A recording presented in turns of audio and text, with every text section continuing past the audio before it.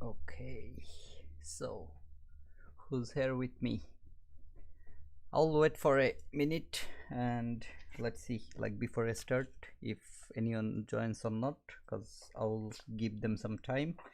And as I said, I don't have a social media page or anything to give you guys the notification, like pre-live notification or post. So I think you need to follow me or turn your notification bell on for my YouTube channel for the moment, but maybe in future I'll try to be more active on my Twitter and Facebook page that I have created for myself.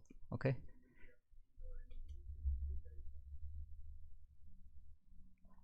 so yeah, I'll wait just a few minutes and then I'll talk about what I did and where I did. Okay.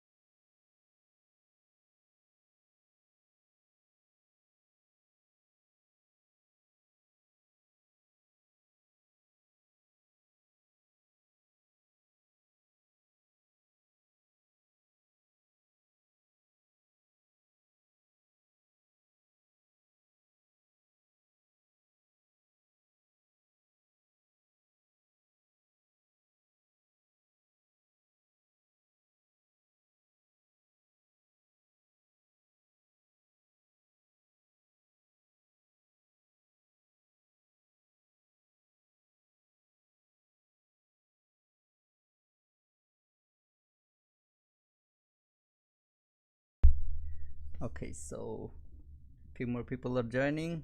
I'm waiting for few more people to join. Okay, that's why I'm not actually going to the uh, things that I'm willing to talk about. But before I go there, okay, have you guys watched the ICT's latest video that he has uploaded? I think the market maker buy and sell model that he has uploaded yesterday. Have you watched it? Let me know in the comment box, because what you have learned from that video, I want to know a bit about that as well, so that we can share our knowledge. Okay, that's what I'm here to do. I'm here to learn from you guys, and at the same time I'm here to provide you guys some information that may be something that you can learn from me. So let me know who's here with me. Okay, and especially I want Stephen to be here today.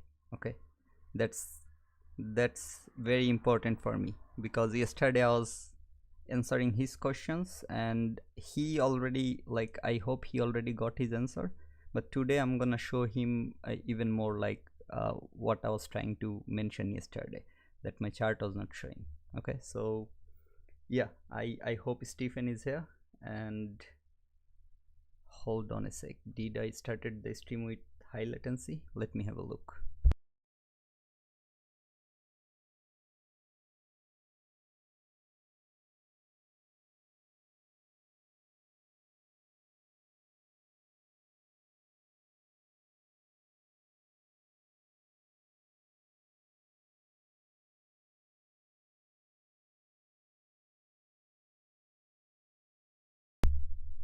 No, it's all good. So yeah, Stephen, say hi if you're here, brother, because I'm especially waiting for you and others to join as well. Um, let me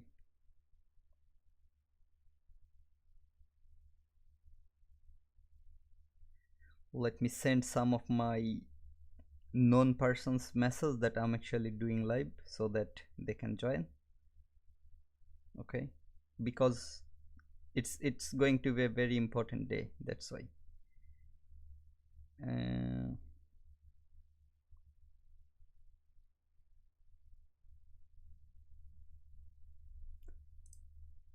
Want to see the live chats.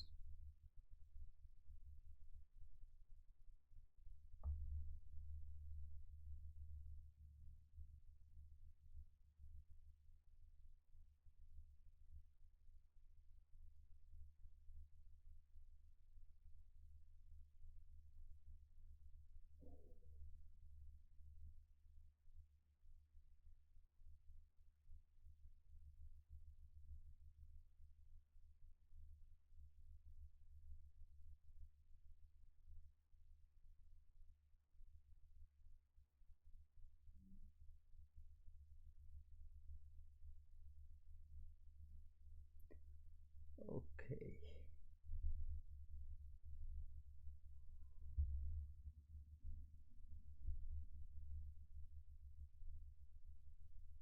So should I start?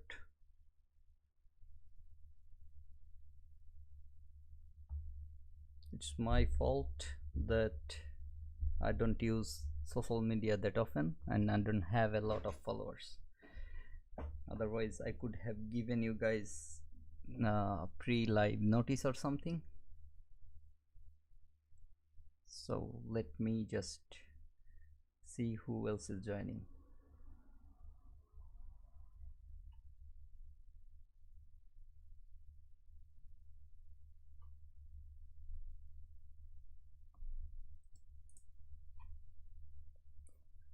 This is where I was talking yesterday, right?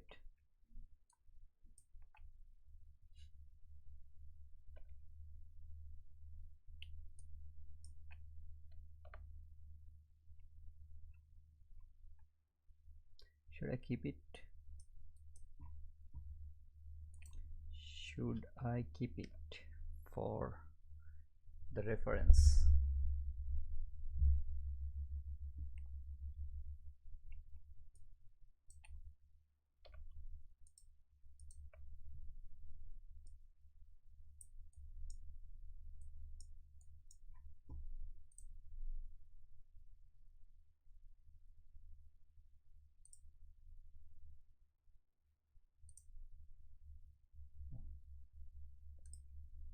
I don't have my continuous drawing on for the moment, but let's see.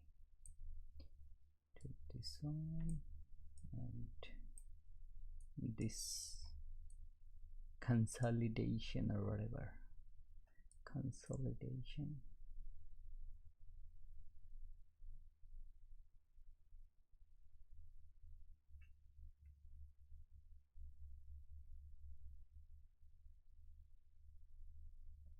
The lower time frame consolidation or higher time frame consolidation, those are your important areas to have a look on.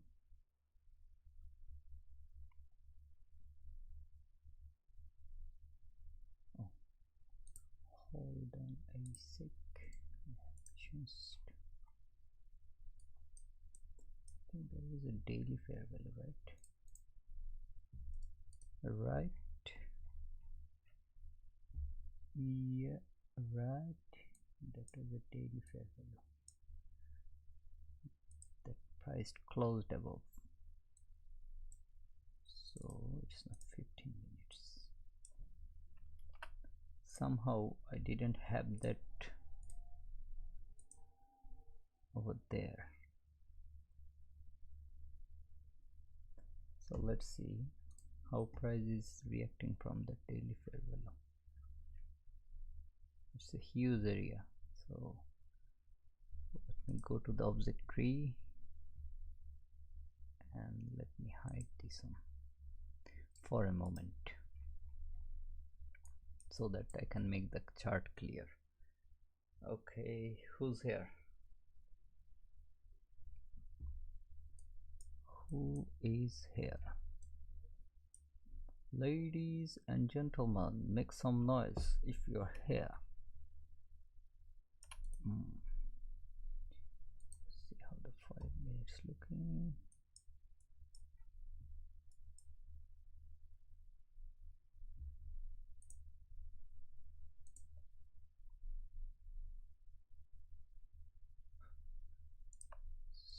many things over there.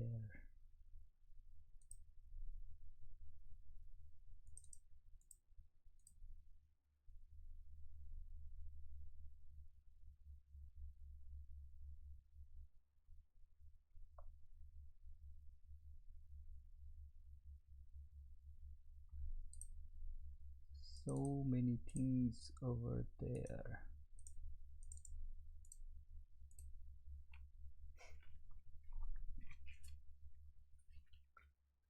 Okay, so let's start the session that I'm about to talk. So on yesterday's stream I talked about the London session silver bullet, if you remember. Okay, and what I said during this stream is when price takes the Asia sessions high or low or the liquidity, okay, I expect during the silver bullet it gonna take the opposite liquidity. Okay, there is these relative equal highs, there is this 5 minutes fair value that price is respecting or reacting from, or usually I go to the 15 minutes chart and then look for my possible drawn liquidity that I marked over here. That's what price took, and also the areas, possible areas from where price can react. Okay, so that's my Asia session. Price took that liquidity, like the buy side liquidity first, and then I was anticipating a move towards the downside, and that was what price delivered. If you remember, I talked about that yesterday. Stephen, if you're here, please let me know, brother, because I have a lot to show you today. Since you were the person asking me a lot of questions and I loved it about you, so yes, I'm gonna make a lot of things clear today. So whoever is here, just let me know, like I want to know and see the names who has joined already. Okay, thanks a lot. So that was the yesterday's thing. Today I actually traded this session. Okay, let me go. That's, you see, that's my Asia session, and during the London session price took that liquidity. Let me go to 5 minutes, it will be even more clear. So since price took the buy side liquidity, what I was expecting over there, I was expecting a sell side delivery. Yeah, in 1 minute it's very choppy, and here I have the video recorded. I'm gonna show you guys the video as well. But here what happened, price took the buy side of Asia session. I was expecting during the silver bullet for a sell side, and I actually entered into that trade. Okay, now I have two fair value gaps marks here, although this one I don't really need it, but I kept it as my added confirmation. Let me remove this one. Let's have these two fair value gaps that price created during the silver bullet. Now my first entry on 1 minute was a loss. Okay, I took both of the entries, but I will show you exactly what happened over here. I sold on this one, okay, without looking at my, like, I sold because of my OTZ. Okay, so this entry doesn't fail or fall into my OTZ. I got stopped out around this level, if I'm not wrong, that order block level. So is that the first entry? Sell 4, stop 4. Yes, so I took the entry here. Is that, just let me, because I have it recorded, let me have a look from which angle I started taking that entry and from where I started looking at the chart. Okay, yep. So I had very little market analysis during that moment, but what I talked about yesterday was I showed you some ICT contents as well, right? If you have remembered the advanced fair value gap that ICT talked about in his channel, the gap theory, if you have watched that video you will understand what, oh shit, that's not ICT, here is ICT. So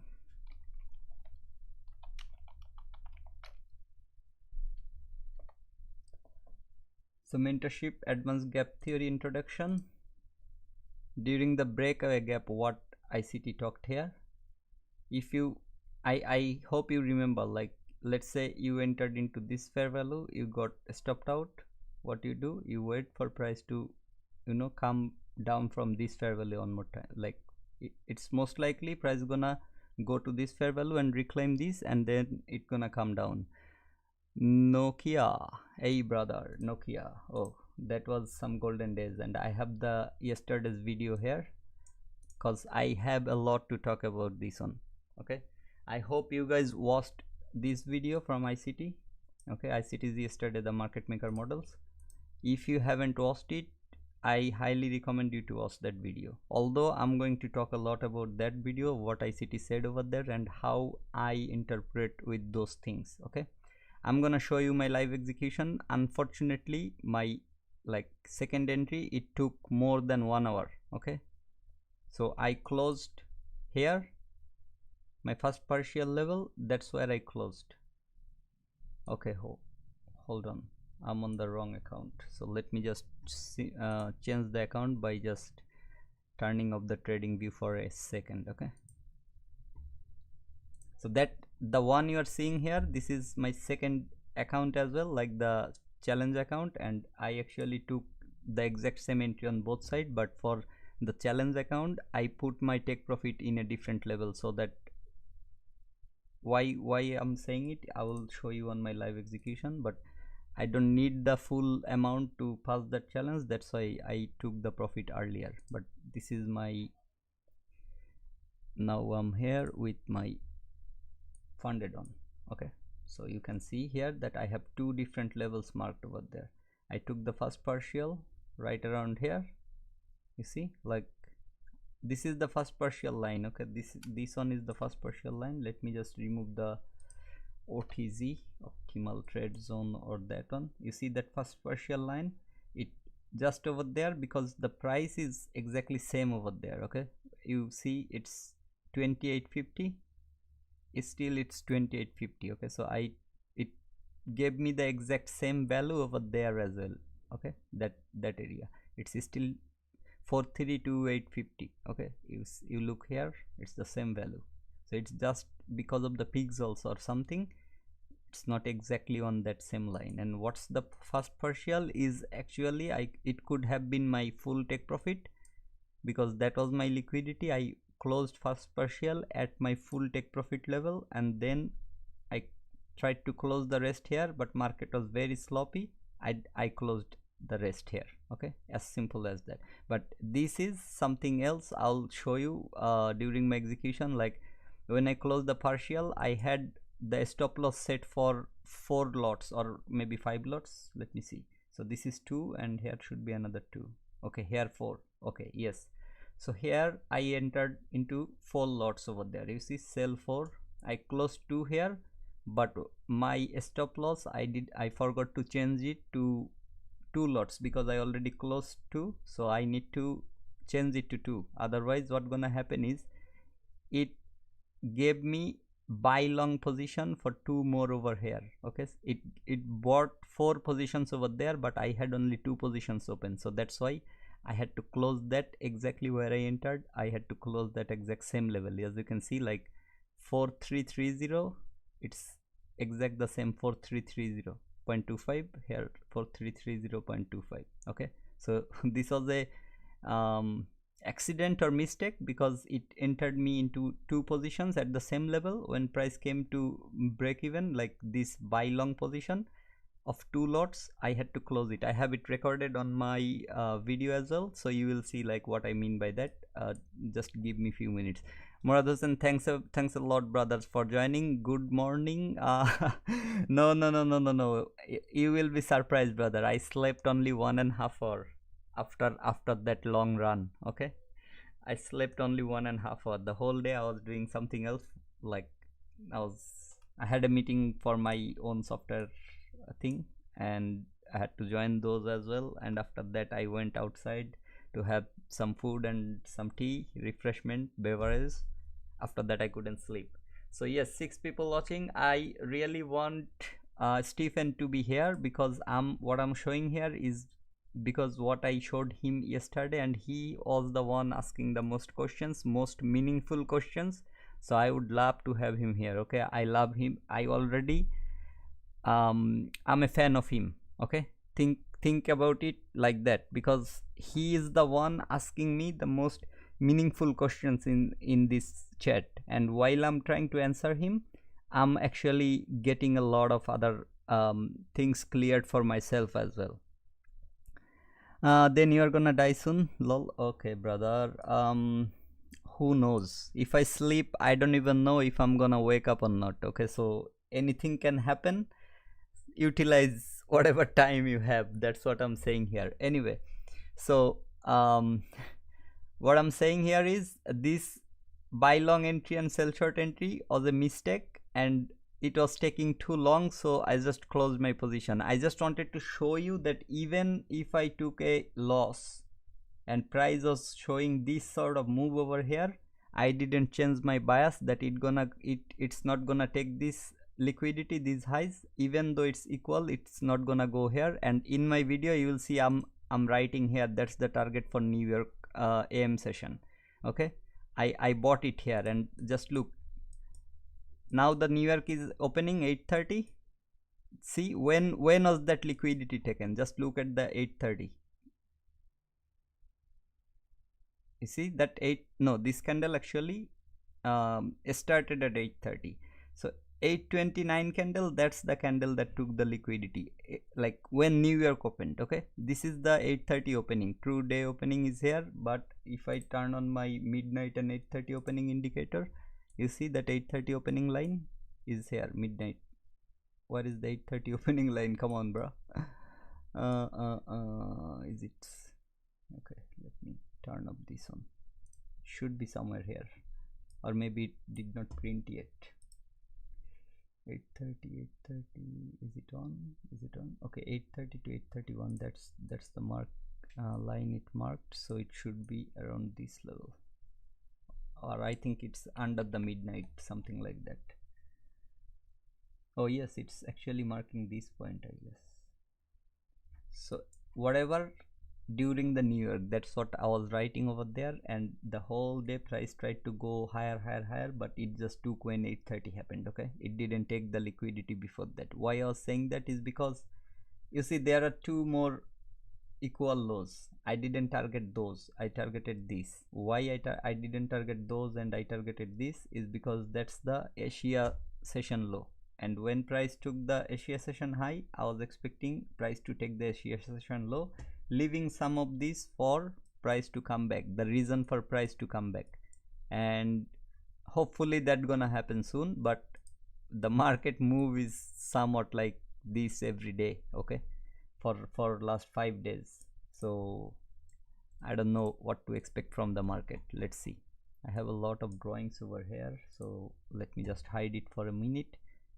So it already took that high, what I told you, close above, that's target, close above, that's target, close above, that's the target. Although there was the order block fair value gap, still market didn't come down, because my anticipation is these relative equals high will be taken. There are 2 daily fair value gaps that's due over there.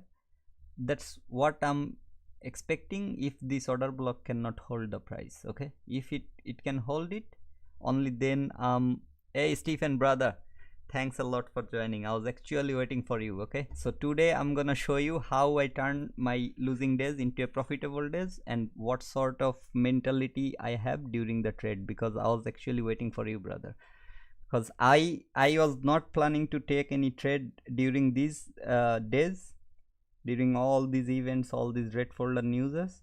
But just because I got the exact same setup that I was talking about yesterday, I took that entry, and then end of the day I exited with a good amount of profit. I'm not gonna say huge, because it could have been huge if I waited that long, but it was a good amount of profit. Okay, so let me get back to the point where I was one more time, and I'm gonna show you the live execution as well, and how strong I was during the execution level. Okay, so okay, I have hidden everything, that's why I was not finding it.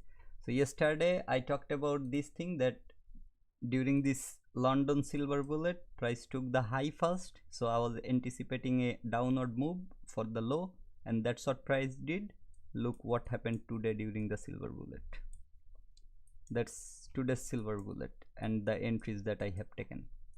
Price took these highs, like it's a single high, but what happened, like yes, there is this immediate equal high that price created before taking it, but price took that high, then price created equal highs over there. I didn't bother about that equal high because I will show you on my live execution record that I was writing here that it gonna be the New York AM sessions target. Okay, I will show you that, don't worry, because I was writing it live. I have the recording with me. I will show you that. So that target happened when 8:30 happened. That's what I was showing before you joined, Stephen, if you are not here before. But look what happened. What was the days are doing?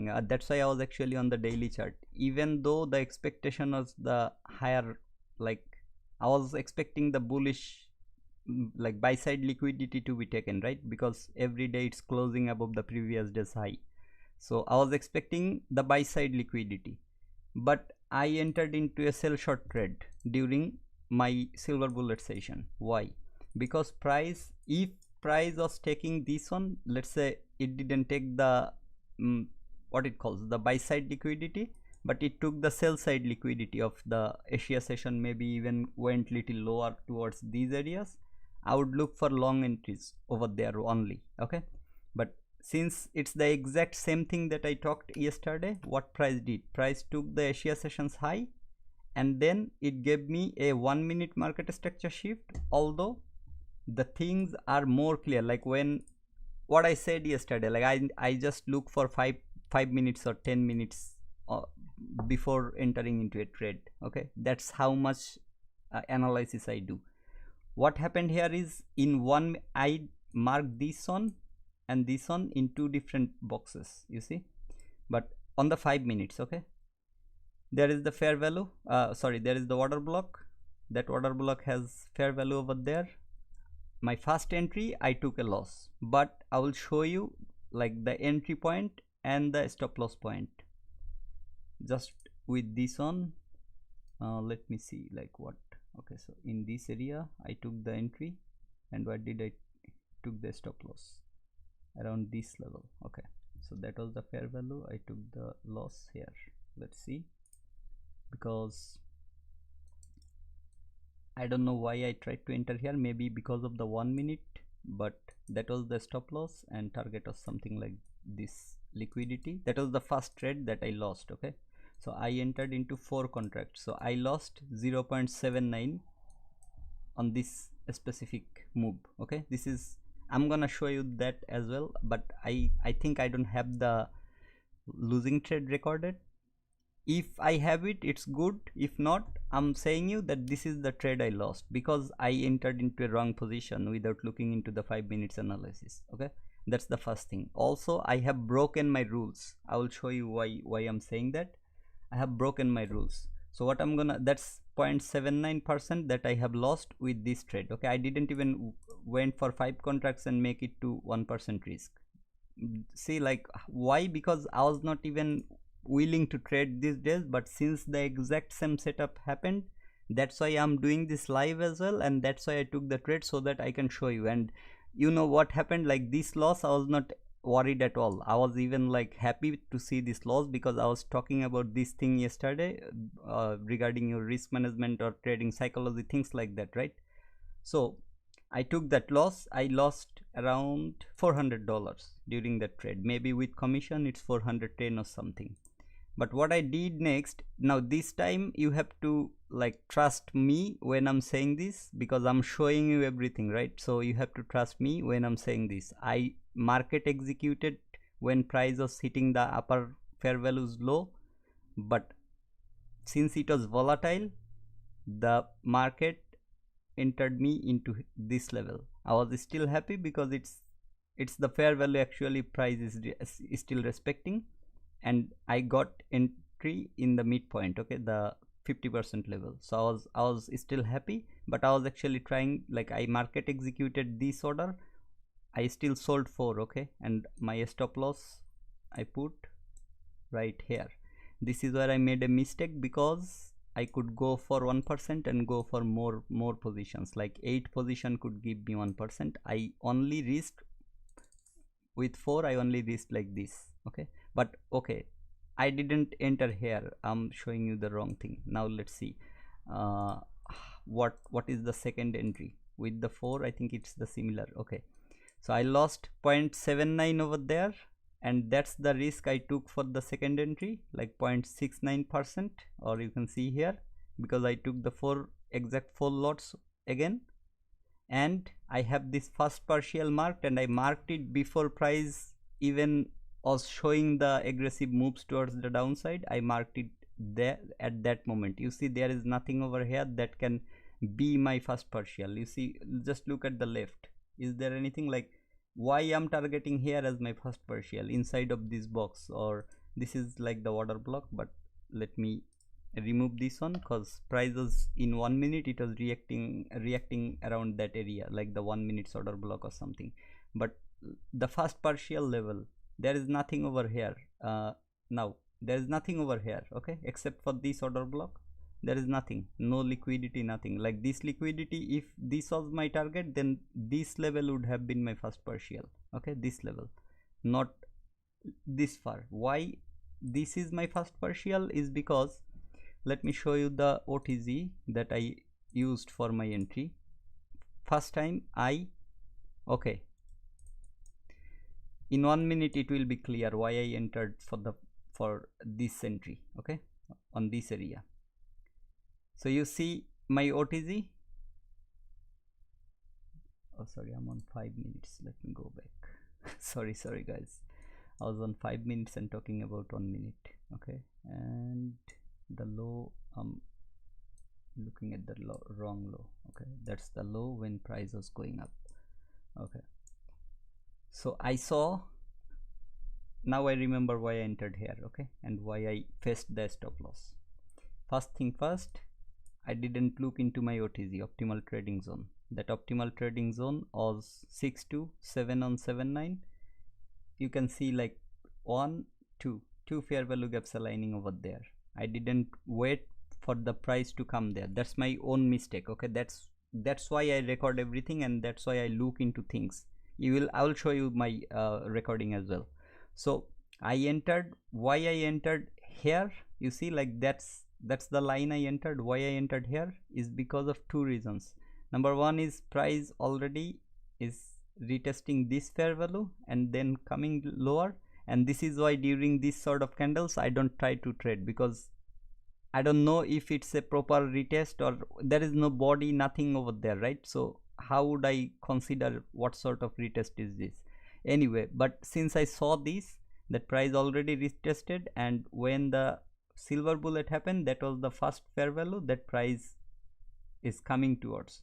So I took the first entry on that fair value. There was another fair value over here as well, but I didn't take the entry on the lower fair value. I took here. Okay, I took that entry right there, you see, and then I got stopped out around this area. Maybe I have looked into the 5 minute charts and I moved my stop loss bit higher. That's why you can see like I got stopped out here. Okay, usually the first entry was bit like less than 0.3%, but since I moved the stop loss, it became 0.79% or something. But why I moved it is because when I came to the 5 minutes after entering, okay, I was too eager to enter into a trade. So when I looked at 5 minutes, the fair value gap that I can see is here, not where I took the first entry, not here. Okay, so that's where the fair value gaps are, and in 1 minute you will see there are some fair value gaps.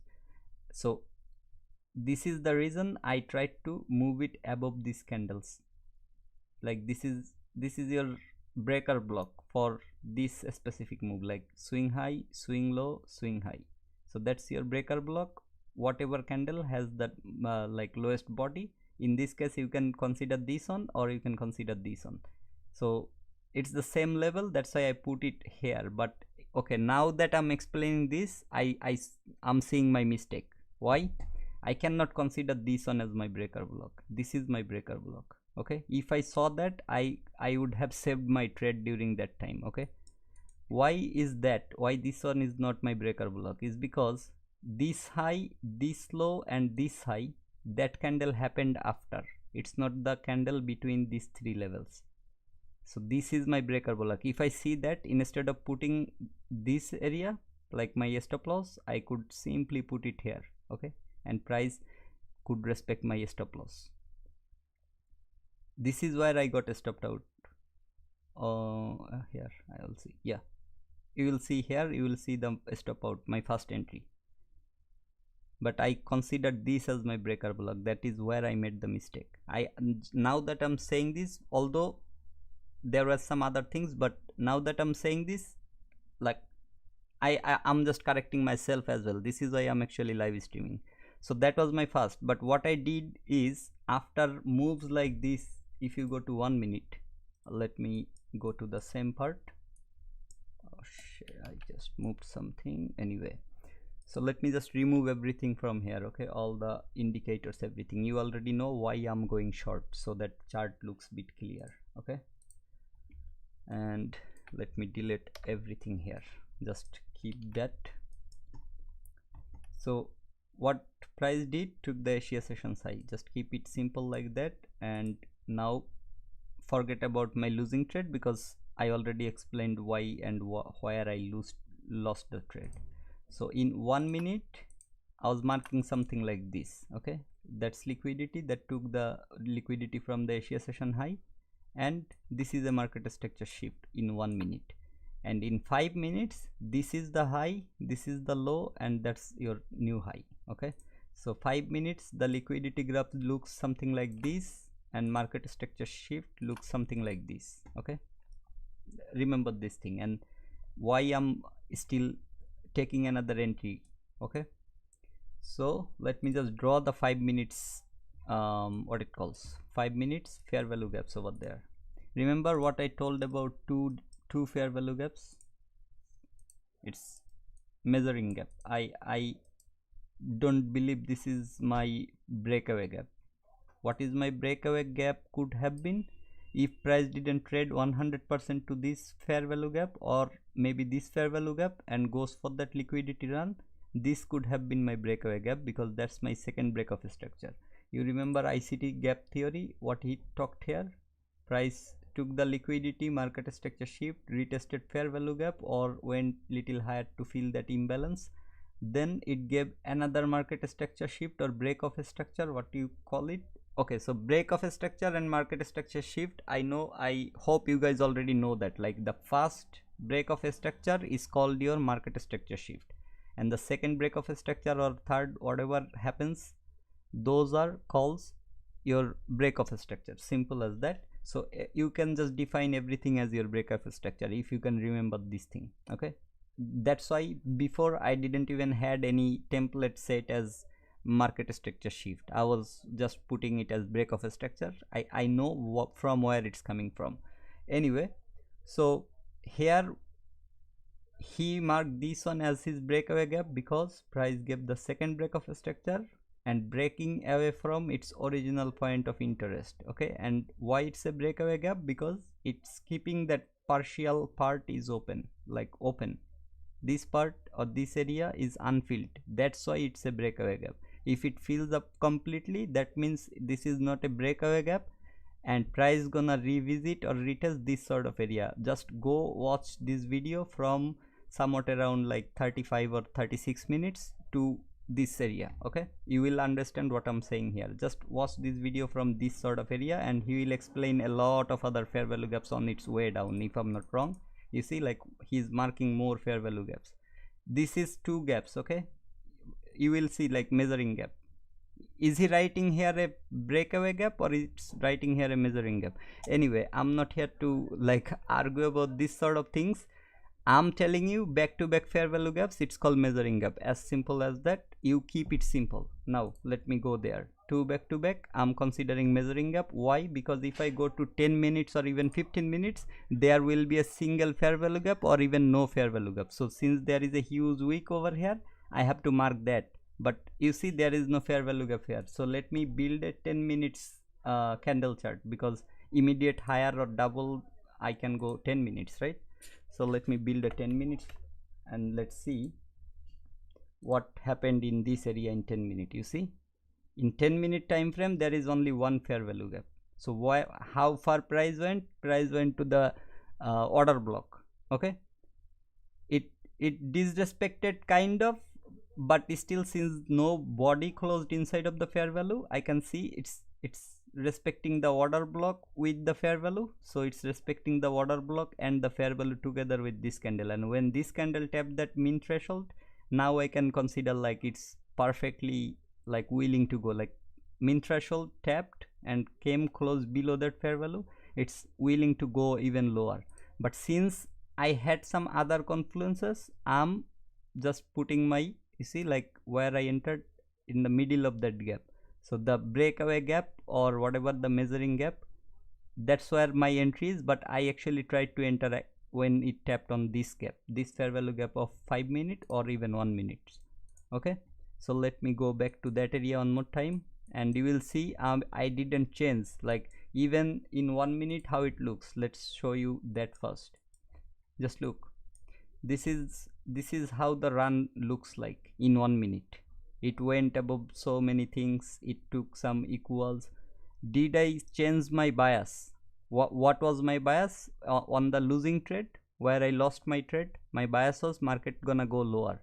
When I saw it's going even higher and stopping me out, I got even more excited. You know why? Because I got excited because it's giving me even higher entry, even higher risk to reward ratio over there. If just look and compare, like this entry, okay, I took in a wrong place because I didn't look into my optimal trading zone, and that was my stop loss, and that's where I got stopped out. Why here? Because of all these doji candles, I choose to go with this breaker block or whatever you call it, I mean breakaway gap or whatever you call it. I choose to put my stop loss right around that area, and I already talked about my breaker block on the 5 minutes as well. So I choose the wrong breaker block during that moment, that's why I put here. Anyway, so entering from where? Exactly on top of this candle here. Okay, I got stopped out. What was my target? My target was the sell side liquidity. What was the risk to reward? 2.38. Now where did I entered? I entered at this midpoint on this candle, although I was trying to enter when price hit there, but unfortunately because of the volatility I couldn't get the entry over there. Anyway, but wherever I entered, just compare my why I got excited, compare that thing. So now that I entered here, but since I tried to enter here, I was considering that fair value gap. Okay, so let me get back to 5 minutes for one more minute, and from here I will show you a lot of other things. So that midpoint was my entry, this is the fair value gap.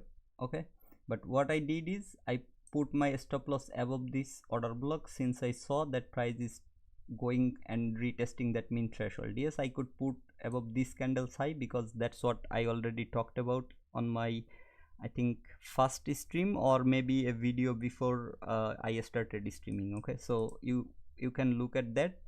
I could put my stop loss here, but since I was taking this on according to my OTZ, okay, using 5 minute, I'm using 5 minute, but I will show you why I put my stop loss over there. Just give me a sec, I'm coming there, brother. And this is what my stop loss and take profit looks like. You see, when I got stopped out, it could have given me 2.38, or if I had my stop loss around this level, it could have given me only 1.58. okay, if I was not stopped out. But this one, it gave me already 3.57. okay, did that happen? Yes, it happened, although I closed earlier. Okay, I had a line over there, I hope you remember that. The first partial, I will show you what my first partial is, I'm not worried about that. So let me go to the 1 minute chart one more time. So why I'm saying my stop loss is here is because this trade, I like the moment I hit my stop loss, I draw this. Okay, I draw my OTZ to look like if my entry and stop loss was making any sense or not. Entry was not making any sense, stop loss was not making any sense, because first of all, it's outside of my OTZ. I shouldn't be targeting a entry around this level and putting a stop loss on a random level. That's first thing. The second entry, however, it's inside of my OTC. You see, like just look, I have how many fair value gaps? Like let me just move this 5 minutes fair value gap and let me show you. That's my 6 to 7 on 7 9. 6 to 7 on, I have this part of the fair value gap.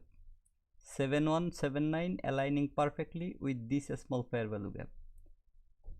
So I hope you are getting my point. Okay, so that's why I tried to enter when price went this area.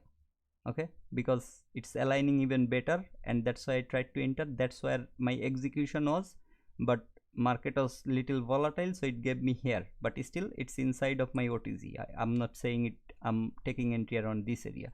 I had a lot of option to even make more profitable trades than this. Okay, it's 5.7 3.57. I could have entered into a trade that is more profitable, and I have it recorded as well. I'm gonna show you guys my recording as well. So that was what I was copying at the starting of the video to my PC, because I took the trade on my laptop. So during this OTZ, okay, you see this -27, I talked about it yesterday. That was the level I was supposed to take all my profits, right? Because entry at OTZ, a stop loss at 1, take profit at 27 if you use the OTZ. I'm coming here, brother. Just stay with me, you will understand why I'm talking about this. Because if you have watched the recent video of ICT, like this one, is that the mentorship? No, this is the market maker model. If you have watched this one, ICT talked about everything that I'm just talking right now to you guys. So give me few minutes, and thanks Stephen, because that's why I put my stop loss there, and that's why I targeted my first partial here. And what I said, like if I see my 1 to 2 is higher than my liquidity, higher or lower than my liquidity level where I'm getting my 1 to 2, I try to take some partial at 1 to 2, and I try to wait until the liquidity is taken. You see there are two very, like, how many relative equal lows, I didn't mark them. Okay, even during the recording you will see, like during the live execution I marked them, but I already write that I don't think price may go to take that one. I don't know why, and also I don't need to bother about if it's going here or not. That itself is giving me a huge risk to reward and a very good profitable trade. So that's why I don't bother about what is sitting below this, and price didn't take that, because this is what price is leaving for New York PM session if price is coming down. But what happened here, I don't think price is gonna come down until it takes that liquidity that I was talking on the daily time frame. Okay, so I hope you got my point here. And since I was not willing to take the trade, I was writing during my recording, so I will show you why I'm like closing out of at these levels. Okay, so I trailed my stop loss, and this is where price gave me my final take profit. But if I combine both of them together and plus and minus, I do those things. I don't know how I can show you this part. Just give me a second to hide my chart, and I will give you a screenshot of my trade over account history. The reason there is it doesn't show all the PNLs. Okay, that's the problem. It only shows whatever I have made after the day. Okay, so I showed you my losing day, whereas it was around $400 or something. So I will just show you a screenshot of how it looks after the close. If I closed here, it could have looked like a lot different, but since I was not anticipating to take the trade, that's why so it's 3320 PNL. So what happened here is, I know the amount is not a huge amount that I'm showing you guys, but the total trade was a very good trade.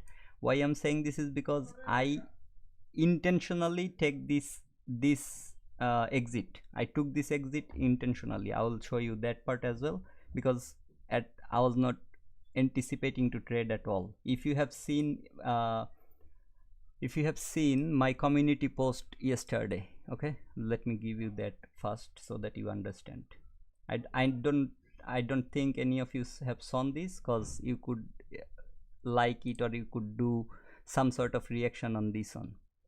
I like 16 hours ago I posted, here is how it looks on both of my accounts. Don't think I don't lose any of my trades, but my risk to reward and my own rules that I'm trying to follow every day made it look like it. Took a loss on 27th October, but took a second trade and turned it into a profitable trade, profitable day. Thanks. Okay. Now what I said, 27th October, how much did I made? Only 183. But did I lose any during this session? This is my funded one. This is the one that I was saying like I have around $400 or $500 to pass the second challenge. Okay. And with the today's PNL, I have to look actually on like if I have completed that or not, because on the funded account I closed it earlier because I was not willing to sit in front of the computer anymore, or especially the laptop. So I will show you that as well. But just look how it looks. Here I took the loss, take a second trade, I turned the loss into a profitable day. Yes, it's a small amount, but look at the consistency, 1200, 1000, 1000, 1174. It's always around this area. Okay, because I risk 1% of my account, I take profit 1 to 2 risk to reward. Sometimes it goes a little more than 1 to 2, that's why you will see like 1200 or 1100, something like that. And as I said, I only risk whatever my lot allows and without crossing the limit. Okay, I don't, let's say this is my risk to reward, I'm going here creating a order, 1 is giving me 69 and 2 will cross my limit, I will take 1 position here no matter what. So this is why sometimes it's 1000, sometimes it's 1200, 1400. But is it clear enough to you guys? Like, is it looking anything that I cannot do? 24th October I didn't trade. 25th I don't know if it was a good day to trade or not, or maybe I was at work and got tired, slept. 26, 27, then I think that was the weekend or something. 30th, 31st, after that I didn't trade until today. And that was the trade I was saying on my friend's channel, that I took very good profit on my both accounts. So this is after the commissions I got this much. Okay, so 31st both account I took the same trade, and maybe the what it calls the, because I need to switch between the account, that's why this one has a bit higher profit than this one. Okay, because by the time I switched the account I got the price at a little lower price, something like that, I cannot remember. But you see like it's happening both of them. Like here I took 1011 profit, here I took 1021 profit. So it's similar for both of my accounts. This is what I posted, and that's why I'm saying like I'm doing only silver bullet trades. Why? I'm waiting. Okay, so some of the time I will see like price is not maybe like price hasn't take any liquidity, but during the silver bullet it's falling like crazy towards the downside, or it's going towards upside like this crazy. What would I do? If I cannot find the proper entry setup, I won't trade that session. It's okay, it's okay to skip, brother. You will have these days every week you will have at least 2-3 trading days that will give you this sort of setup every week. And try this and let me know if it works for you or not. Okay, this is London session silver bullet, and you can have 2 New York session silver bullets as well. And as I said, if you take 2 consecutive losses, I highly suggest you to wait until you get a clean setup and target minimum 1 to 2, no matter where the okay, so I hope, what broker are you using? Very good, they have lot size calculator on their platform. Brother, it's trading view, it's trade of it, but trading view, like you see like trading view, buy long sell short, this is positioning tool. If you have this positioning tools on your screen, when you set your stop loss with this tool, okay, and doesn't matter where you put the take profit, but stop loss with this tool, and then right click on it and create limit order, it will give you all of them here. Okay, it's limit order that I'm creating. But for this one, like first one I had limit order, second one I had to market execute, because I didn't have time to like place the limit order, set this, all these things, and then go to my other account and take the same entry on that account as well. So that's why second entry was my market execution. So I will quickly give you one thing before I go to the recording part. Okay, so that was the session that I did and turned my losing day into a profitable day. And I didn't, like, after seeing this sort of move, I didn't, why, like you see, like there is this liquidity was taken, then price took this liquidity, price came inside of a fair value gap, or you can see there is order block. I hope you can see this. Okay, so this fair value that I'm talking about, and there is this order block that I'm not talking right now, but you can see. Okay, so what price did, price just respected mean threshold over there and then went higher. I didn't change my bias. Did I change my bias? No. Why? Because I'm expecting price to take the low. It didn't take the low. Until it takes the low, no matter what it does, I will just look for opportunities. I had so many, believe me when I'm saying this, and I'm gonna show you as well, but I had so many opportunities. You see all this choppiness where I got out of my trades. I will show you that I was actually looking and moving my mouse like this and showing you like price is never gonna come around this level. I was showing like this. Why? Because if you go to 5 minutes, that's why I'm referring 5 minutes back and forth. Okay, if you go to 5 minutes, there is your order block. Can you find your order block on 5 minutes? There is this fair value gap that price is somewhat respecting, but there is another fair value gap. Price is continuously giving me two fair value gaps. Okay, and equilibrium, all those things, but this is the second break of a structure. What I said the other day, if you are entering into a trade as order block as your confluence, okay, if you are entering into a trade, let's say your confluence is order block, if you put your stop loss, let's say your fair value is your confluence, let's not talk about the order block, this is your confluence. Where did I told you to put your stop loss? Do you remember? The fair value gap candles high. Did price went there before hitting the liquidity? No. Now there is this order block. What did I talked about your order block? If it's your proper order block, it should respect the 50%, and that's your mean threshold, not from high to the low. Okay, this is not your mean threshold.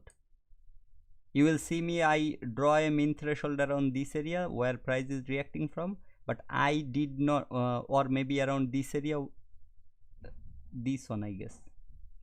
I can't remember. I will show you actually my recording, but I removed all my drawing from here just to start everything fresh.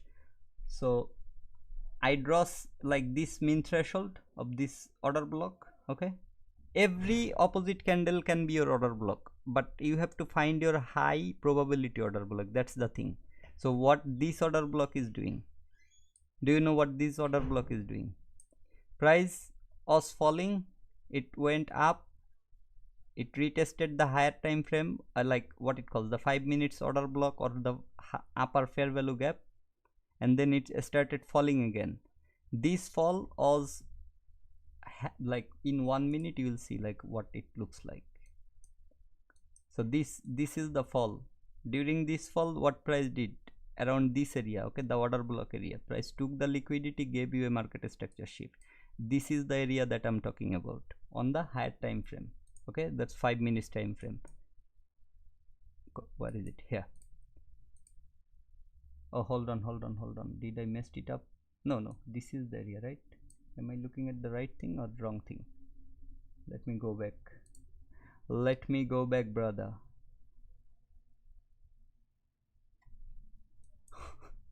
Okay, so I was showing which one I was showing to you guys. I don't really remember. I was showing this one. No, that's something I draw for the future thing. Okay, so this was the area that I was about to talk about. So the order block that I was talking in 5 minutes, okay, that one, what it's doing, let's see. Price created, hello Asif by the zero, hi brother, how are you? So high low, higher high, sorry, high low, the retracement, price is falling, market let me just a sec. I had planned something for you guys, but I'm a bit confused right now. Okay, here it was in 2 minutes. You see this huge candle, okay, I'm talking about the bearish. Okay, you have a huge candle over here, but especially this huge candle, what this huge candle did, it is coming from another order block.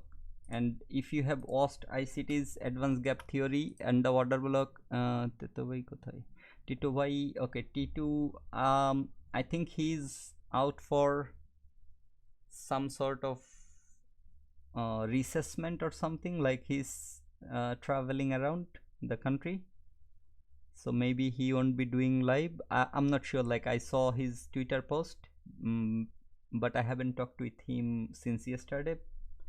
But yeah, I mean, I don't know if he's here. He might have written some message to me. This is one of your extreme order block that on the higher time frame this fair value gap was with. Okay, price respected that order block, falling down, coming lower, like this is closing, the next candle respected that order block, coming lower. So this can be your high probability order block. Now mark this order blocks level. What is this one doing? This becomes your next order block that you should look into. I hope you are getting this point. If you are not getting this point, I need to refer back to the ICT one more time, cause where ICT was talking about order block, I think you will find your answer over there. What I'm trying to show here is, okay, order block, that was in I think 2016 or something, month for mentorship order blocks. Yeah, thanks, bye, no worries brother, love BD. You see ICT marked this level and then he marked this level. Why? Because this candle came, retested the mean threshold, but what this one did is it retested the higher part, it didn't go to the mean threshold. That's what he was referring as his order block, and that retracement could have been a possible entry if you didn't enter here. That was what he was talking about in his ICT mentorship core content, order blocks. Okay, now mean threshold, in this video he clearly said from the what it calls, from the body only. You don't need to take this and this, but in his yesterday's video, if you have watched it, he talked about this on one more time, and that's why I told you guys to watch that video and to memorize few of the things that he is talking about. The consolidation period, how you can enter here, why you should or how you can enter here, because on the higher time frame this is your low, that's high, that's your lower low, and price is coming back to that area. That's why you see order block, fastest is accumulation, this, and he will talk about this breaker block as well. So it's aligning over there, and that's why you should enter. If you haven't entered here, that's where you should enter. Okay, if you haven't watched this video, you should watch this video. Okay, this is something you cannot miss if you are willing to trade, if you are willing to trade ICT concept.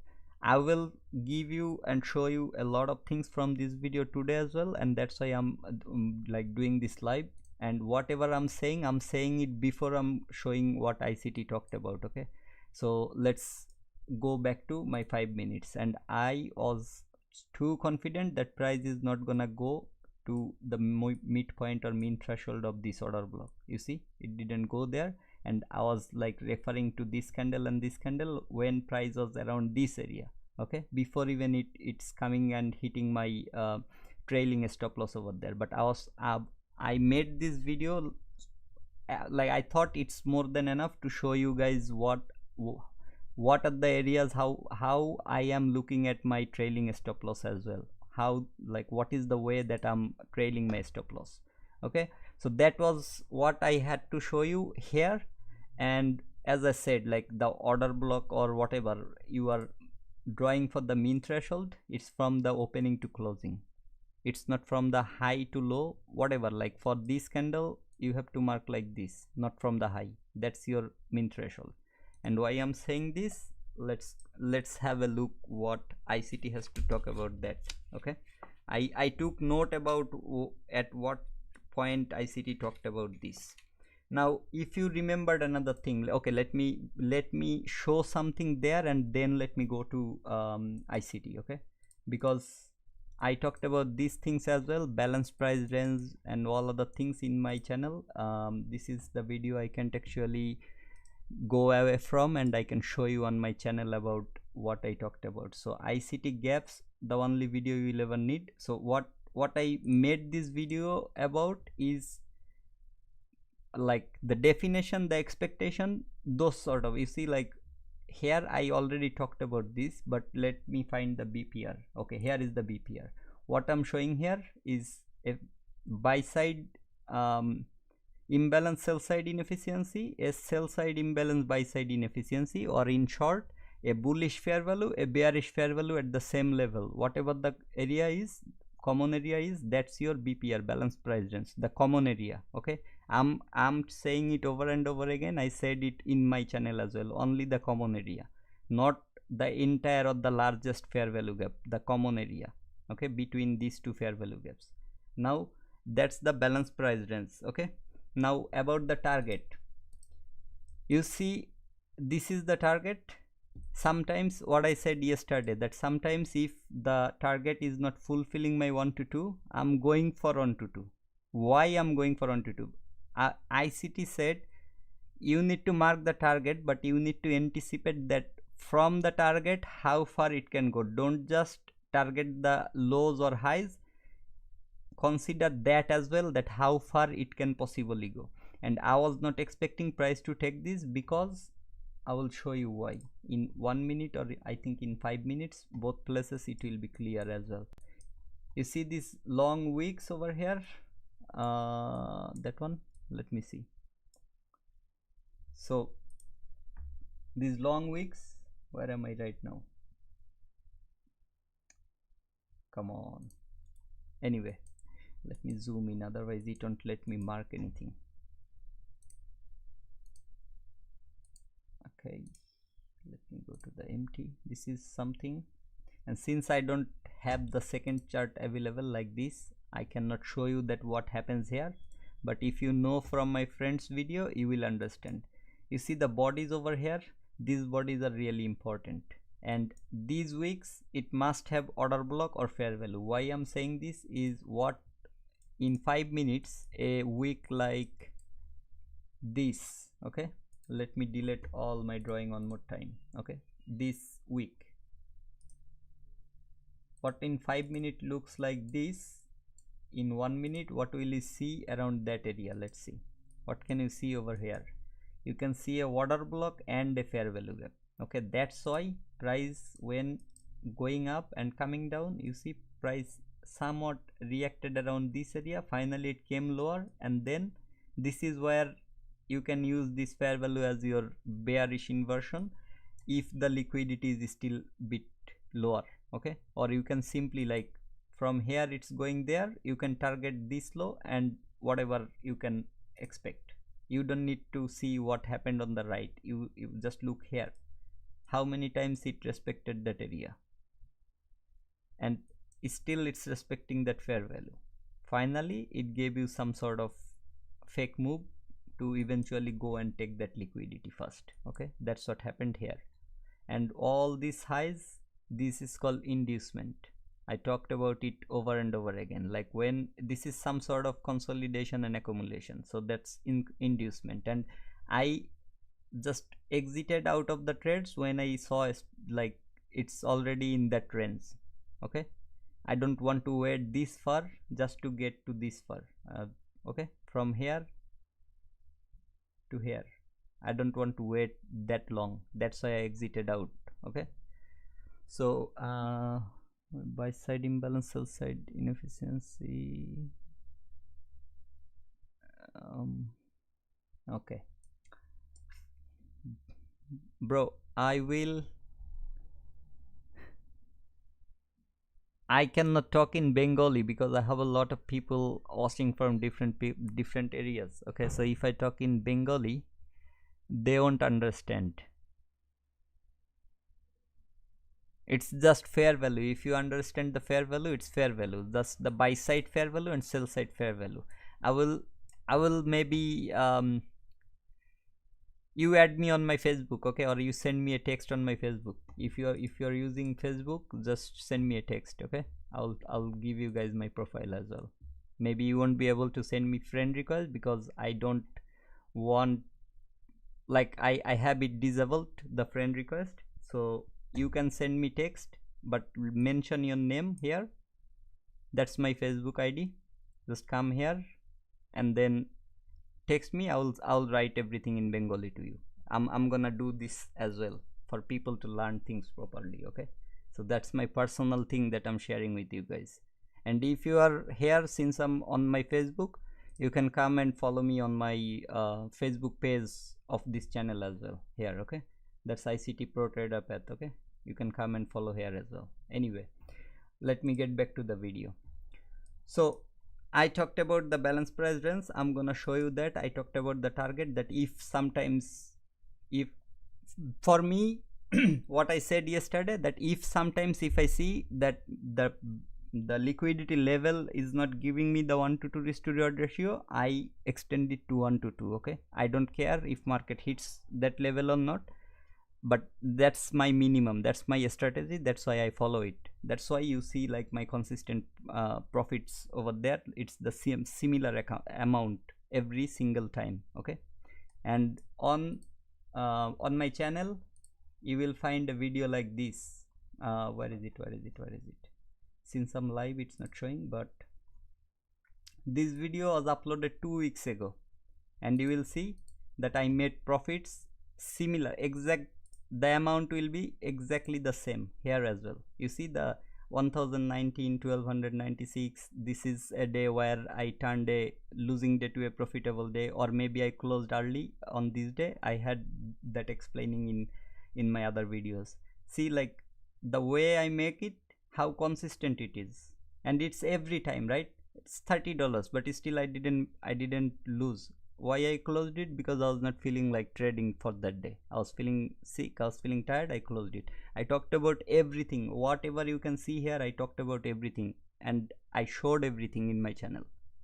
So this is why I'm saying, like, if you understand what I'm saying here, you will surely gain, and you will surely avoid your mistakes. Now let me talk about few other things, right? Target, I talked about it, and the liquidity and delivery, those things, like that was the liquidity, but I was expecting it to deliver until the 0.5 level or near the 0.5 level of this week. Why? Because on the smaller time frame, maybe there will be some sort of fair value gap or order block that I just showed you from 5 minutes to 1 minute, okay. And that is where price is coming. It didn't go there, it respected the mean threshold or the midpoint or consequent encouragement, however you want to tell it. Like, look how beautifully it respected even during this sloppiness, okay. Now I talked about sloppiness. A lot of you may think that I cannot trade during these days. That's why I took these entries, okay. I traded, and I also like on my recording, I'm gonna come to my recording as well, I also showed like how I could trade this 5 minutes order block by just placing a what it calls, just placing a positioning tool on the order block line and setting up my stop loss. What I talked about my stop loss, like if this is like, it's a second break of a structure model, right? If you are entering because of this order block, your stop loss should not be above the order block, like what it calls, higher than the order block. Why? Because if you are wrong about the order block, you are wrong no matter where you put it, because there are equal highs that market left here. On the 5 minutes you can see like equal high, there is swing high here, swing high here. You see there are at least 2 candles over there. That's a beautiful swing high, fractal, okay. Don't get me wrong for the swing, because it's on 5 minutes, so you know how it gonna look on 1 minute. Each single candle in between gonna be 5 candles, individual candles. So this high and this high, there will be at least 1 2 3 4, so there will be at least 20 candles in between to make this highs, okay. That's what I'm saying, like this is a relative equal, or this is a equal, not even relative, it's equal. So if you are wrong here, where can price possibly go? Is there any equal? No. Yes, if you draw a trend line like this, then there will be a lot of liquidity above these areas, but that is your clean equal. Even if you consider this one, although the liquidity is taken, even if you consider that one, that's, you see, like, okay, since I just had a eye on this one, you see this high until this high, it was relative equal. Did market left it behind before going lower? No, it first created this fake move, it took that liquidity, again it consolidated a little, like this is 10 minutes, so 10 candles for 10 minutes it consolidated around this area, then it went up again, created a equal this time as well, but it didn't take the liquidity, but it gave the market structure shift to the downside, and that was during my silver bullet session. I didn't worry about this area because I will show you why I was not worried. But anyway, what I'm saying here is, for the second break of a structure, whatever your entry reason is, if you are wrong there, no matter where you are putting it, you will be wrong. So even if your entry was the extreme fair value, because you need to draw the dealing range as well, right? So where is your dealing range? That's your 50%, so you need to enter at least here, and if you enter here, what can be your possible entry reason? Either the fair value gaps high or the order blocks low. That is your entry reason. There is nothing else that you can enter into a trade at that 50% level. Can you enter into a trade at that 50% level except for the order fair value gaps high or the order blocks low? No. So even if you are entering at this level, where will be your stop loss? That's your fair value gap candles high, right? This is where you are expecting price will never go. That's why I said, like, when you are entering into order block, you can even target this one if the wick is looking too long.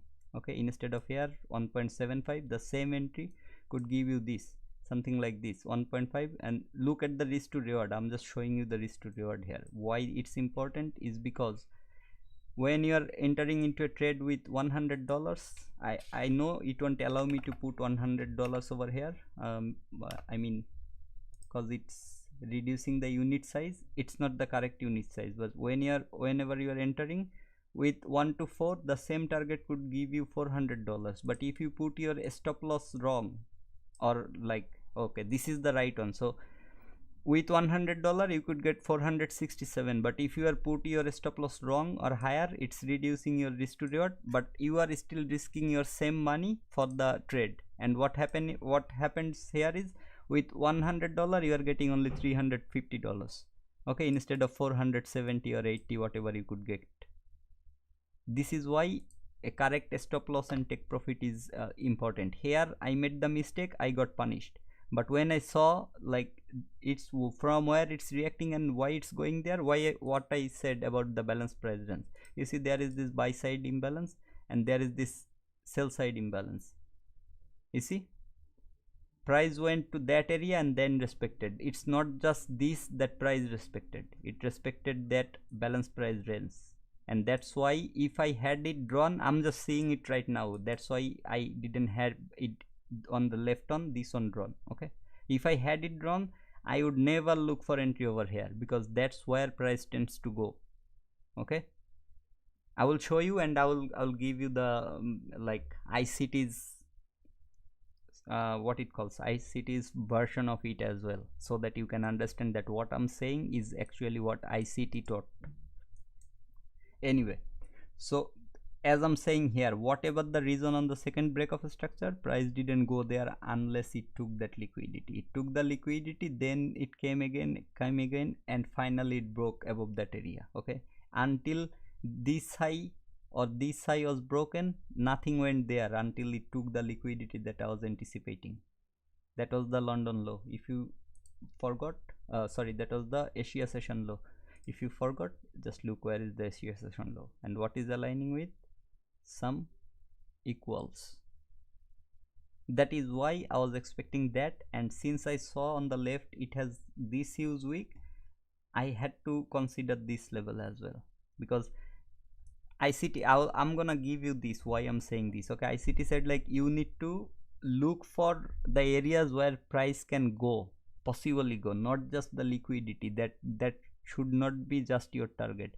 yes, let's say I found this entry, the liquidity level was here, okay, but with the stop loss take profit, whatever, like let's say with the stop loss take profit, it's looking very a small target or a small area to risk or enter into a trade. If I looked here, if I had the knowledge about the long wicks or unusual things, you know, like what a long wick on the upper side or lower side represents, right? And what we talk about, just look for that 50% levels reaction. So you could target that 50% level to see the reaction and to get your profit even more. Okay, that's what I'm saying. I'm not targeting the low. This is called the low hanging fruits. Low hanging fruits are here, but the clean sell side is here. And where can it go? Up to this low hanging wick, that one's 50% mean like consequent encouragement or the midpoint. If price respects that, then that is it for the price for that moment. Okay, later maybe it will go and grab all the liquidity from there, but for now it's done. You should at least take some profits over there, or if not the full profit. Okay, if you take full profit, because it's a huge move, so you have managed to get a good amount of money. If you are not greedy, you will make this sort of profits every day. I hope you are getting my point, guys. I'm here to give you guys something. Okay, I talked about this setup yesterday. I had the opportunity, that's why even though I was not willing to trade, I took the entries. And I also talked about what you can do if you lose a trade. I lost the trade, and I'm showing what when I lost the trade, I was even glad that I lost the trade, because I talked about this yesterday. So I can come today and I have something to talk about one more time. That's why I'm here again. Anyway, there goes that one. About the liquidity and the price delivery, what delivery means, I will give you that as well. And then the models that I'm talking about. Some people says, what is this OTZ, or okay, let me just remove this one, because let me make this on my OTZ. Okay, although I wrote OTE, but it should be OTZ. Okay, it was OTZ before, but someone yesterday on my chat said OTE, that's why I put, yeah, optimal trade entry, but this is called the optimal trade zone. I'm looking for the zone, that's why it's OTZ. Okay, or Z, however you say it, like this zone. Okay, so you see this is the OTZ entry. Let me give you this one more time before I go to the ICT's video and I explain you what he's saying. Okay, OTZ from a dealing range. Okay, let's say price from here came to this low. Before that there is no retracement. You see on the 5 minutes, this is why I like to, or I love to travel between the time frames. I'm not fixed to trade into 1 minute time frame. If I was looking into 5 minutes time frame during that moment, believe me brother, when I'm saying this, I wouldn't take this loss, because there is nothing here. Okay, there is nothing here on 5 minutes, when on 1 minute there are a lot of other things. If I looked into this before, because you will see, like when it is 10 o'clock, you will see why I'm saying this. Like when 9:55 on this time here, you will see why I'm saying this, because I just looked into the chart on my laptop that I'm not used to. And don't get me wrong, like I'm not saying you cannot trade on your laptop or anything. I'm used to looking into huge monitors with clear things. Okay, and I hope you got my point. Okay, when you watch a movie on a big screen, if I give you a mobile phone in your hand to watch a movie, you won't like it. Okay, you won't find it interesting to you. That's what I'm trying to say here. I look into huge screen all day, and then when I sit in front of my 14 or 15-inch laptop monitor, it feels like a mobile phone in my hand. That's what I'm trying to say here. Anyway, so if I looked into this bit earlier, then there is nothing to enter, and this losing trade wouldn't happen to me. Okay, what I have, two fair value gaps. What I do here, from the high to the low before the retracement happened, I draw the line. I'm giving you the OTZ entry, and trust me, if you are in confusion where to take profit, where to target, where to enter, Just look for the fair value gap that aligns with your OTG. Just look how beautifully on 5 minutes this fair value gap aligned. Where was my second entry? On that fair value. That's why I was not angry that I didn't get the entry on this fair value on the 7-9 level. Okay, I got it. Where? Just look at the fair value, how it aligned. I'm just showing you live on the chart, but I didn't looked into it before. Okay, even in 1 minute, look around that level if there is any fair value or not. In 1 minute, OTG 627 on 79. You can see one fair value, you can see two fair value, but this one is aligning perfectly when this one is aligning partially. But look where price is stepping now, like what area price stepped and then went. This one I draw later, like after this happened already, but see the areas, like how far up the fair value gap that market closed, and OTG is aligning with that unfilled part. Now you will see, like check it by yourself, you will find these three level, there will always be a fair value gap. Okay, always, that's guaranteed, I can guarantee you that. So if you are in confusion where to enter, which fair value to select, because that's what I did in 1 minute, but if I was in 5 minutes, I could have saved my first losing trade. Okay, now that I'm seeing this, I could have done that. So why I'm saying this, like 5 minutes has a very clean chart comparing to 1 minute. You see, like it's less sloppier than 1 minute. That equal low is still there, that equal high is still there, that break of structure or that break of a structure is still there. Only thing is it's more clean. Now if it's clean, high to low, draw your line, wait for price to retrace to your OTG wherever the fair value gap aligns. Since it aligned here, you could take the entry from here. Okay, so let me show you the entry and exit as well. Wherever the fair value gap aligns with that, take the entry from there. A stop loss will always be on the 1. Okay, this is the simplified version that I'm showing you guys. This is the version I used earlier on my days, and I am using like whenever I have a losing day. Okay, so this is the version. Where should you target? Let me just remove this one because it's making me confused. Where should you target? You have this equal, that or the Asia session low. That's one thing. If you cannot, if you see like the Asia session low is very lower or it will take a longer time, simply target this -27. Okay, that is where I took my first partial. You see, like now you can see the chart is not allowing me to put it exactly on that 27. Why? Because the 25 and the area it's taking me, it's still the 25, like around this area. I think that is the case. No, I think in 1 minute that will be a better thing to show you guys. 2550, it's taking like that, so I got, that's the 25. Okay, so it was going lower than that, so I just took exactly there. You see, that's my first partial. Okay, that 27, that could have been your full partial, but I took my first partial. Now at what level I took my first partial?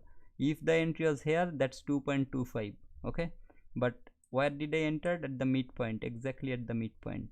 You see, look at this arrow, midpoint. Now it's 2.7 on. What was my draw on liquidity? This low, the Asia sessions low.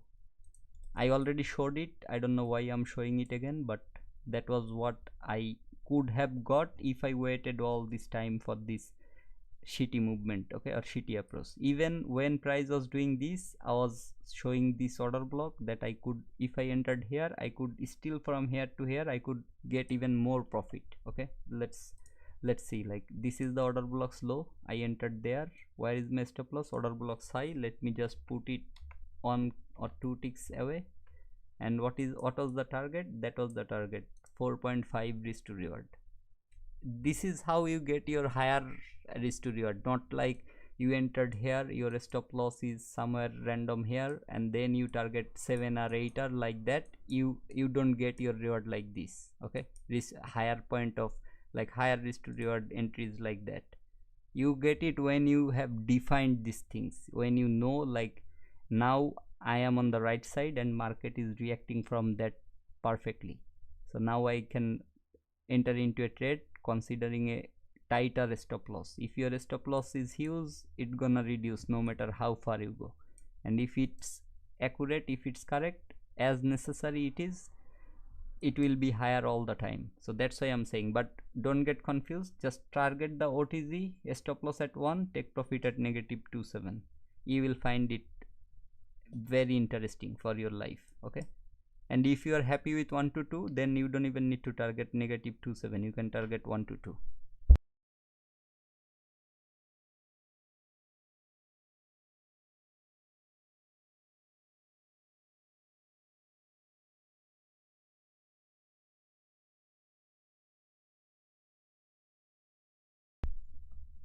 Okay, so let's go to the ICT video, and since I have taken the notes, I wanted to make this stream very small, so let me give you the notes here. Okay, so order block entry on 5 minutes, nothing like that. Let me start from the liquidity. Okay, that's 5 minutes 50 seconds. I have taken this note for you guys so that I can make it smaller or simpler. Side and sell side, you're thinking liquidity. And I'm going to draw a distinction between the liquidity and the delivery. All right, so imagine, if you will, that you were looking at price and those relative equal highs right here that we're looking at conceptually. We would anticipate a run above that. Now, if you can get that far in your understanding from what I've taught, you have the beginning building blocks of understanding how to look for a market maker sell model.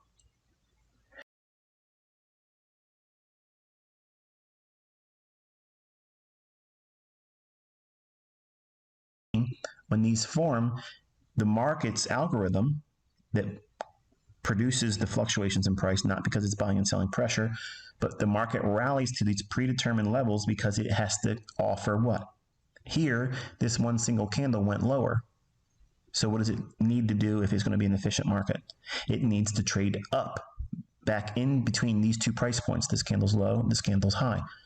We see that here. This candle trades up to it, but where does the close stop? Right at the high of it. The next candle. So if you haven't watched the video, I highly recommend you over and over again to finish this 58 minutes of lecture. Yeah, this 58 minutes will be the most informative and important thing that you can ever learn from ICT in a single video. Okay, so watch this if you already know what fair value gaps are, what these things are. Okay, so that's one thing. Now let me talk about the models that ICT said here. Okay, I'm showing you this because you will see a lot of people have lot of different opinions, but let's see what ICT has to say. Okay, let's go. I'm gonna mute myself and let's listen it together so that we can memorize about these things, or we can find these things interesting. Deciphering and reading price. It's not just simply, here's a time of day, here is a fair value gap, and where's the draw on liquidity. When you're using a market maker sell and buy model, you're looking at multiple draws on liquidity, and you have to be more nimble. So I'm saying this not to discourage you, but to remind you that it's going to take a whole lot more effort than you probably realize going into this. I've made available very, very simple, straightforward, elementary models using the concepts I've created. So if you get discouraged after this, just know that you can always revert back to the Silver Bullet or the 2022 or optimal trade entry models. They're very simple. So what is said about it? If you get discouraged by this model, since it's complicated, you can always revert back to his like regular or whatever, like the beginners level or whatever it is, those models, which is the what it calls 22 YT model, the Silver Bullet, the optimal trade entry models, and the fib retracement levels that I showed, that's what I found from ICT. Okay, it's not my creation. What I did is I created a setup for myself, like where I can target instead of the liquidity. Because just look here, brother, I showed it yesterday as well. If I target from this 6-2 level and put the stop loss at the high, this is the safest possible entry that you are taking, okay, if your analysis is correct or if your timing is correct, because in this, you know, its price is all about time based liquidity or delivery. So whenever I'm coming to this 27, since it's the peep is little different, it's 25, right, 28.25, that's where my take profit is. It's giving me 2.38. So if you are targeting the exact same levels every time, that's what you are going to get every time, no matter where the liquidity is, okay. I mean every winning trade, don't get me wrong, every winning trade you are gonna get this will be your fix. So on my channel I showed like every week I'm getting $1,000 around that area. I'm not getting whatever the day I'm completing with profit, I'm finishing with $1,000 or some added or little more than $1,000. The reason behind that is this. So today I took my first partial higher than my 27 level, that's why the overall what it calls the take profit is reduced by that much. So for 4 lots this is 0.25 handle, 0.25, yes, so that will be exactly $100. Is it 100? 12.5, so 2 lots is 25, okay, so that's $50 less that I took here on my entry. That's $50 I didn't take, but if I targeted this I could get $50 more profit. Anyway, I don't care about $50, $20, or if it's $100 of winning day. I care about over the time what I'm generating, what I'm doing, okay. So that's one thing. Now you got your entry at this level, it will be every single entry that you get at your 7 on level, it will be like this 3.5, okay, it will be always like this. So for every $100 you are going to get $350. So you need to have some set rules, and this is simplifying your thing.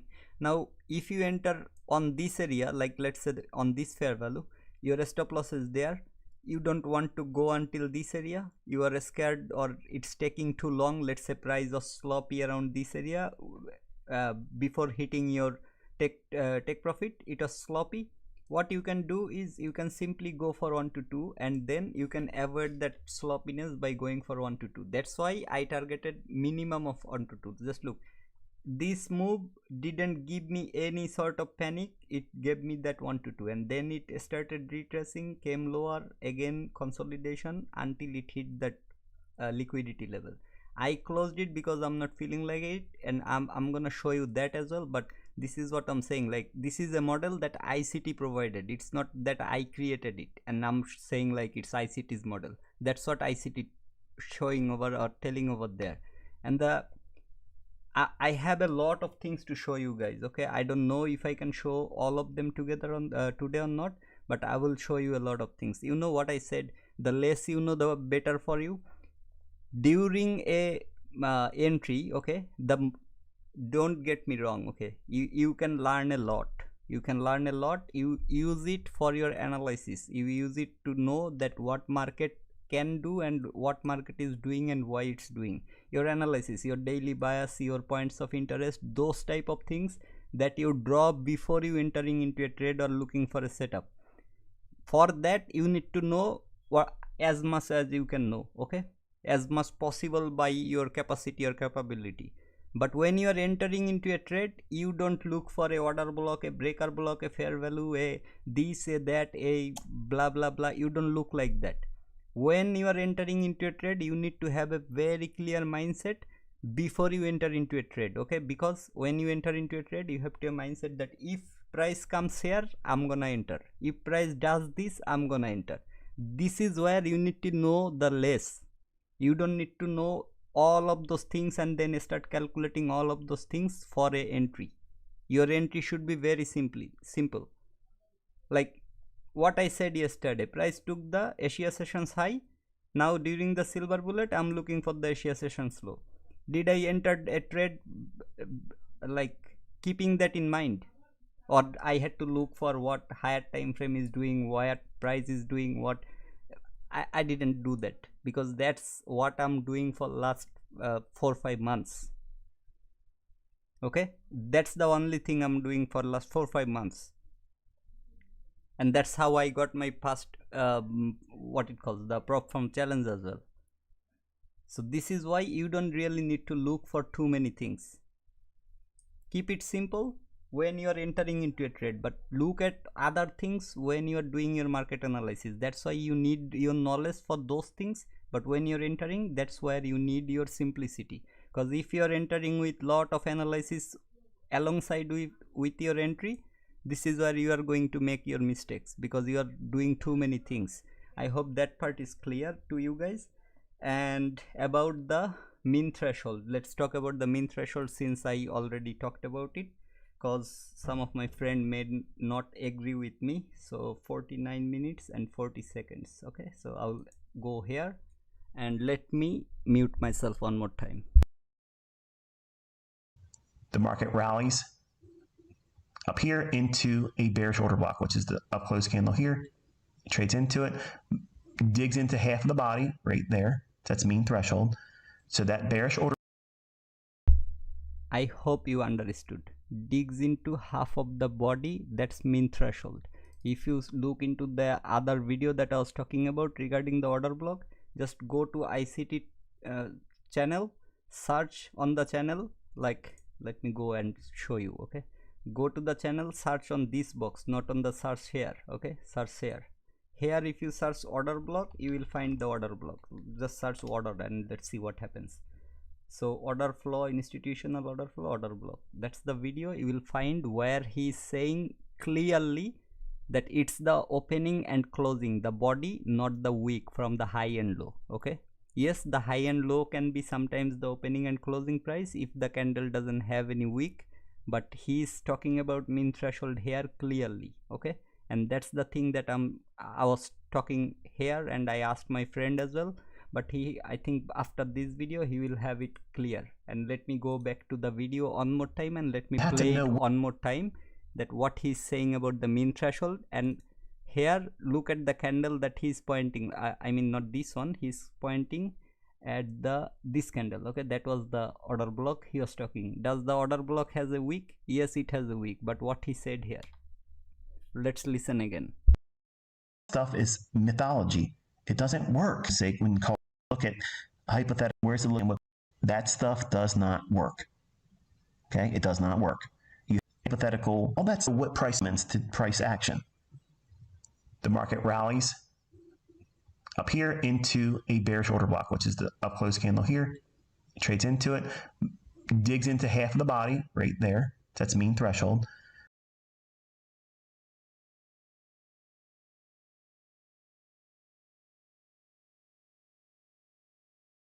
Digs into half of the body right there. That's mean threshold. Do I need to prove anything to you guys? Anyway, I hope you got my point. Okay, I wanted to make the stream short today because from yesterday's long run I slept only 1.5 hours. I had a lot of things to do, and also like the landlord called the plumber to fix few of the things at the house, so I had to wake up earlier. Anyway, so that was what I wanted to show you guys. I'm not worried what market is doing here, because I'm not considering any trade until I get the get out of these sort of weeks, this sort of weeks. Okay, Friday, this I'm not considering this is, I don't know what's happening with the thing, but just look like what the market has to offer still the last week's thing as well. Like November 3 Friday, you have 4 different things over there. Now I don't know why it's showing this, because I don't think I have selected anything else. This is Friday, this is already Saturday, so I'm not sure why it's showing something like this, because I clearly can remember my time zone I have selected is Central Time. Why it's Central Time? Oh, it is -4. Oh shit. So Eastern Time, US Canada. Okay, so save that time zone and let's see what it says. Okay, so since it's already Saturday at my area, I don't know if it's because of that or not. Okay, so you see this 10 a.m. Friday PMI, it has only 1 minute 43 seconds left, although the arrow is here. I don't know what settings has been messed up. And then I think until Wednesday there is no event or there is no trade. I don't know like if there is any public holiday or not in USA or New York. But for me, I will still sit in front of my computer even though I'm not trading. I will keep looking at the price action. I will try to mark the things. If I'm not trading, I don't even need to go to a paper trading. I will just place something like this, okay, and then put two alerts over here, one for my stop loss, one for my take profit. Whatever it hits, I can get that alert. So this is like, if I'm not in front of the computer, I can leave it like that, or I can just set, let's say there is this fair value, I wanted to go long and my target is 1 to 2, something like that. Let's say that's my stop loss. I will wait and see like what price does during these moves, and I will mark those lines. I will try to memorize those things, okay, for my future references. So that's what I do when I don't trade. I look into the charts and I see like how price is reacting from a certain level, and look on the left if there is anything to react from or not, okay, just like that. I don't need to have all the drawings on my chart. Anyway, that's one thing. Now since I was like I promised you to show you my trade entry, let me bring it here and I will show you that. You can see here my trader weight is connected, okay. So I'm into a trade when trader weight is connected. You see I'm just drawing a line over there. It's a huge video, that's why I'm not like, I don't want to make you guys bored regarding this video, because it took 1 hour to deliver my overall thing because of that sloppiness, everything. Like just look at the 1 minute thing. I have that 5 minutes fair value, that is where I entered. You can see where my stop loss is above that high, because that's my OTZ, optimal trading zone entry, or OTE, optimal trade entry, that I took, and that was the draw that I had. So I'll just go through this. You see I marked this one, and this one I kept as dotted. I didn't even write like underneath my buy limit position. I have that dollar sign, it's written buy side sorry, sell side liquidity, like that. So if you want to see that, let me go quickly. Okay, where is it? Let me just draw a line like this, and let's see my sell side. I hope you can see it, but let me make it larger. Okay, so this is what I like, how I write my sell side or buy side, and that's exactly what you can see underneath my take profit area. Okay, that was where I put my take profit. Now there will be lot of other times, okay, there will be. Now I'm looking into a 5 minute chart. Okay, 5 minute chart, you see like I mark this order block as well. Why? Because currently price is reacting from that level. That's why I'm marking that price needs to break below this. You will see I have marked the mean threshold here. Okay, here the mean threshold. Okay, let me go back and let me show you like what price did during that mean threshold. Okay, so I removed it. That was just to mark that mean threshold. This is on my laptop. Okay, so the movements, the drawing, writing, this will be bit different than what you can see over here. Okay, so I just mark the mean threshold of the 5 minutes order block. You see like I'm putting it here during the trade. Okay, this is live record. Price reacting there, yes, but I'm not worried too much about this thing, because my expectation is the sell side delivery. That's why you will see I'm removing my indicator, because I have marked my buy side and sell side already, and you will see like I'm not even worried when price is going up. I'm not worried. I'll show you that as well when price is retracing or reacting. Okay, black candle size is little worrisome. Okay, let me give back that message to you guys. Black candle size is little worrisome, but I'm stick to my bias at the moment. If it's a loss, I will take it. You see what I'm saying? Like look at the green candles in 1 minute and look at the black candles. This is why sometimes it's better to trade in higher time frame than this. In 5 minutes it's completely different looking. I already showed you on the chart, but have a look here. I'm not worried at all. Okay, I will write something. Okay, need price to break below it to work as a resistance. I wrote that. Okay, let's see when when I'm writing it, when price is up there. Okay, and I put arrow to show you guys that what's happening, where price is respecting at this fair value. Now there is another thing to talk about. You see this fair value? Let me go to my chart and show you. I will show you why I'm saying this. Okay, where was the entry? Here. That was the fair value that I marked. Let me just hide my bloody indicator. Okay, that is the fair value that I marked. Price came here, reacted, came here, reacted, came here, reacted, came here. You can see like fair value gap, that's why reacting. But if I go to 5 minutes, okay, and show you the same area where price is reacting from, now you will have a completely different definition of that area. You see this candle, that fair value's high is exactly the midpoint from the candle's opening to the low. Now people who thinks that it's because of this price is reacting there on the 1 minute, you see like the mean threshold, the midpoint, I mean sorry, the midpoint, not mean threshold. Mean threshold is what I marked, what ICT said, the body midpoint of that. Here it's reacting because on that wick that you can see here, okay, that's the wick here. Okay, you see this area and that area, it aligns with 25% level, but I'm not talking about this. I'm talking this wick, what I said about a long wick on the downside or upside, or even my friend what he told you about this. There will be a fair value or a order block in 1 minute. What was that? A fair value. Okay,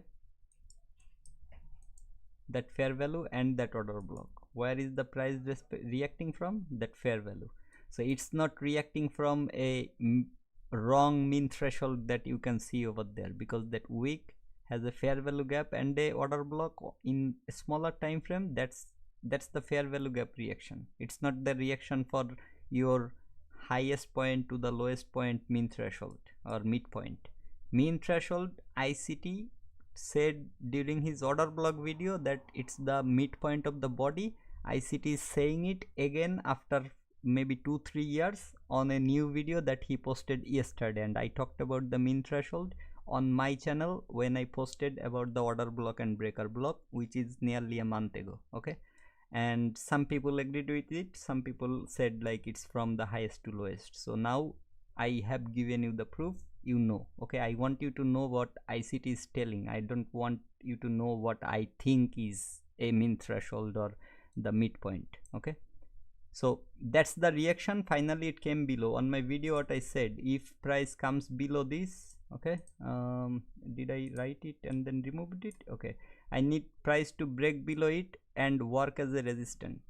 Let's see, this is what I'm doing when price is not even close to that area. See price, where is the price? It's reacting from that, now it's coming towards that. Let's see,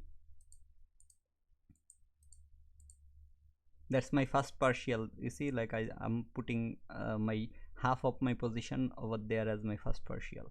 Okay, I removed the text. You see the break. Let's see,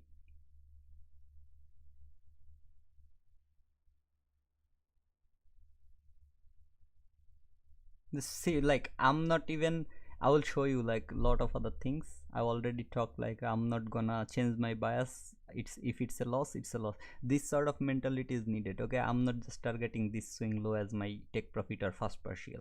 I'm targeting my first partial as where I could have taken my full trade, what it calls full positions of regard depending on my OTZ or OTE, optimal trade entry.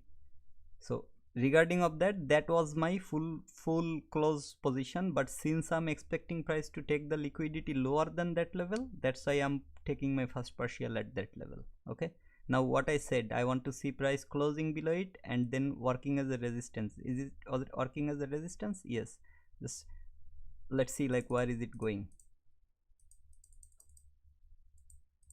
That's my first partial that I cannot place exactly on the line. You can see even if it went higher, did you see me moving my trailing stop loss? Like I already trailed it here because of few other things I have missed, like I have fast forwarded too high. But did I moved anything? No. Let's go further. I will show you something here. If closes below, I will move my stop loss. Okay, if closes below this low, let's see, it closed below, I'm moving my stop loss. Now this is what I'm saying here. Okay, it closed below, it gave me my first partial. You see I have two buy limit, like for the take profit I have two positions here. I have currently two positions open, but my buy stop I forgot to change it to 2. Okay, it's still 4. That's why a accidental thing gonna happen around this area. I was writing that as well. So when market came here, I will show you what I was pointing before, but just look what happened exactly here. That's where I lost some of my profit as well. When market came here, it brought me 2 more positions for a long. Okay, it brought me 2 more positions for a long because I had it 4. I didn't like look into it at that moment, and that's a mistake that I made, that I had to change it to 2 before. And you will see I'm closing it straight away, because even though it took the level, like some liquidities from there, and then it's going higher, I'm not expecting price to give me a like profit on the higher side. I'm still expecting price to go lower because it didn't take it. Okay, I was writing something like that over there, you'll see. Okay, I accidentally buy instead of buy stop. I see something like this. But how? Because at that moment, okay, this is another thing. Yesterday I said like I record my video and I journal through my video. At that moment I was asking how. Okay, but how? Because I didn't realize that I still have it for even on that moment. I just closed the position and I was asking how that happened. And then when I rewatched my this part on my recording, I just came to this part and I watched it. That's when I realized that when my first partial was hit, it was still 4. I don't know why TradingView didn't reduce it to 2 straight away, but that's why it gave me 2 more positions towards the upside. But however, I had to lose a little bit of money over there as the commission, and maybe since I market executed at this level and price went out around that area, I don't know like if that is the case or not, but maybe at least I had to pay for that 2 positions the commission, because I entered into 2 new positions. I had to pay the commissions to them as well. So there goes my $10-20 worth of profit or something for my mistake. Anyway, so I didn't wait for it to go higher after this sort of move. Okay, like didn't even bother to wait, let's see if I can get some profit, if price can go some other place. No, like this liquidity I could thought like, okay, if price takes this liquidity I will exit out. I didn't even think about that. Now let me show you something. I think during this moment I had it drawn over there. Okay, I'm gonna stop the recording here and see you all during the live. And I don't really need to talk about this, but let's see about that's Asia sessions low that price took. But where is the writing that I was saying that it will be? Okay, you see the equal buy side is there, so somewhat around SLTD the averaging midpoint and the OB in this case. Okay, this is where I was saying like the trailing stop loss could be above the IFBC or the midpoint of the order block. In this case the optimal loss IFBC. I hope you are getting this point. Okay, so I'm showing here. Okay, and that's your 5 minutes order block. This is why I use the other indicator. Unfortunately from yesterday's live I had it turned off, like the higher time frame candles engulfing. If I had this on during my entry, I could easily see those order blocks. Okay, and I could easily find these sort of moves over here. when I'm in a lower time frame, I could see this on the right side as well. That's why I try to keep some indicators for myself to make life easier. So two time frames in the same on the same chart, that's why.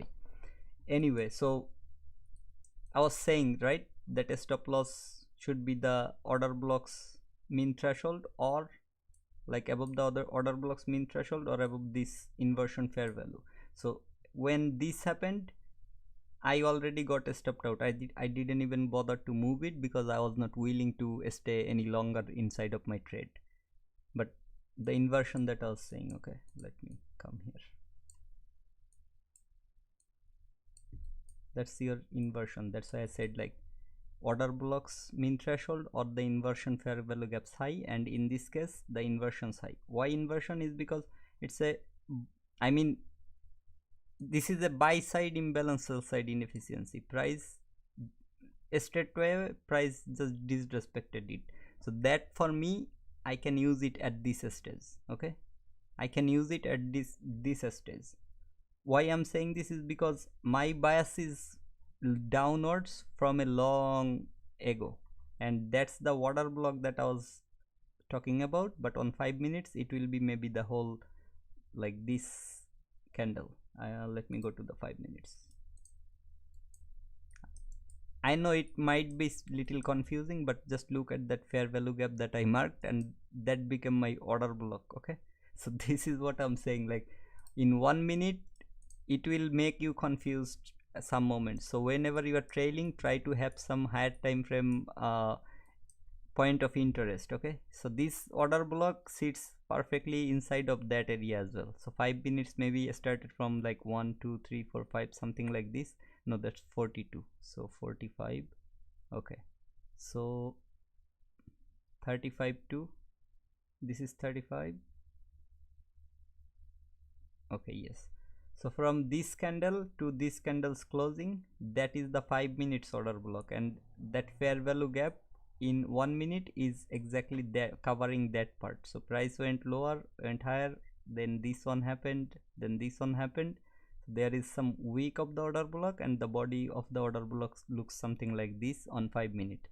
So that is your mean threshold as well. Okay, so that's where I was saying that stop loss should have been there, but I put it here and I didn't even bother to move it higher when I saw that. Okay, and I saw that before it happened. It's in my video as well, but you see, like I actually wrote it. SL could be above IFBG or the midpoint of, I said or the midpoint, okay, of the order block. In this case IFBG above IFBG, so that covers the order block's complete point, I think, instead of the midpoint. I think, where is the order block and IFBG? Yes, so that covers the order block completely, even the 1 minute order block as well. So that's why I said in this case that would be optimal. Anyway, I hope you got my point. Okay, if you guys are still here, I think you got my point, and I think it was valuable to you guys.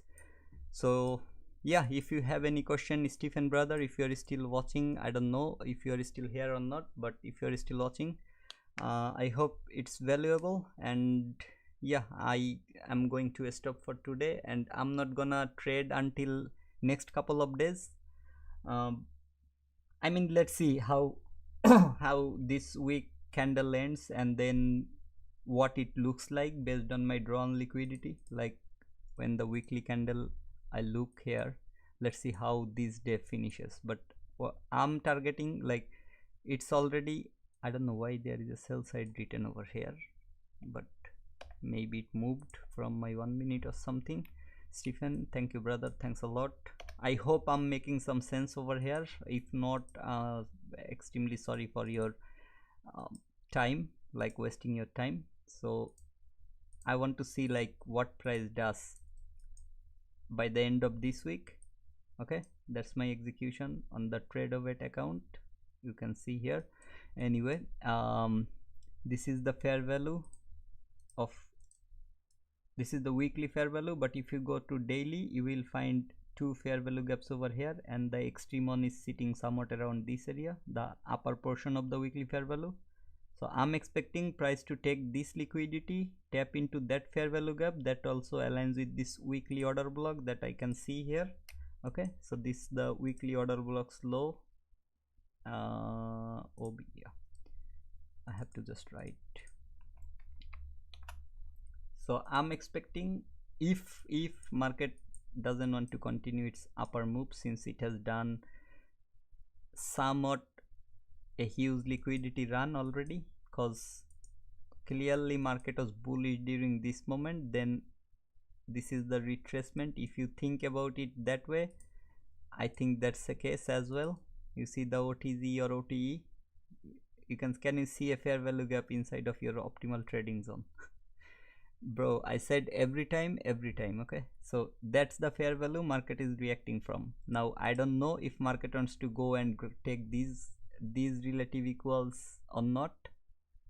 Hope that's not the case yet, because there are some other equals here as well that market is leaving behind. So I want to see that price taking this liquidity inside of that daily order block, daily fair value gap. You see there is the fair value gap that I was talking about. So one fair value here, other fair value here. So I'm expecting price to go there and then start to go lower as well. So why I'm expecting that is because my OTZ, can you see my OTZ, brothers? How many fair value is perfectly aligning there? The both fair value is within my OTZ. Okay, so that can be the possible case if this OTZ is not a wrong thing. Okay, and why I'm not considering this, because if I go here from the high to low, it didn't reach that fair value. Okay, the OTZ fair value, the only fair value that aligns, what I said, there will always be a fair value. So from this high to this high, price did not reach to the only fair value that aligns with my OTZ. So if I was trading on a daily chart, let's say I'm a swing trader, I can trade or hold a trade for a year or a month. It didn't align there, so I didn't get my entry. Like price didn't go there. So now this move somewhat is indicating that sort of thing, but let's see like how price reacts from here, because it still has a lot of things to do around this order block area. Then the weekly order block line that I just removed from the thing, keep an eye. Okay, you don't really need to trade every day, bro. Once you get, let's say price is reacting from here, so what we want to see, that price, this is my midpoint. Okay, that's my mean threshold according to ICT, not for me, according to ICT. So that's my mean threshold. Price currently respecting, I can see that, but is it a true respect? That gonna depend on where this candle close and the next day what does with it. Okay, if this candle closes below this mean threshold but above this line, I will also look for the long entries. As I said, my draw on liquidity, I might look for long entries depending on where this candle close. Okay, the next day what can happen, it can create a wick, take this liquidity and then give it a red candle, and that might confirm that price still wants to go lower. And why it may go lower, about the balance price range. Okay, did I showed you guys the balance price range? I will show you anyway if I haven't showed you from ICT. I don't remember. You see, like from this high and that low, there is this balance price range. So depending on how market is coming to fill this on up, or even this balance price range from this candle's low to this candle's high, the common area you can mark straight away like that. Okay, so instead of drawing this and then going for other fair value then drawing the common area, you can simply take that low and that high and you can mark like this. So that's your balance price range, that price left behind, one here, one here. So depending on how price is coming to like fill up these areas, that's when I can have my bias that yes, price wants to go lower, take these relative equals or even lower than that, there are some relative equals. Okay, on the weekly it will be more clean. You see, like this, these are still due, there are other volume imbalances as well. So that's why my bias, even though the candle is scary. Okay, That's why we are still expecting a lower run, and we are expecting it's not done with its lower run. Okay, yes, we were expecting a upper run for the first couple of days or weeks of this specific month, but for the long term, this is the target that I'm at least hoping that price should come back. Because if these candles are printing right, then what is this that price left behind? Don't you think it should be cleared? It gonna take long time, right? It's a weekly chart. Okay, let me go to ES and let's see if there is anything like that or not. So I cannot see that over on ES, so I don't think that price will come around this area and take anytime soon. But these equal lows, this should be what price targeting next. Okay, these equal lows, and since it took from these areas, now that is where I'm expecting price to come. Okay, and let's see this fair value gap. Did it delivered?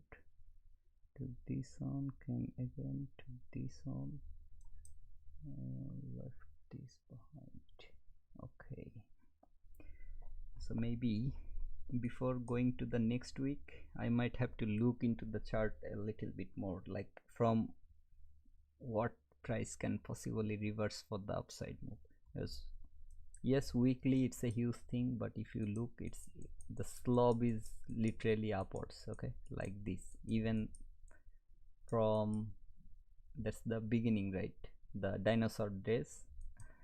So whatever it did there, but it's like, yes, it took this low after few months or maybe a year after it took this low, then again went up, it came down. So I'm not expecting it to come here. Okay, I don't think it's coming here, because even though it took this low, it didn't take this equals. You are saying that it gonna come here and take this equals, then what will be the price? That's 1800 or $1900 if it comes there. So is it like that will not be a healthy move for NQ or ES, whatever it is. So I am not expecting it's taking this sort of liquidities anymore. If these companies are alive, if these companies are there, they're gonna improve, right? What is US 500 or NQ? What is that? Top 100 and top 500 shares combined, right? If I'm wrong, correct me. Like US 500, what is US 500 or S&P 500? Salt and pepper. So what is that? 500. This is a ETF. You know, in crypto there are a lot of ETFs. What is ETF? I don't have the money to buy Bitcoin, so they broke the Bitcoin, or they made a new version of Bitcoin where I can have one Bitcoin, but this one is a partial of the original Bitcoin. This is the same thing. I cannot invest to 500 exchanges with my money, so they made a ETF of 500 shares or stocks or indexes, whatever, however you call it. They made this one to make it accessible for all people. So whatever the average of that 500 companies are doing, this is what we are seeing here. Or on the NQ, whatever the average of the top 100 doing, that's what we are seeing here. US 100 or NQ 100, E-mini, Nasdaq, however you want to say it. I hope that's what it is. Okay, if I'm wrong, correct me. I'm new to indexes or indices. I'm familiar with forex, I'm familiar with crypto. On the crypto, let me show you something. Okay, let me go to the daily so that it becomes so clear to you guys. ICT talked about breaker block in this video as well, the video I'm referring over and over again. But I marked a weekly breaker blocks, week C. You see the lower part C? That's what I marked. Look where Bitcoin tapped, and this I marked long ago. If you watch my what is the video that I have uploaded to my channel, I think breaker block and yes, breaker block and order block video. When I marked that area, you will see all these boxes are here before that. Okay, so these things I have marked long ago. Now price tapped there, also there is weekly bearish fair value gap. Why I write it like this is because I was giving it to my brother, okay, that these are the possible levels that you should keep an eye. Market may react from that after this sort of move. Okay, now this is a daily chart. Remember I said like, did you look for any setups or entries over there? He replied me that there was no entry. Let me go to 15 minutes. Since it's crypto, I'm just showing you this one. What happened? Okay, let me just go to 1 hour first. Hourly, from high to low, I can see the only fair value here. But should I take a entry over there? Because this is the displacement. Okay, if you don't know displacement, this is also a displacement. Price is showing the the eagerness to go lower. Okay, around this area, because what? Oh shit. Because from where it is coming down, it's coming down from a weekly fair value gap and the weekly breaker block, week C. Okay, week C means the, let me go to the weekly. That's Bitcoin I'm talking. I'm not trading crypto for a long time, but you see this is a bearish breaker block. Why? High, low, higher high. Don't talk about this thing. I will show you that this is, you can consider as your breaker block as well, since market already took the liquidity, gave your market structure shift here, or you can consider here. But why I'm saying this is your breaker block is, after that market structure shift, you see like a small little fair value, that's what price retested here. The only fair value price retested during this fair value, this is the inducement I'm talking about. Price took the internal liquidity and the external. This is your inducement high or the fractal high, and this is another swing high. So price created this high first, then created a low, and then started going up. But originally this was my high and this was my high. So high, low, higher high, price took the liquidity, gave the market structure shift. So the down close, like from this high to this high, the lowest close candle, that's my breaker block. Okay, so that's what I marked, and that's what these lines are representing, the week C and the close. This is where the candle closed, that's the body part. That's why I put both of the marks. And what is here? Do you remember what is here? Either a order block or a fair value gap. So let's see what is here on a daily chart. So daily, let's see what is here. Can you see any order block over there? And now look at the breaker block that I was talking about. So that high to that high, what is the lowest point? That is the lowest point. And where is the most down close candle? This is the most down close candle. Okay, I can consider these a lot of other things, but I hope you are getting it. And during the week, since it's another week on daily, let's see what is there in 4 hours. Like, you have to break it down, right? So let's break it down until I find the reason for price to react from there. Now what is there? A balanced price range. That price, you see, now here it didn't tap. When market tapped it, it went lower than that. You see that? And then you see that's where it was going. I think where here, this is my balanced price range. Just see where the week is working from. This gap. Okay, so it just came there, just a peep lower, because you will see the fair value. Okay, now forget it what I said, but this was the bearish one, maybe that was the reason. But since I'm showing on the weekly, it's completely different on the weekly, and that's why I marked the breaker blocks week. Okay, so the breaker blocks week 50%, since the week is unusual around this area. Yes, there is this week as well, but the high of this week is around this level, and that's equals. But as I'm saying, like, I'm trying to keep things simple for me. So the simplicity that I can see is a huge fair value gap on the weekly chart, and that's the price, like that's the lowest close candle that price took from this high, this low, and that high. So that's my breaker block, as simple as that. Price tapped into that midpoint of that week, and the weekly fair value gaps low, that's what price tap, price is going lower.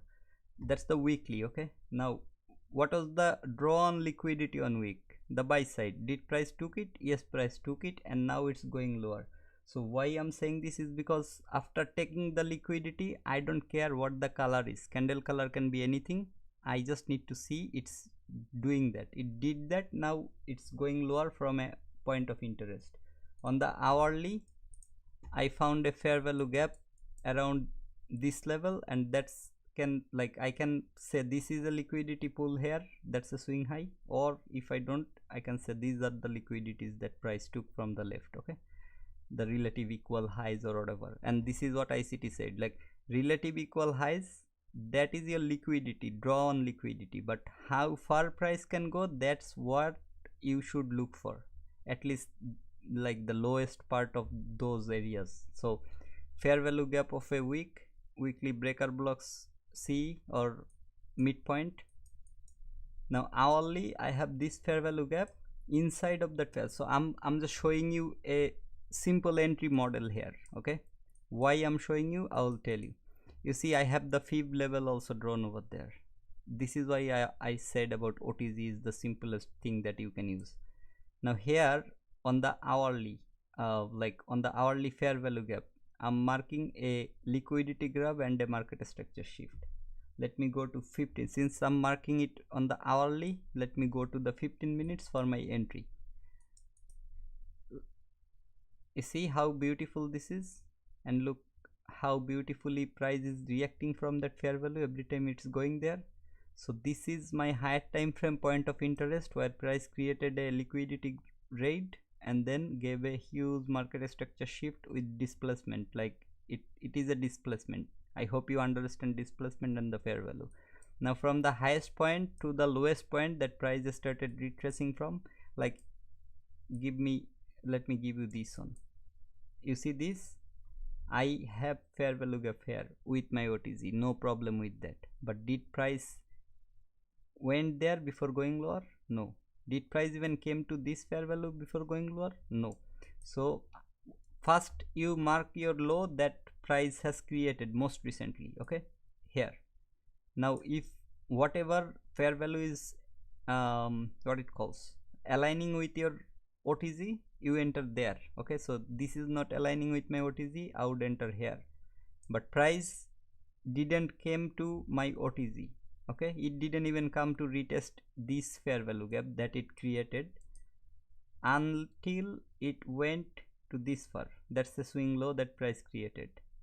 Now I can see price didn't go higher, forget about this on all this. Okay, just around this area. Now price didn't go there. Okay, let's, how far it came to this low, then it started retracing again, like it created another swing low. That's my highest is still there, but my lowest, I'm moving with the price. Don't think this is something that I'm making up, this is actually what, because you don't know if this is the retracement or this is the retracement or this is the retracement, if you don't have a rule for your retracement. So for my retracement rule, this is very simple. Wherever my OTZ is aligning, if there is a fair value or a point of interest that I can enter into, I want price to go there before coming any lower. That will be my retracement, and that works like crazy. So now that's my OTZ, and that's the only fair value gap that is aligning over there. Okay, I don't know why I put, oh okay, I put it earlier to show you that price didn't go there. So a stop loss, OTZ, fair value, that's my entry, and usually I say 1 to 2, but I'm still hoping price to come here. Okay, it happened recently, so I'm still hoping price to come here. Let's see if that happens or not. Okay, but what I'm saying is what I said, like if you are targeting this, try to take some partial at the liquidity level on the left. And since it has a wick, I would consider the bodies, but forget about that. It's 2.43. What I target usually 1 to 2. Just to make things simple, I could have exited out when I saw this instead of waiting, because it's a 15 minutes candle. But I'm not gonna go away from my words. Let's see like if price comes to the fair value and respect from there or not. Since I have some sort of like high low higher high, took the liquidity, then broke the structure again in like during this all these moves. Okay, so let's see price, what price, like this, from this to this will be my breaker block like this, but I'm gonna take the extreme one. If price wants to respect this, it can respect this level, or if price wants to respect the fair value, it can respect that. I don't care. All I want to see is it's going to my 2.7 level and taking all these relative equal lows, okay, if not lower. Now this move had a lot of fair value gaps. Price disrespected almost every single of them. Like you see, it came lower, traded again lower, it respected that fair value and this fair value.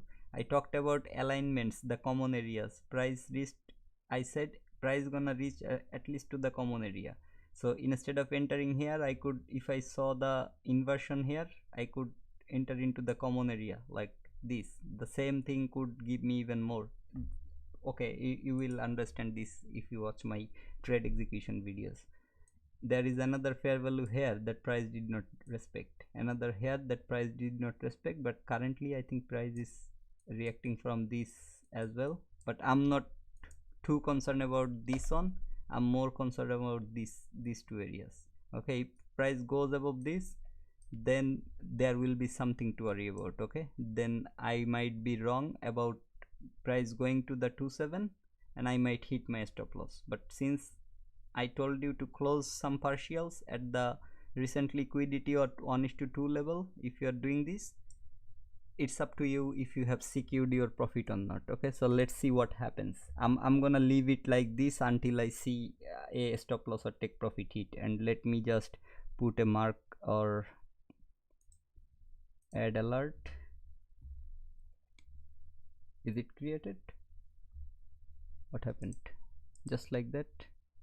No, that's the data window, that's my alert window.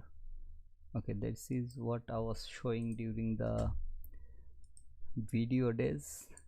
Okay, so BTC, that's my one active alert, and at the stop loss level. So the day I hit that, I will say okay, I'm wrong. Okay, because it came this close to the liquidity, it didn't take the liquidity. So let's see like if that was the case in this time or not.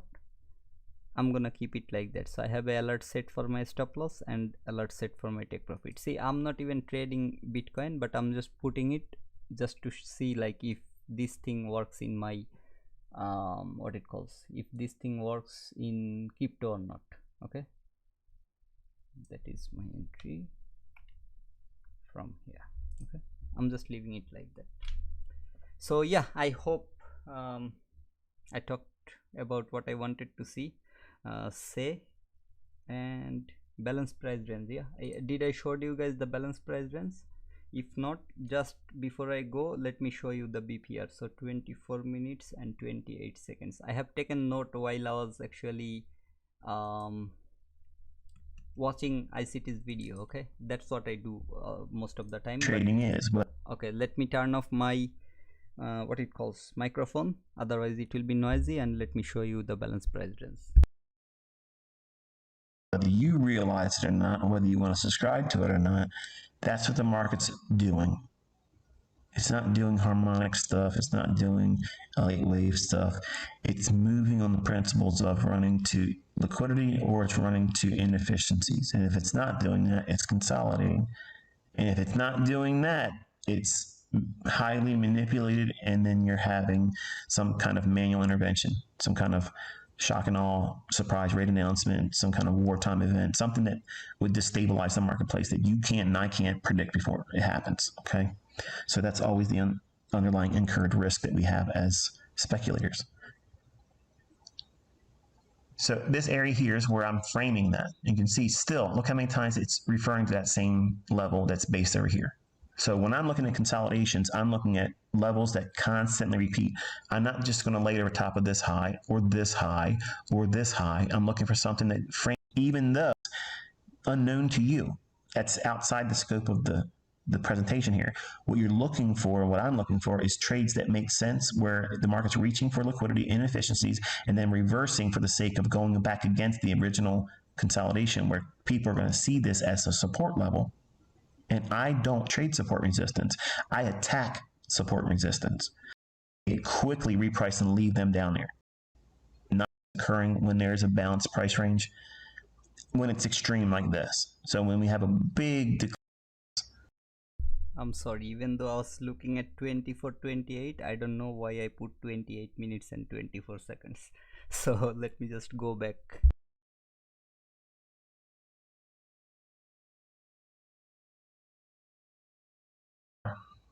And I've highlighted now this little area right down here. And I told you we would talk about that. In here, we're looking at a balanced price range. A balanced price range is where the market has both a downside and upside, or sell side delivery and buy side delivery that overlap one another in the same relative range in price. So you can see how this candle's high, that candle's low. That would normally be what? A sell side imbalance, buy side inefficiency. But look what's happened over here. We have a high, a big up close candle, and this candle's low. So what does that make this? A buy side imbalance, sell side inefficiency. So there's an overlapping between a SIBI and a BISI within the general area of the same price range. So I'm using the low here and the high here. So that way we can see how this becomes a balanced price range. These are trapped traders. Okay, this in here is a trap trader, or trap traders that would have been caught short. Okay, now that I'm here, let me talk about why he marked from this candle's high and the lowest level as a trap trader short or trapped short. Why? Can you guys answer me? Okay, whoever is watching, just answer me if you know why he marked from here to here. Okay, he didn't talk about this. I'm talking about this because I can understand why he said that, but you tell me why he marked this one. Let's see how good of understanding you have regarding ICT. Quick, because if you understand it, you don't need to calculate it too much. I'm just seeing it.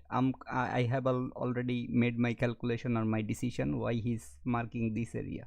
Okay, you tell me quick. Whoever is watching, just give me an answer, brother.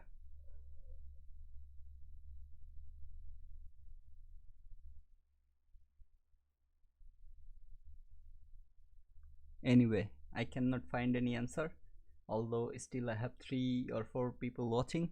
So let me tell you why.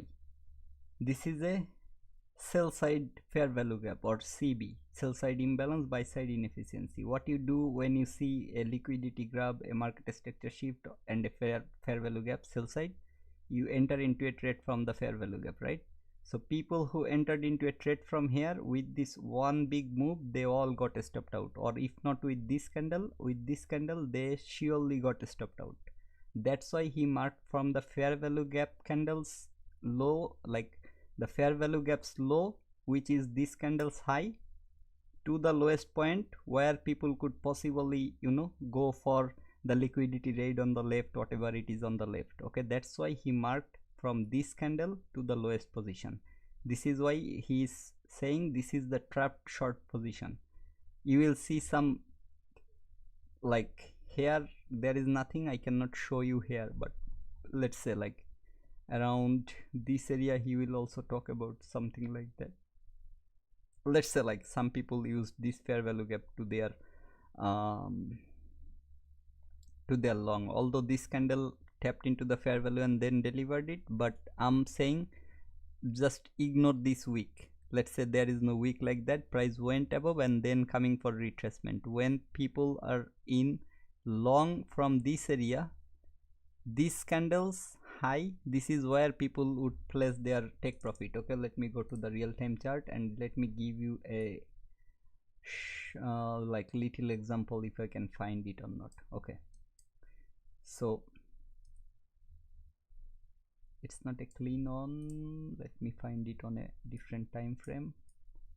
I want to actually give you that sort of things. Okay, here you see this fair value gap. Okay, that candle did not tap this fair value, it went higher, then price was coming for this fair value. Okay, what price did? Price created another fair value, creating a balanced price range of this much. Okay, this is your balanced price range. But people who shorted on, like people who went long on this fair value and on this move here, they all got stepped out with this move. Okay, they all got stepped out. So what is the trapped area? That candle's low until that high.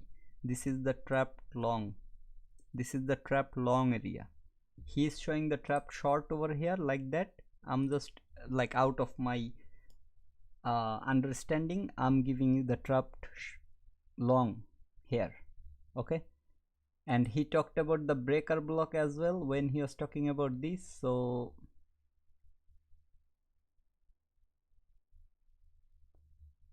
did I mark it?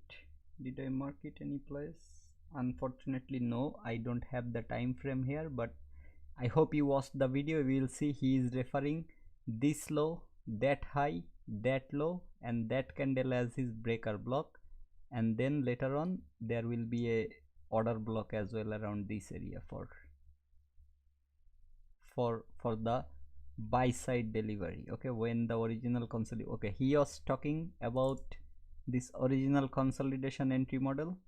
When price was in consolidation, you have to watch this video, I'm saying you guys, because even me, I had to find it hard for the consolidation period to be marked. Why this is not a consolidation, why this is not a consolidation, but this is a consolidation?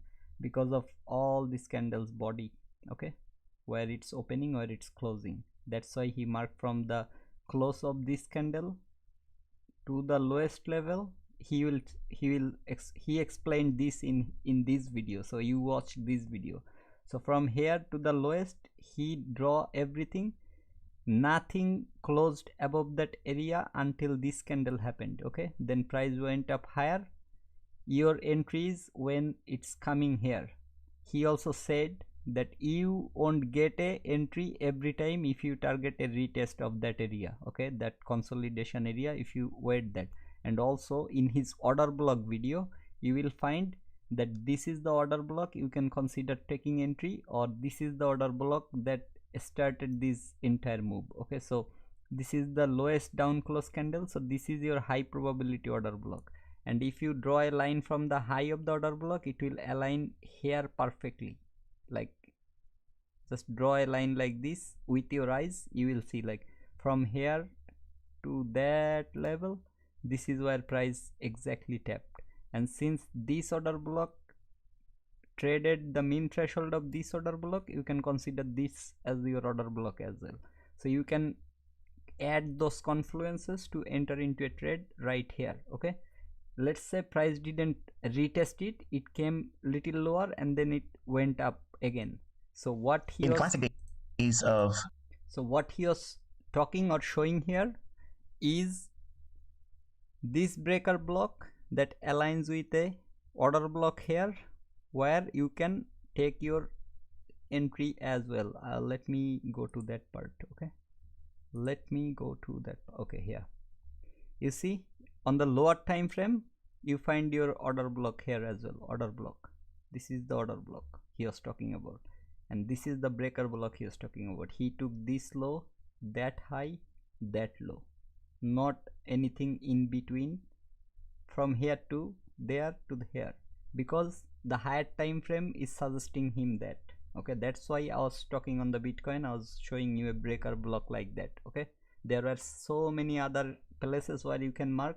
If you consider a high, low, high and lower, what it calls low, high, lower, low, for your, what is this, a bullish breaker block. When price went and closed above that and came back to retest that area, this is where you enter, or you can enter here. That's what I think he was saying. Okay, so Draws the liquidity above that high in the older high to the left. It's not inside this fractal price action anymore, but it's highlighted with this line. okay. So this drop down, that could be, if you're not seeing the original consolidation, I sees this. Return to the original consolidation. The market rallies up. We have a down close candle that's just below this area right here. What does this up close candle become? Bullish breaker. Low, high, lower low. Down close candle inside of the breaker candle over here. That's a bullish order block right there. So when it rallies up and trades back down in, our target is what? Up here. The initial draw is the liquidity above that high in the older high to the left. It's not inside this fractal price action anymore, but it's highlighted with this line. So this drop down, that could be, if you're not seeing the original consolidation correctly, and this would be your original entry or your first stage accumulation. And then this would be second stage reaccumulation here, and it rallies up. But if you don't, for the sake of those individuals that wouldn't have it identified correctly in terms of how big the original consolidation is, when it leaves it and when it comes back down in, I'm making an allowance for that for this lecture here. So you might not have that skill set in the beginning to see exactly how to define the consolidation. Then if that's the case, then the bullish order block here would be your first stage accumulation for you. Is it wrong to classify it this way? No, it's based on your understanding. They're both correct based on the level of experience and knowing what you're doing. The only distinction is how you may or may not have had the original consolidation mapped out right. So many of you may not have seen this as a return to the original consolidation. You may have seen this as relative equal highs being taken, and now it's going to go lower, not knowing all the other narrative that I've outlined here. So down close candle here in the scope of a bullish price run during buy side delivery, aiming for this area up in here. I hope you got the point. Okay, so again I'm saying, if you want to learn anything from ICT, this is the single most important video that you want to learn. You want to master this one single video. Trust me, even I'm gonna watch it like at least 10 times to figure out all these, like the original consolidation, the breaker, the order block, the accumulation stages, whatever he's saying during this, the mean threshold order. What is the mean threshold? He said right here, and that's what I showed you earlier, right? So all these things, this is where you can learn from one single video. Okay, this model may be very advanced level. Okay, even I'm not ready for trading this model day in day out. That's the truth. I'm telling you guys, I'm not ready. I don't think I'm ready, and that's what ICT said. It's gonna take very long time to master this model, and you are nowhere near to trade this. Okay, so I'm nowhere near to trade this. I don't put myself in a stage where I can say like I can trade this every day, but what I can trade is what ICT is showing here on a hourly fair value gap. He is on a 5 minutes candle or chart. On an hourly fair value gap, what market did is it respected that hourly fair value. Not a single body closed above that fair value. It gave liquidity grab. Okay, it gave liquidity grab. It gave the market structure shift. That's the first breaker block that you have. That's what he marked over here. And with the breaker block, you have fair value gaps over there. That's where he said like, if you can enter into that breaker block, that's a very good entry for you. If not, when price created this order block, you can enter into the order block. Okay, when you saw market is reacting from there. So order block second stage distribution. Okay, so I'm gonna watch it multiple times to master every single thing that he has written over here. Now about this midline and the left side and right side of it, you see like buy side curve on the left side and sell side curve on the right side. You compare this. There is a video on ICT's channel called reclaimed order block. Let me search here, reclaimed.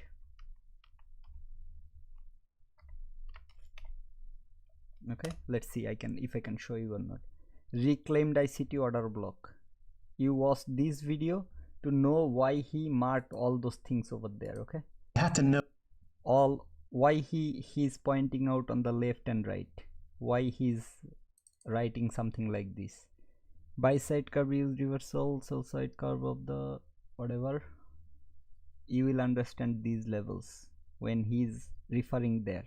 And the second stage, he always said like if you take the second stage entry, if you can find it out, figure it out on your original, like why he's showing the buy side is he was expecting a sell side delivery, but he was expecting it after taking the relative equal buy sides and tapping into a higher time frame point of interest and then giving him the 22 model. Okay, so this is something he use every day. That's why people says like what ICT can do no one else can do. Okay, this is the reason, because he can identify these levels very beautifully that we cannot. He can trust this because of his experience level. He has like why I shouldn't look for a entry inside of this sort of order fair value gaps, like price to come here and then enter, and why I should enter here when I'm going long. Like on the same move, he was talking like you can on the same day you can go for the long entries, you can come for the short entries as well, like the original thing that you were expecting. And what will be your target when you're entering into a trade from these areas is the original consolidation slow. Nothing before that, nothing after that. Okay, that's your target. Although he will talk about the balance price range on the left, that price tapped with this week with this low, but your target will be this one.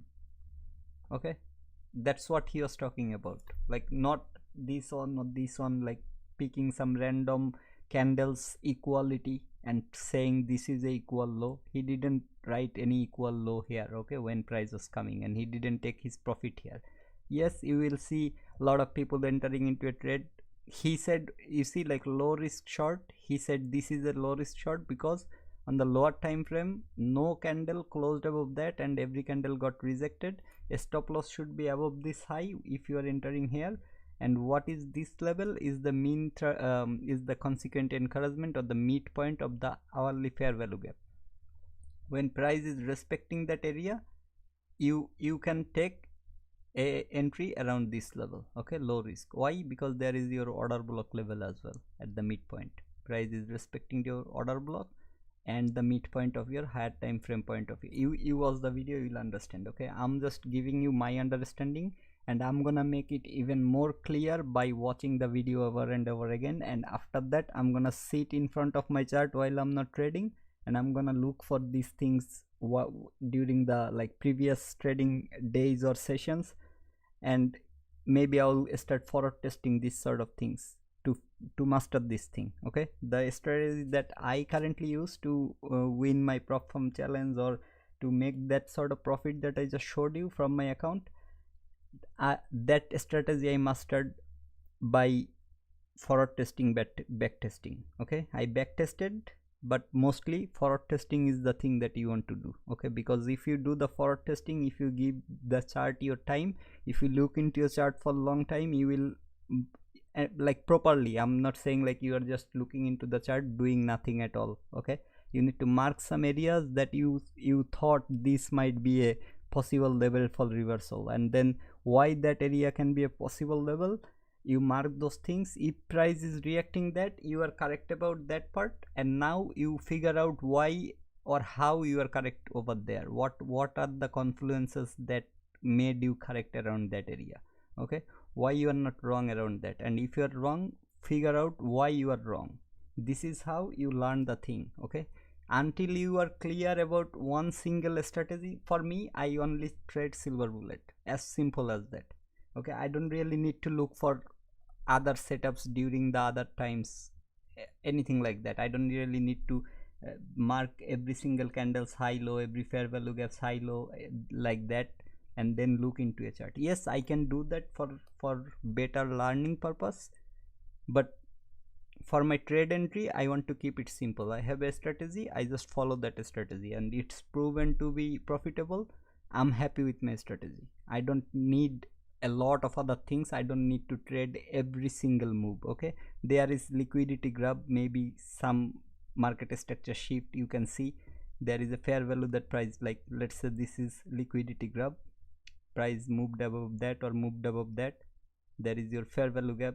You enter here, you target this high or some random relative equals, whatever, like you target like that. I don't need to take this move. If I'm coming from here to this level, that one trade is more than enough for me. I don't need to enter into a long again here. Or if I'm going for this and I already know that after this sort of move I'm expecting this move, I can enter the long if I find my setup perfect. If I had this sort of knowledge that I have back tested forward tested, later on I can use my other entry model from here for my original bias. These two entries, just think how much it can give me. Okay, let's say I didn't enter into this consolidation thing. I don't understand it properly, so I didn't enter here. I entered here because I understand the breaker block, or I understand the fair value retest that price did here, whatever. Like let's say I entered somewhat around this order block. Now I have a huge profit. Okay, I didn't anticipate for the high, I anticipated for this on the 15-minute 1 hour's fair value gap low. So from this order block entry, what did I say? If your entry region is order block, your stop loss should be the low of the order block. And what did I say? If the low is not on the order block, wherever the low is, so this is the order block, you put your stop loss here.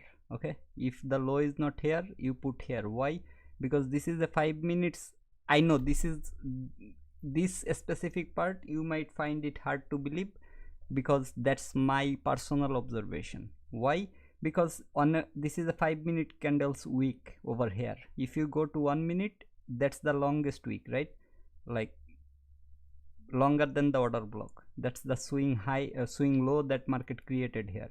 Okay, and that traded into a fair value gap. So if you go around this level as your stop loss, yes, it didn't hit that, but you will see a lot of time price is going up to the equal level of your order block, and then it's going up. You might get stopped out. But what I'm saying here is, inside of this week on a 1 minute chart, you will find a order block or a fair value gap around this area. Okay, around this specific area. That's why it becomes your lower time frame order block. And that's why I said, if the order block candle doesn't have the high or low, then you consider that high or low as your highest level of your order block. That's my personal observation. Okay, what happened here? Yes, price gave you the liquidity grab and market structure shift, but this liquidity grab, what price went up to? Like it went up to the order, even with this candle. Okay, price did it respected here and then went above that high. So liquidity grab happened here and here as well. But this is not a good example. I will maybe later on, if I can find one, I'll give you that where that week is what. Okay, so if you go to this video, ICT was talking about this candle's week. Okay, when price was coming from here, ICT was talking about this week. You will understand there. It's not your order block, but ICT was talking about this week, that how you can use this week to enter into this low risk short and put your stop loss above that week. Why?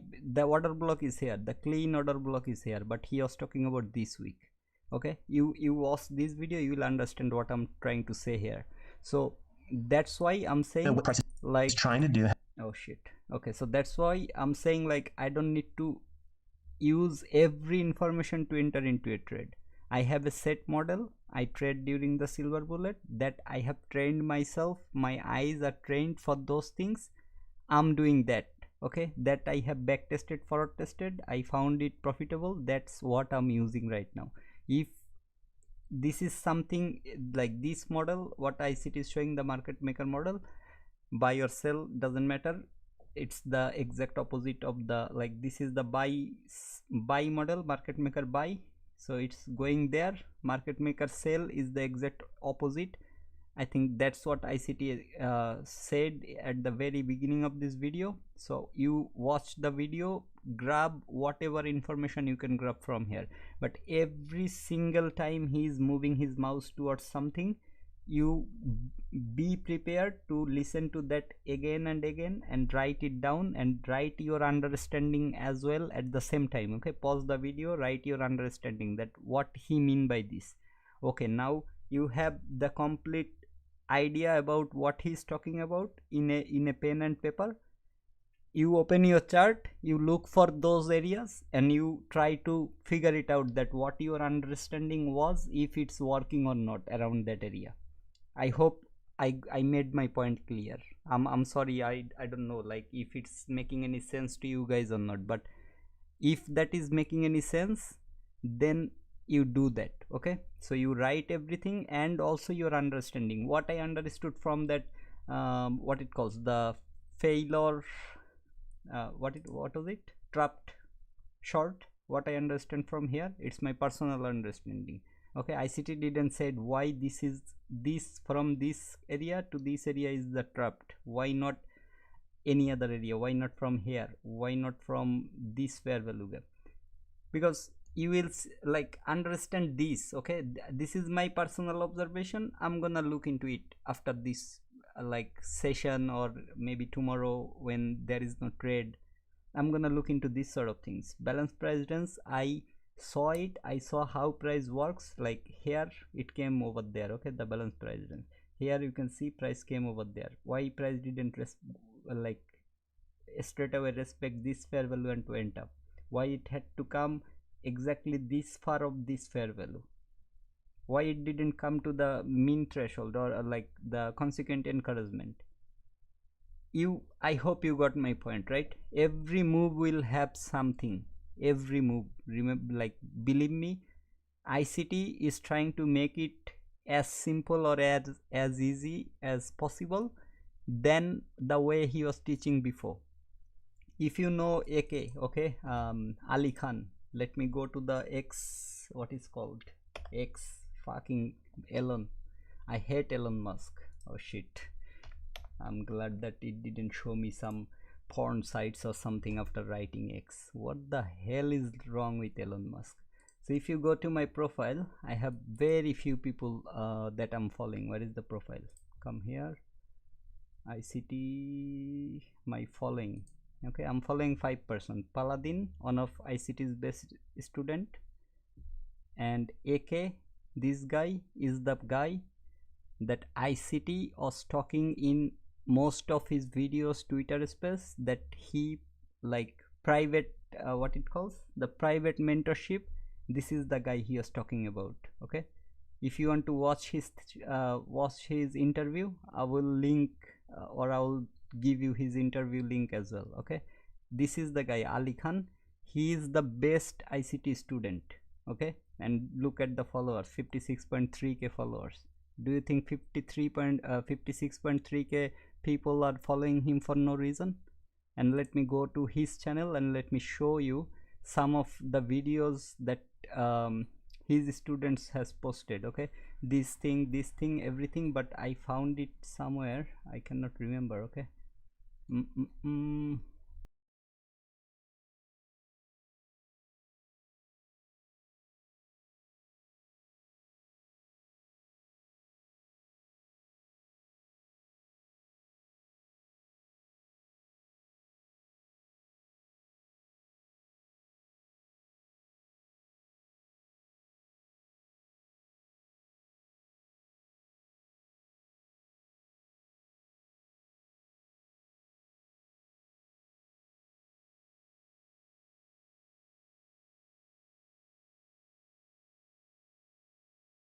so what you understood from this video? You see what he wrote here, previous day low. what he marked here, a break of a structure or something. But what is this? Hourly order block. What I said, what I want to see before this low is taken is a swing high created first and then the setup happened. Did the setup happen after the swing high created? Yes. Where did I wanted to see it? On a point of interest. This order block, hourly order block. Can you see that point of interest he marked? Yes. Now market is going lower and created fair value. He straight away entered into the, just see here, and then let me go again. That's buy side taken. He marked it. Now I don't want to, I don't know, like this buys what is it, market structure or something. I don't know like what they are trying to what they are trying to write with this on BMS. Okay, break of market structure or something, maybe, I don't know, but anyway, now he will mark, identify the liquidity pool we are aiming for. What he is marking? Previous days low, PDL, I think. Yes, previous days low. Now what he will mark over there? The identify the point of interest to short from. See the point of interest, this is all higher time frame. Now he marked that point of interest. Okay, hour on order block. This is hourly order block. Now he is gonna go to a lower time frame, maybe. Okay, after price hit that, he is gonna go to a lower time frame, and then I think he executed the trade when price took some liquidity from the left, came lower, gave the what it calls, the new break or whatever on the lower time frame, and there will be a fair value gap.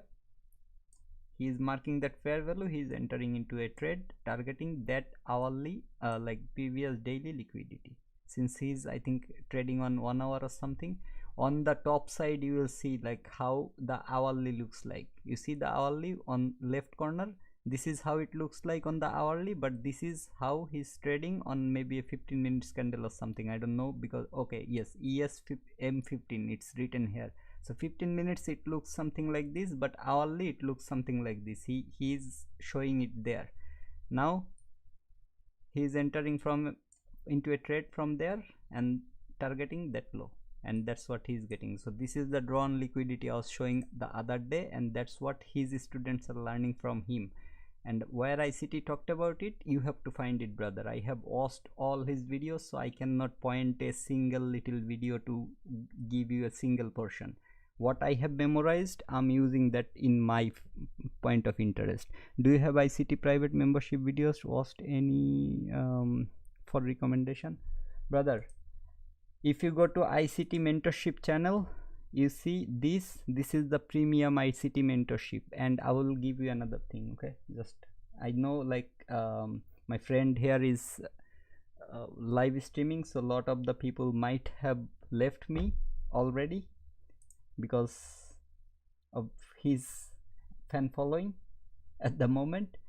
What I wanted to show, so you start from these things, you will find a lot of information around this rather than straight away going to the 2022 model. Okay, why I'm saying this is Casper is one of his best students as well. He is one of his, like, among his best students. Let me see the short here. Never remember admit. He posted a lot of things, but let me 3 ICT playlist to watch for to become a profitable. Okay, Stop trying to learn ICT by watching the 2022 mentorship. It's distracting you, so instead you need to watch these 3 playlists to become profitable. Number 1 is you need to watch the Market Maker Primer course. Number 2 is you need to watch the Scout Sniper course. And number 3 is you need to watch the ICT core content. Send this to a struggling ICT trader. Stop trying to learn ICT by watching the 2022 mentorship. It's distracting you, so instead you need to watch these 3 playlists to become profitable. Number 1. I hope you got the point. Okay, so it's not just a recommendation from me, it's recommendation from a lot of his profitable traders. Okay, so yeah, I wanted to finish here today, and I hope I provided some valuable information, although I was not planning to stream today for like 3 hours or like any longer than 1 hour or like 45-50 minutes. But anyway, since when I start talking, I talk a lot. That's why you will see a lot of things going throughout my live streaming. So I hope I have provided good enough information. I believe ICT himself made a space explaining where to start. Okay, if you can find that, follow what ICT is saying. Okay, I hope you can do that. But why I watched it is because you will see a lot of other people is going to say that ICT never explained order block, ICT never explained breaker block, he is holding this for his book or something like that. But if you go to this core mentorship, let me go here, I think on this one or this one, he already like made a single video explaining that. Okay, this is mitigation block, this is order block. Just look here, there is a 35 minutes worth of video explaining just order block. Okay, did he order block theory, did he talked about order block? Yes, but lot of people gonna say he didn't talk about order block. I'm very straightforward, brother. What I'm using for myself, I'm trying to teach people that. Okay, ICT told to build your own strategy after learning his things. Okay, I built myself a double break of a structure model that ICT later on posted on his channel. I'm not saying ICT learned that from me or something. No, that's my personal observation. And later on ICT gave me the validation as well with his video. That's called validation. I found the validation from ICT, as simple as that.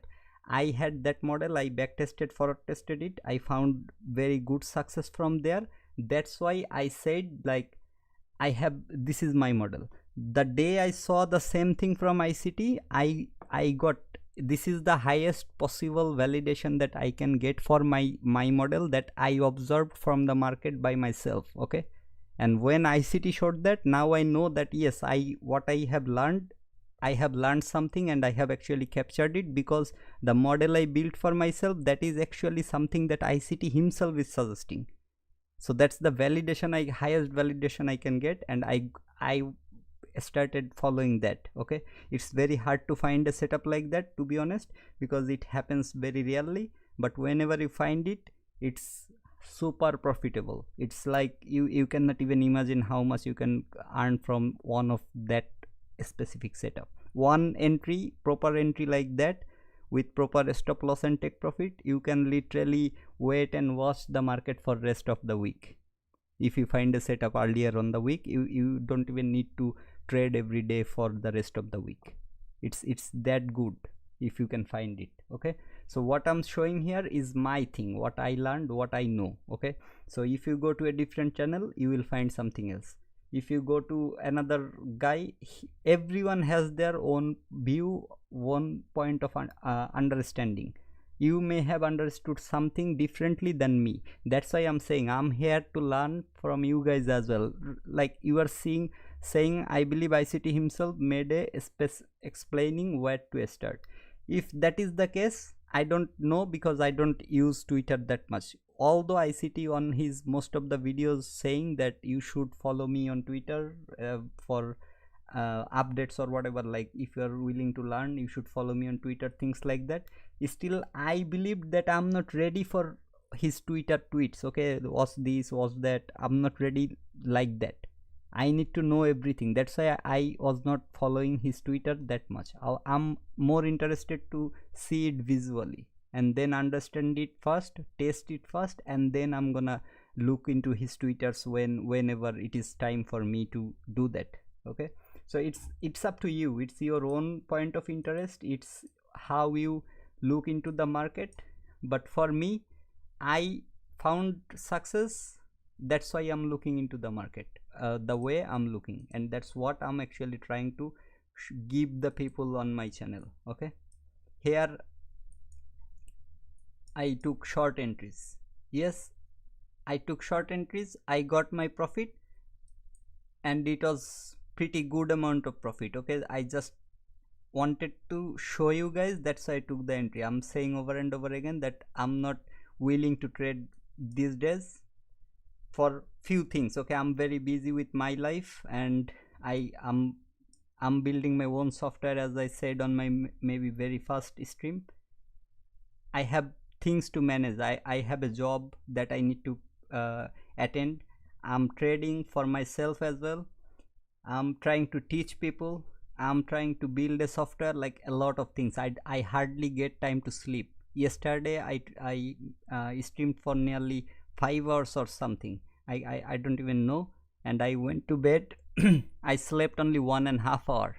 Since yesterday till now I slept only 1.5 hours. So I am in not a mental state to trade. Okay, that's why I need a break. And since there is Saturday Sunday, I can sleep longer. I took this entry during the London session and London Silver Bullet session, and I came here, showed my live recording, the way I journal my entries and exits. Doesn't matter if it's a stop loss, if it's a take profit, I record everything, and then I rewatch those things, like where I went wrong, and then I journal my things. Okay, that's how I journal.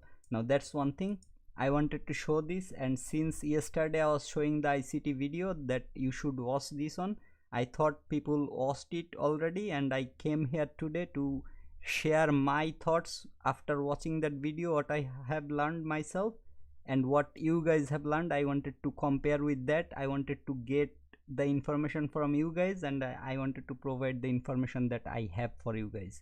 Okay, that's why I came to the live today, and that's why I'm over and over again showing few things from that video. Okay, so unfortunately no one actually showed me good enough what it calls no one actually showed me good enough response regarding that video. If I could have got some answers, it could have helped me, but it's okay. I'm gonna skip out of the live stream right now, and since my friend is streaming, maybe I'll go lie on my bed and I will watch him on my laptop as well. Cause see, like, even though I'm doing very good on my trading, still I'm watching my friend's stream every day, almost every day. You will if you are following him, you will know that I'm watching him almost every day. Why? That's because he has some different points of view that may help me as well in terms of learning. So since I have a long day to sleep, I can go and watch his stream and maybe take some notes while watching the stream, and then I'm gonna go and sleep whenever I feel sleepy. Okay, so yes, I hope I have provided you some information, guys. I don't know it's good enough or not.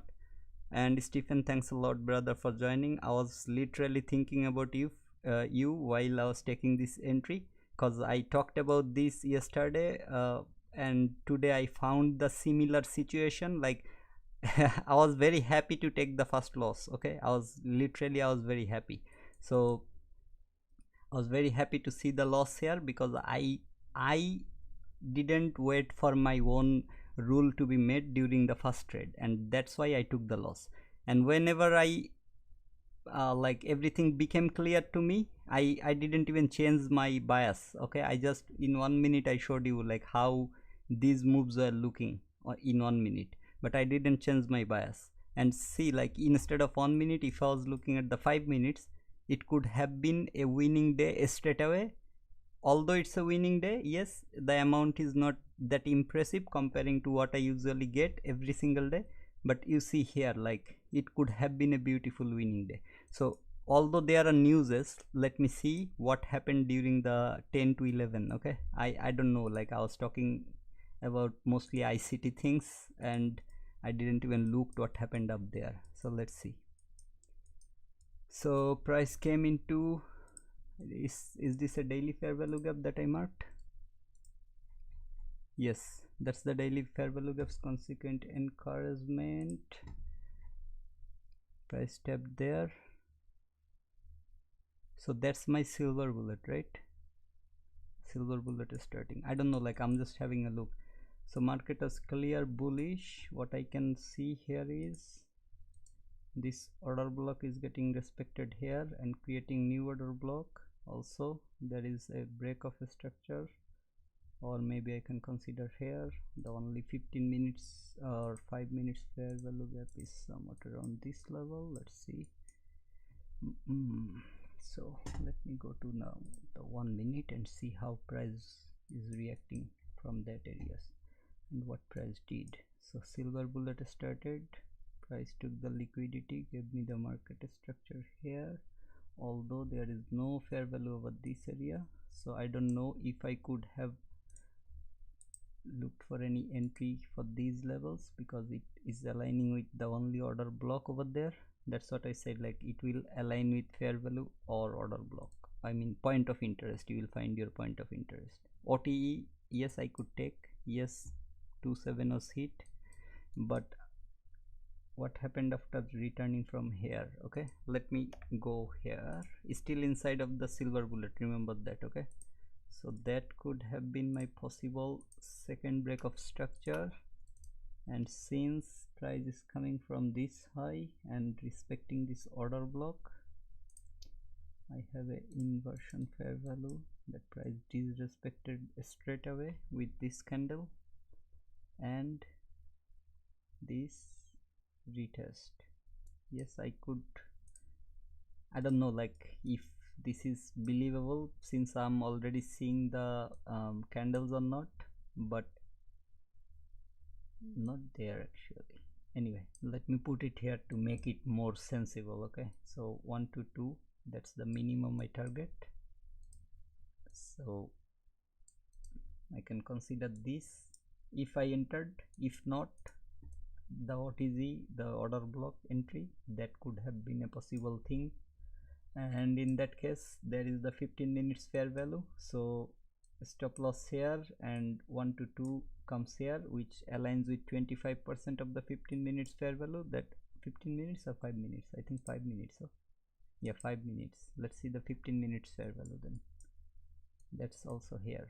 Yeah, and price is currently respecting that fair value. So either way, if I took the OTZ or OTZ entry, it would look something like this. Okay, so from the order block level to that high as my stop loss and take profit as 27, that's what it hit. I think it gives me 2.33 or something, the OTZ, high to low. OTZ entry at the low or the 6 on level, however I want to take it.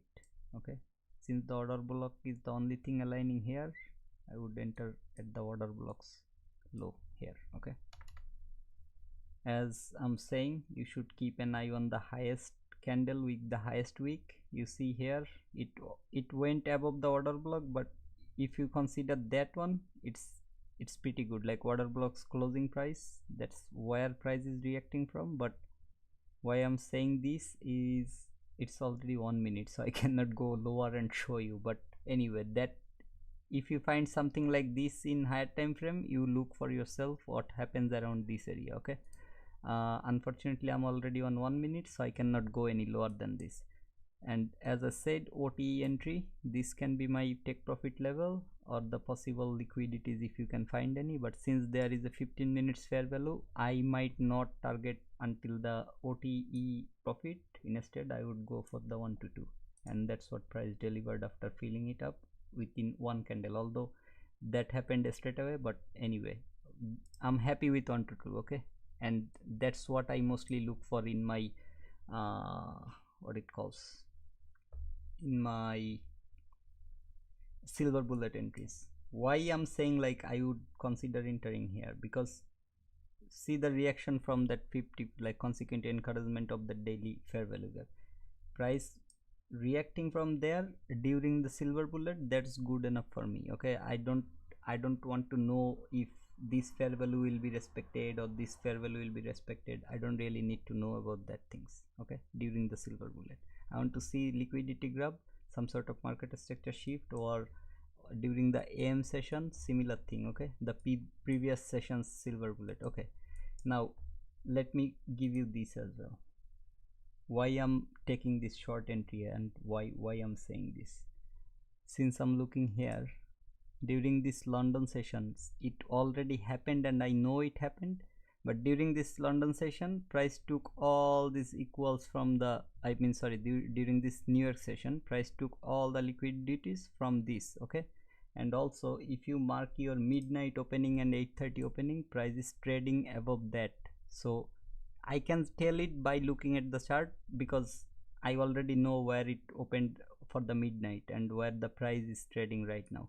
So what I can expect is a sell side delivery, and since price is inside, like respecting that daily fair value gaps midpoint, or price tapped there, created that 2022 model over here.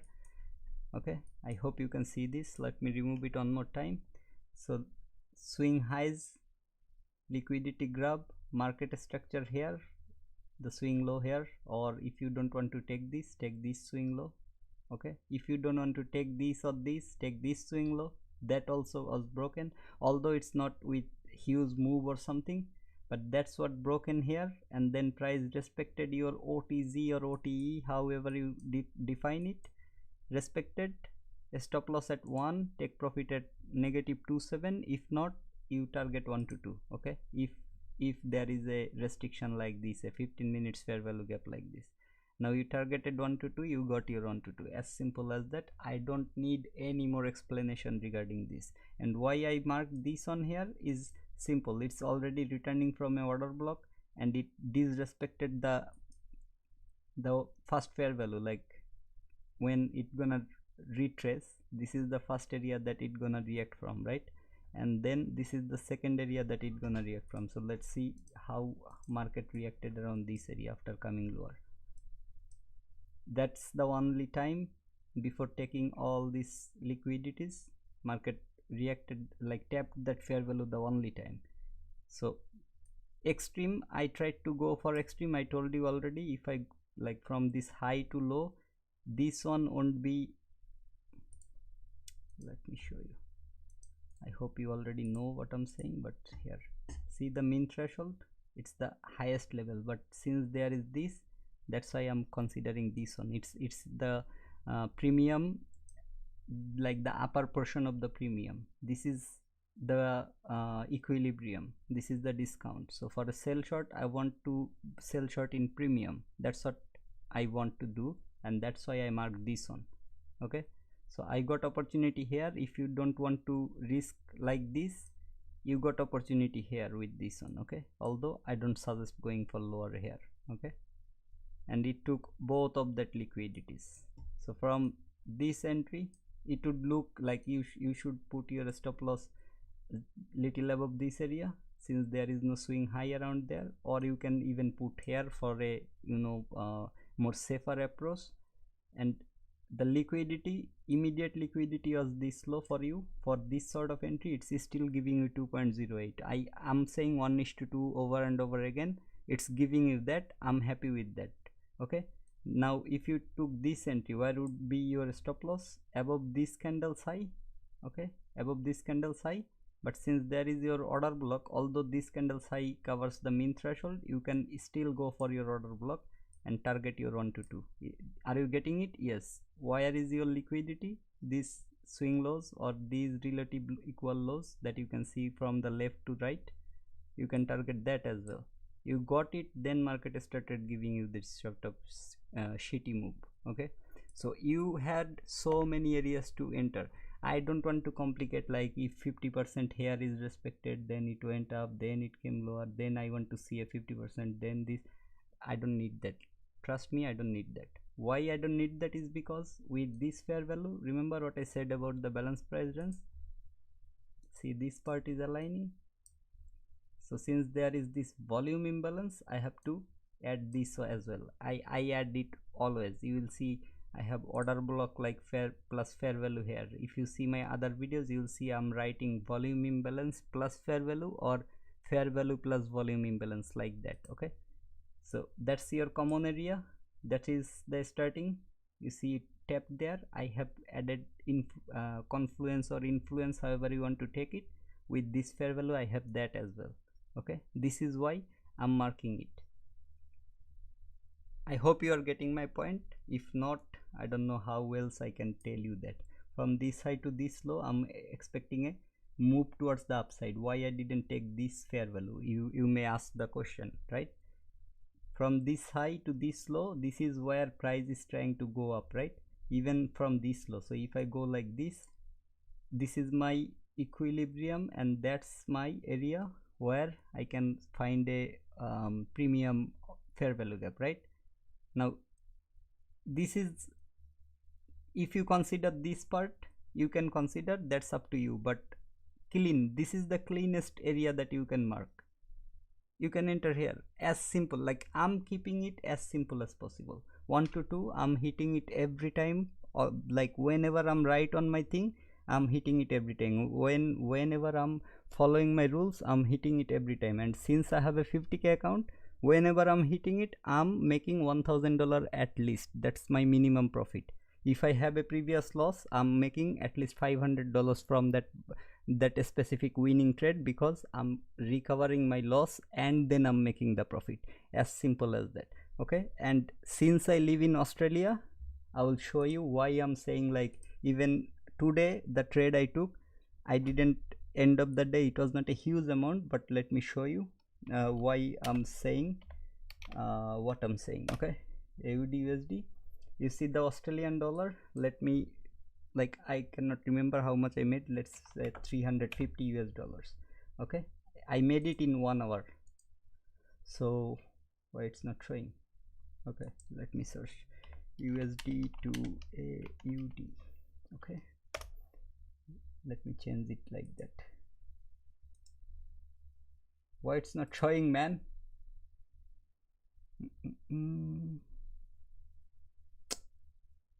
Where is the exchange rate? USD to AUD. I want to see like this. So now I have 350 US dollars, that more than 538 Australian dollars in 1 hour. There is no job that can pay you 538 $538 in 1 hour. I believe in this, so I'm happy with this amount of money that I made in 1 hour of my trading that I did during the London session. Okay, so this is where my psychology works like that. I don't really need to look for another profitable trade. And you saw, like, I didn't even look into what's happening here. I was just talking about what ICT is talking, and I just gave you guys my personal observation or understandings from that video. So that's why I'm saying you have to have some sort of set rules. The day I'm making over $1000, I'm making over $1500 USD, Australian dollar, over 1500 Australian dollar in just one unprofitable silver bullet. Okay, so that's like 1 hour of time that I'm making this. And most of the, like, if it's not news day, if it's not things like this, most of the time it takes me like 7 to 8 minutes. Let me show you another thing. Okay, since you guys are still here and since I'm still talking here, you see this video. Okay, although I have some trade what it calls, like, some account informations right there that I would love to hide at the moment, but can you see it? I don't know if you can see it or not. Let me go to my live, if it's a long delayed or not. I wanted to hide my account informations over there during this day. Okay, from here to here, how long it took, like in 1 minute time frame, it's like 1 2 3 4 5, so it's nearly 8 minutes that I hit that. Okay, within 8 minutes, as simple as that. Within 8 minutes I hit that. I made 1 to 2 risk to reward ratio over there, although I took maybe little less positions over here. Okay, you see the OT is still over there during another video that I'm showing here. What is this day? I cannot remember when it is. Maybe it was Wednesday, Monday, Tuesday, maybe Tuesday. During this specific move, that's where I entered. You see the OTZ that I marked? That's the only fair value aligning. I didn't even look into this lower fair value. I hope you can see on my streaming. I'm just keeping it keeping the video like this because it may have shown my account credential. This is the first time I took that entry or something on this day, and what I'm showing here is that I'm following my own rule. Okay, that day I'm following, it takes me, normal days it takes me like 10 minutes, 12 minutes, 8 minutes, sometimes it's 3-4 minutes I'm hitting that 1 to 2, and that's OTZ is still there, right? It's a different video that I'm showing. Let me find out another video if I can find out that or not. I have I have quite a few that I copied from my laptop to the PC, so I hope I want to see it first on my end so that I'm not making it my personal account's credential visible or something.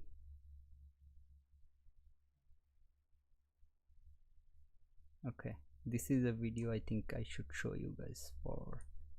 I hope it's not showing my personal account information at any place. Yes, no, so it's not showing anything. Okay, let me show you this one. So you see I'm in a trade already. I have the stop loss here, only 2 lots that allowed me. Now here I'm targeting 1 to 3 because my draw only, no, I'm not targeting 1 to 3. My take profit is here, but I'm seeing like where 1 to 3 could have taken me.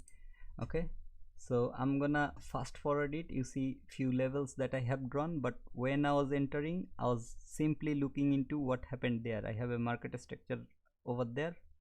Okay, I draw the order block with a different drawing tools, saw exact 50% reaction, price broke above that level. What did I said before? I wanted to see a body closing above. That's why I didn't consider this. I considered this, and when that happened, market already retested a fair value lower by that moment. Yes, I didn't take that entry. Okay, I'm calculating too much. Yes, I didn't take that entry, but you see there is another fair value. I just entered on the bottom of that fair value because of the breaker block, and I mean breaker block there, no, there is no breaker block because of the order block here and the fair value gap. Okay, I'm just giving a random. You see I have a breaker block marked here. I don't know why I marked a breaker block from this area. This, oh okay, yes, now I know. Swing low, high, lower low, or you can consider this lower low. Okay, so low, high, lower low, that's the breaker block. That's I marked, and my entry was on that breaker block and the order block. Okay, like this area I entered, and you can see my positioning tool is there. I'm looking into everything, but you see like I'll be drawing lines over there. I'll be looking at fair value gaps without moving anything, like my take profit, my stop loss, my entry, everything is exactly where it is. You see I'm drawing here, it's a 1:2.2, 1:2.3, 1:2, 1:3. Okay, these sort of levels I'm still drawing. I kept it here because of the liquidity level, but I'm drawing this line so that I can close at least partial, like one position around this level if I want to. Okay, but since the buy side was there, I think I closed the first partial around that level. I cannot remember.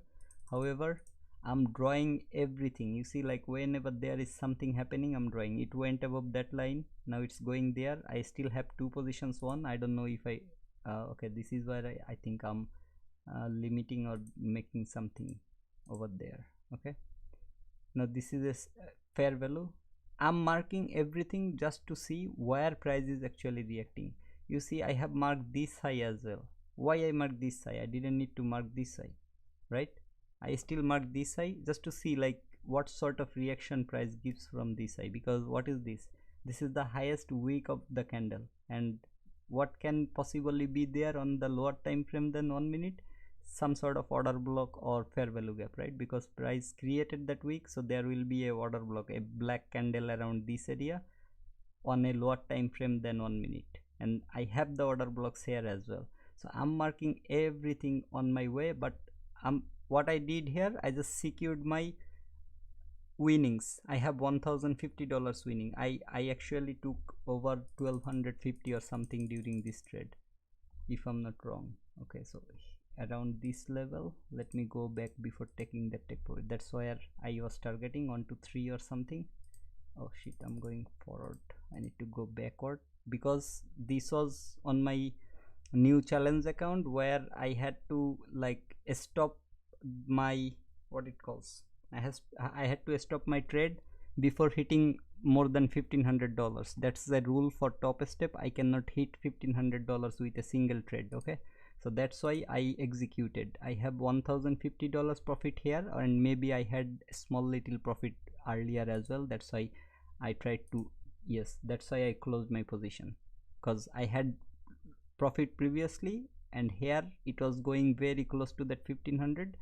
And what was the day? Okay, 28 September 2023. Let me go to my YouTube channel and let me go to the 28th September. So will it be in my community post? Let me have a look. Like I have this shared with you guys. Okay, if you have looked into it, you know, 28, this is October. What was the date over there? September, I think. 28 September, so before 28, so it's in my video actually.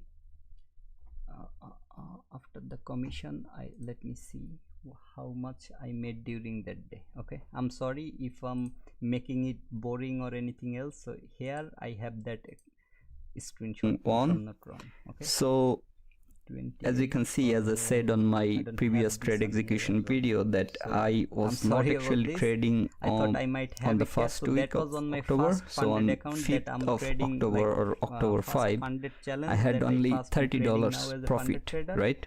So that trade was over there. Okay, so I remember that I closed it because of that. If I look into my journal, I might find it over there, but that's what I'm saying. Like, I don't bother about my stop loss take profit that much during the moves. All I want to see is why price is reacting from an area. What can there be? What can possibly there be? Okay, now high probability and low probability is a thing. That's why ICT is talking about those things. Okay, why I'm saying it is because you saw me marking a random breaker block or order block.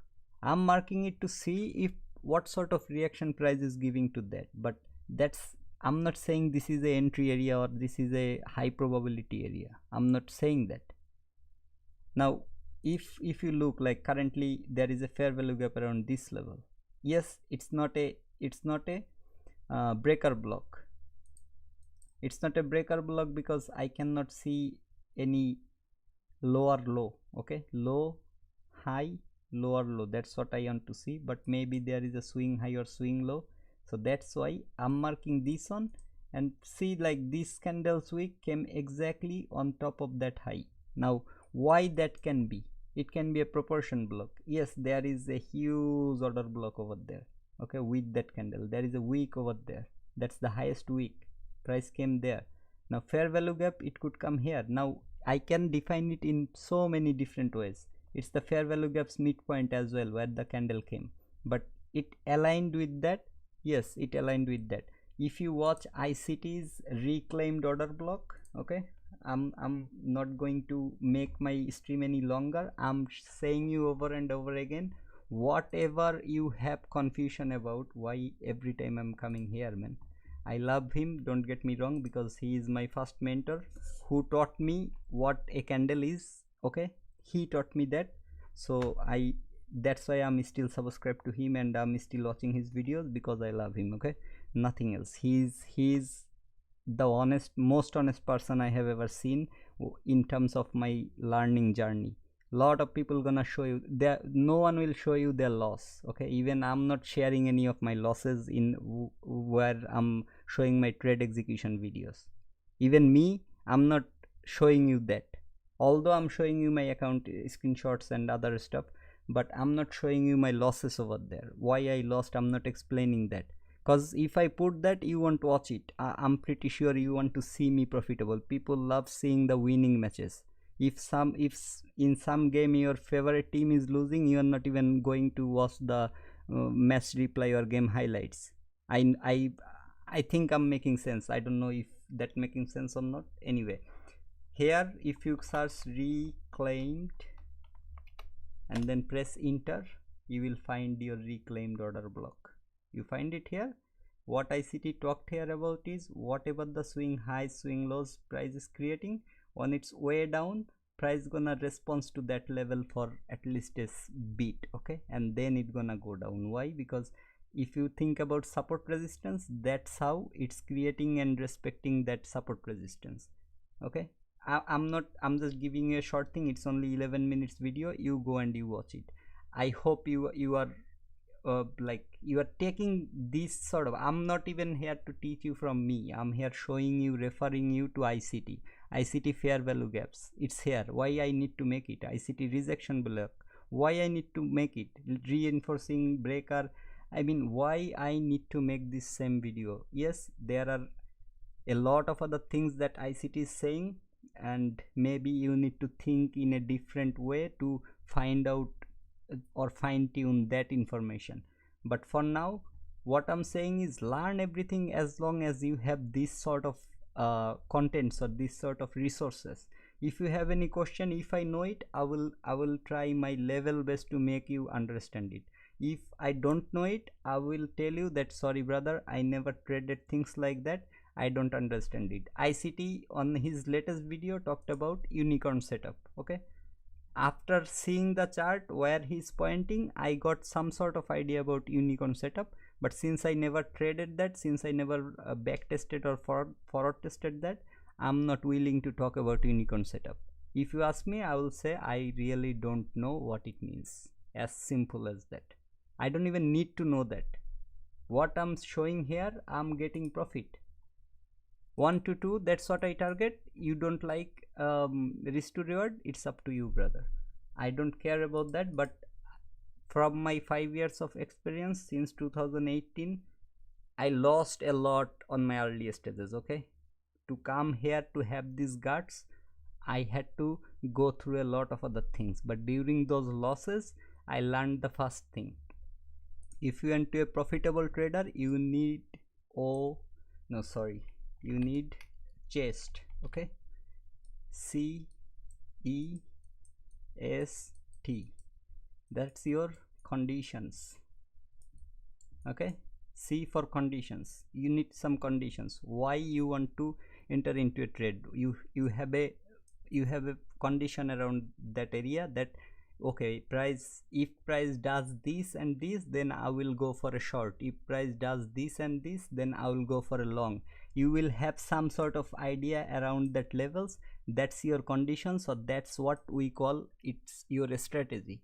Now you need a E. What is E? E is for entry. Okay, as simple as that. Anyway, I hope you are understanding what I'm saying. So C for condition, E for entry. Now what is your entry? That also you have defined in your strategy. Like if price respect this area and comes lower and then comes here, I'm gonna enter into a short trade, things like that. Okay, I hope I'm making it like, let's clear that area so you can understand what I'm saying. Let's say price created this fair value, price going lower, if it comes here back again, I'm gonna go for a short until 1 to 2 is hit or whatever is hit. Why you want to go for a short? You have nothing drawn over here, so you don't have a strategy, you are just gambling over there. But let's say I have something over here that I can see, it's a huge candles thing, like you see this, it's a huge thing. And I don't know, like if this is an example, let's say like I just want to make an example. Let's say I'm making it like this. Okay, from this to that, let's say it's respecting that 50% level. I had a strategy based on that, so I have a fair value, price now respecting that. Now I want to go for a short. That's your entry. You know where you want to enter, entry. Now S stop for definitely a stop loss. A stop loss where if you enter into fair value gap candles high, and since this time the order block created it, that can be like you have conditions for your stop as well. So condition is what you need for anything you want to do. So entry has a condition. First of all, your bias should have a condition why you are going that way. Now entry, where you are entering, you should have that added to your thing. Like condition, you have a condition for your entry, if it met, you are entering. You have a stop loss, where you want to put your stop loss. You know that if price goes above this line, I'm wrong no matter where I put my entry, like a stop loss.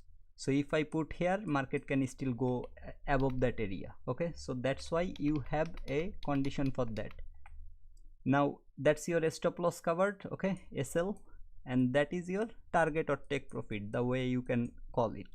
Now for me, first I said 1:2 is what I target. If the liquidity is clean and the run is clean towards the liquidity, I can go higher than that, but I don't target lower than that. As simple as that. Do I have a simple thing as my condition?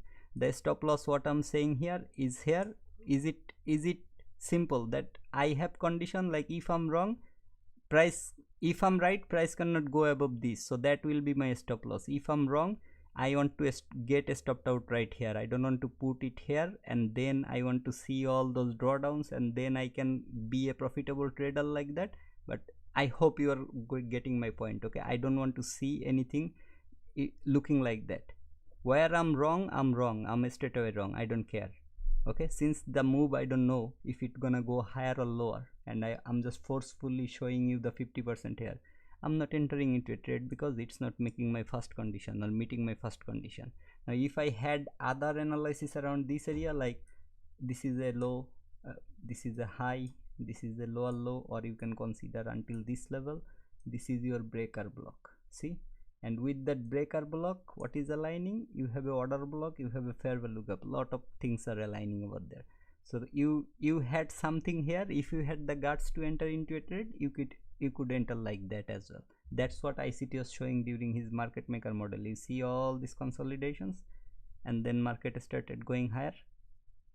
I hope you are getting this. Okay, now I already told you guys that I still have problems marking the original consolidation the way ICT marked. That's why I don't trade that maker model. Okay, that market maker model.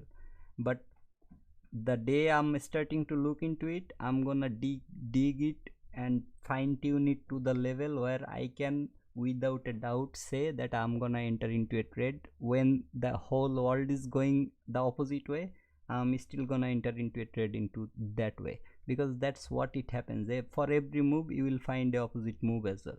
Price is going higher. Before that, what it did, it's going lower. It's going higher, it's creating a structure. It's not a smooth run, but it gave you a smooth lower run before doing that. It grabbed some liquidity, maybe on higher time frame, some point of interest, that's where it respected, and now it's going higher. So there will always be both sides on the market. As I said, like there will be people always on 6 and 9. Some people gonna call it a 6, some people gonna call it a 9, and market is just delivering from this side to this side, this side to this side. That's what it's called, gap to gap. Okay, FVG to FVG, that's what I mean by that. Now internal liquidity to internal liquidity, and sometimes external liquidities to external liquidities. What do I mean by that? It took a internal liquidity here, right? Maybe the external was lower there, but this is the internal liquidity that price took. This is the internal liquidity that price took. Price again created a low to a gap, went up to a gap, took this liquidity, came lower for this liquidity. Now where is the price? That's the highest level. If price goes above that, that will be your external liquidity grab. Now since it's a huge wick, I don't know how far it wants to go. Okay, but move says it gonna go grab that, depending on, I don't know, like if there are other higher time frame point of interest, I might be wrong regarding thing, but just by the move, what I'm saying here is by move. This was the internal liquidity, price took that here. Okay, or you can call, like, since these are some internal liquidities, this is the external. Now am I expecting a straight to the like this external? Not yet. This is still a internal, since the original low is somewhat around this level of this day and previous day, whatever you can find it. But what I'm saying here is always this sort of move you are expecting in a longer scale or in a shorter scale. So you can have entries in every place if you have your bias, if you have your back test, everything. So CEST, this is what you need to become a profitable trader. And I learned this not from ICT, I learned this from this guy here. Okay, this guy, whenever he's talking about something, he's talking about, it's not a secret. This video he uploaded 3 days ago. He has 2.32 million subscribers. He uploaded 3 days ago. He will still talk about the CEST in his video. Okay, what is trading strategy, he's talking about that. Now I think he talked here as well. Here you see, like, I call this CEST, and all good rules based on strategies have rules for each of them.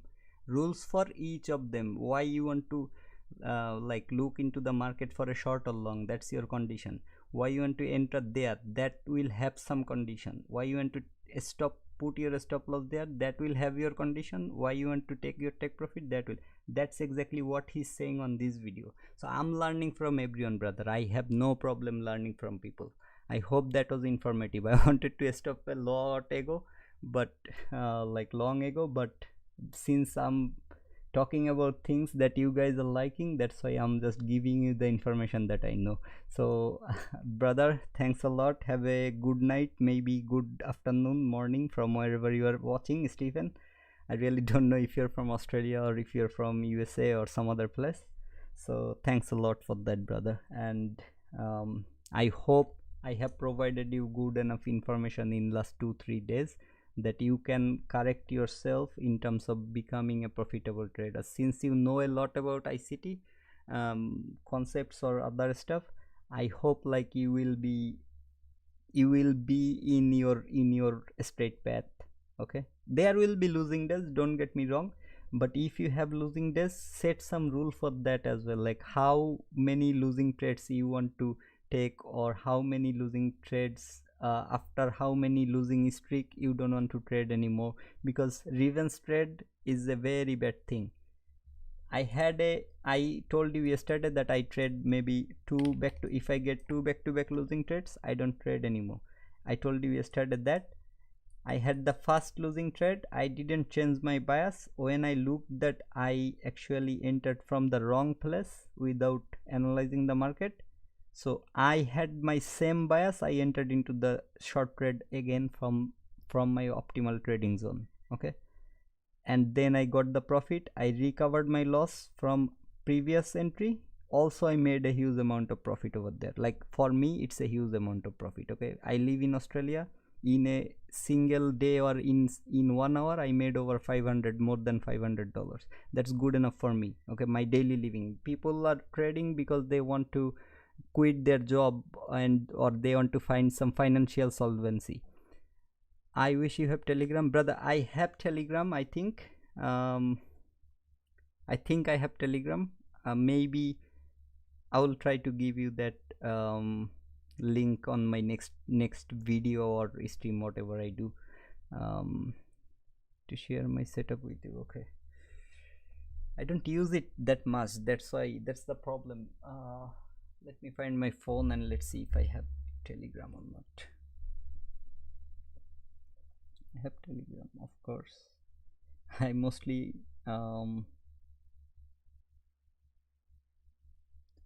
you cannot text me on my Twitter.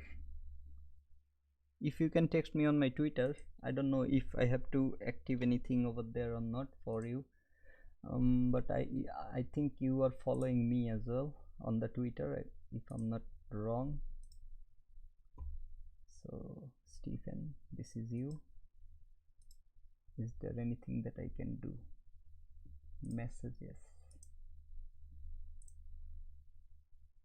activation, can send me message. Okay, verified user everyone. I don't want to put everyone. Is there any other way? Filter low quality message. I can no for every. Okay, let's put it everyone. Let's see, like I don't think a lot of people are watching me right now, so I'll put it everyone, and I hope you can send me messages on Twitter.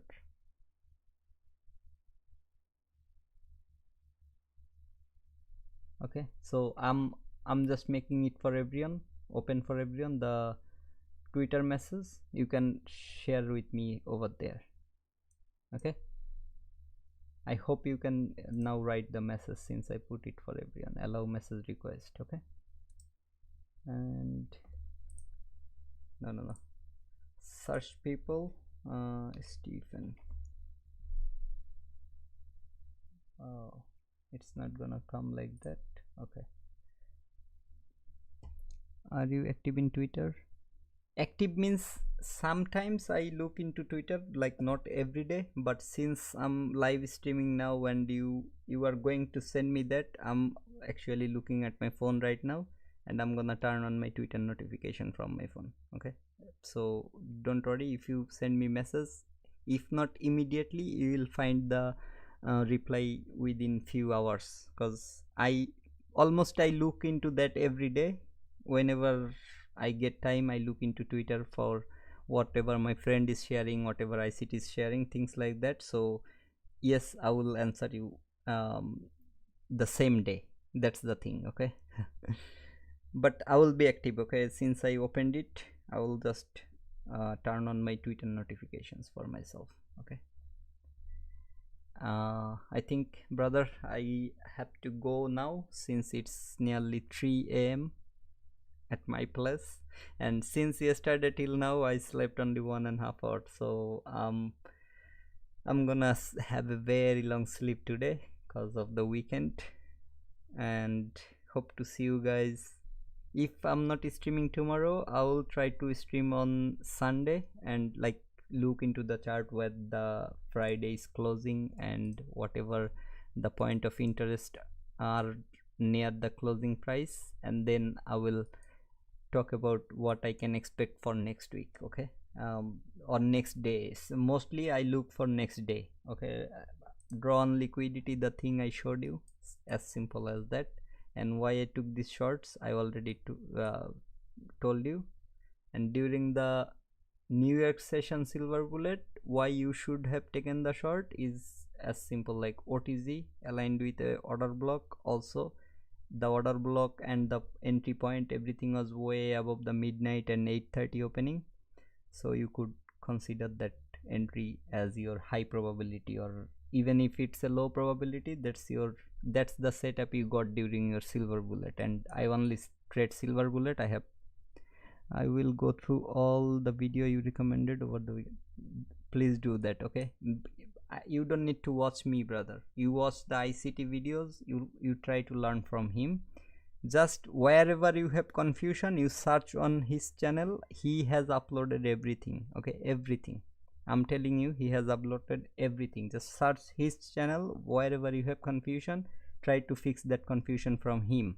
And if you cannot understand that, you tell me during my stream. If I have knowledge about that, I will tell you. I will try to give you that idea as well. I will try to share that idea with you as well. So that's what I'm saying here, because I'm not saying I'm the best. I'm not saying I'm always right, because no one can be always right, okay.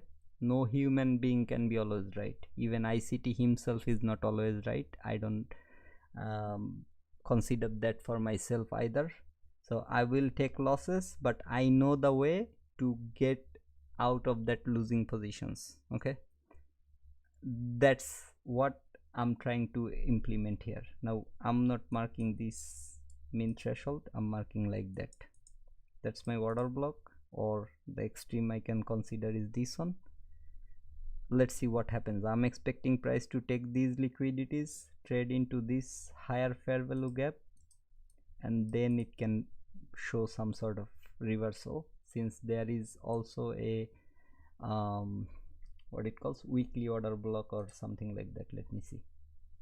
So there is the weekly order block right here. The low is,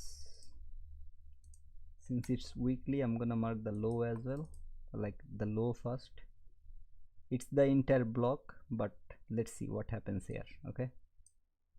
Proportion that was respected before, so this time I'm expecting the higher order block. Let's see. I also showed you the OTZ for this sort of move from the swing high to the swing low, and OTE, optimal trade entry, here, okay. So let's see on the daily, that fair value both aligning inside of my optimal trade entry. Or if I take something from this instead of this high, if I take from this high, it's still aligning beautifully here and here. So let's see what happens after price reaching to that level, and if it takes this internal liquidity, I will be really happy to see that, to be honest. Okay, let me think in a different way. Market took like market structure shift, I'm just calculating the whole thing on a daily level. Okay, so I can consider here price took the liquidity, I mean respected the fair value gap and started going lower, but I'm considering the clean lows and clean highs. So happened there, price went up, traded into the upper level fair value, that was on like, let's go to my OTZ again, that's the only fair value I can see. Okay, that's the only fair value I can see inside of my OTZ, that's where price went, that's why I'm looking like that. Don't get me wrong, okay, this is just a simple, I'm just trying to put all the informations on a daily level with the major levels, okay, the major swing highs and swing lows.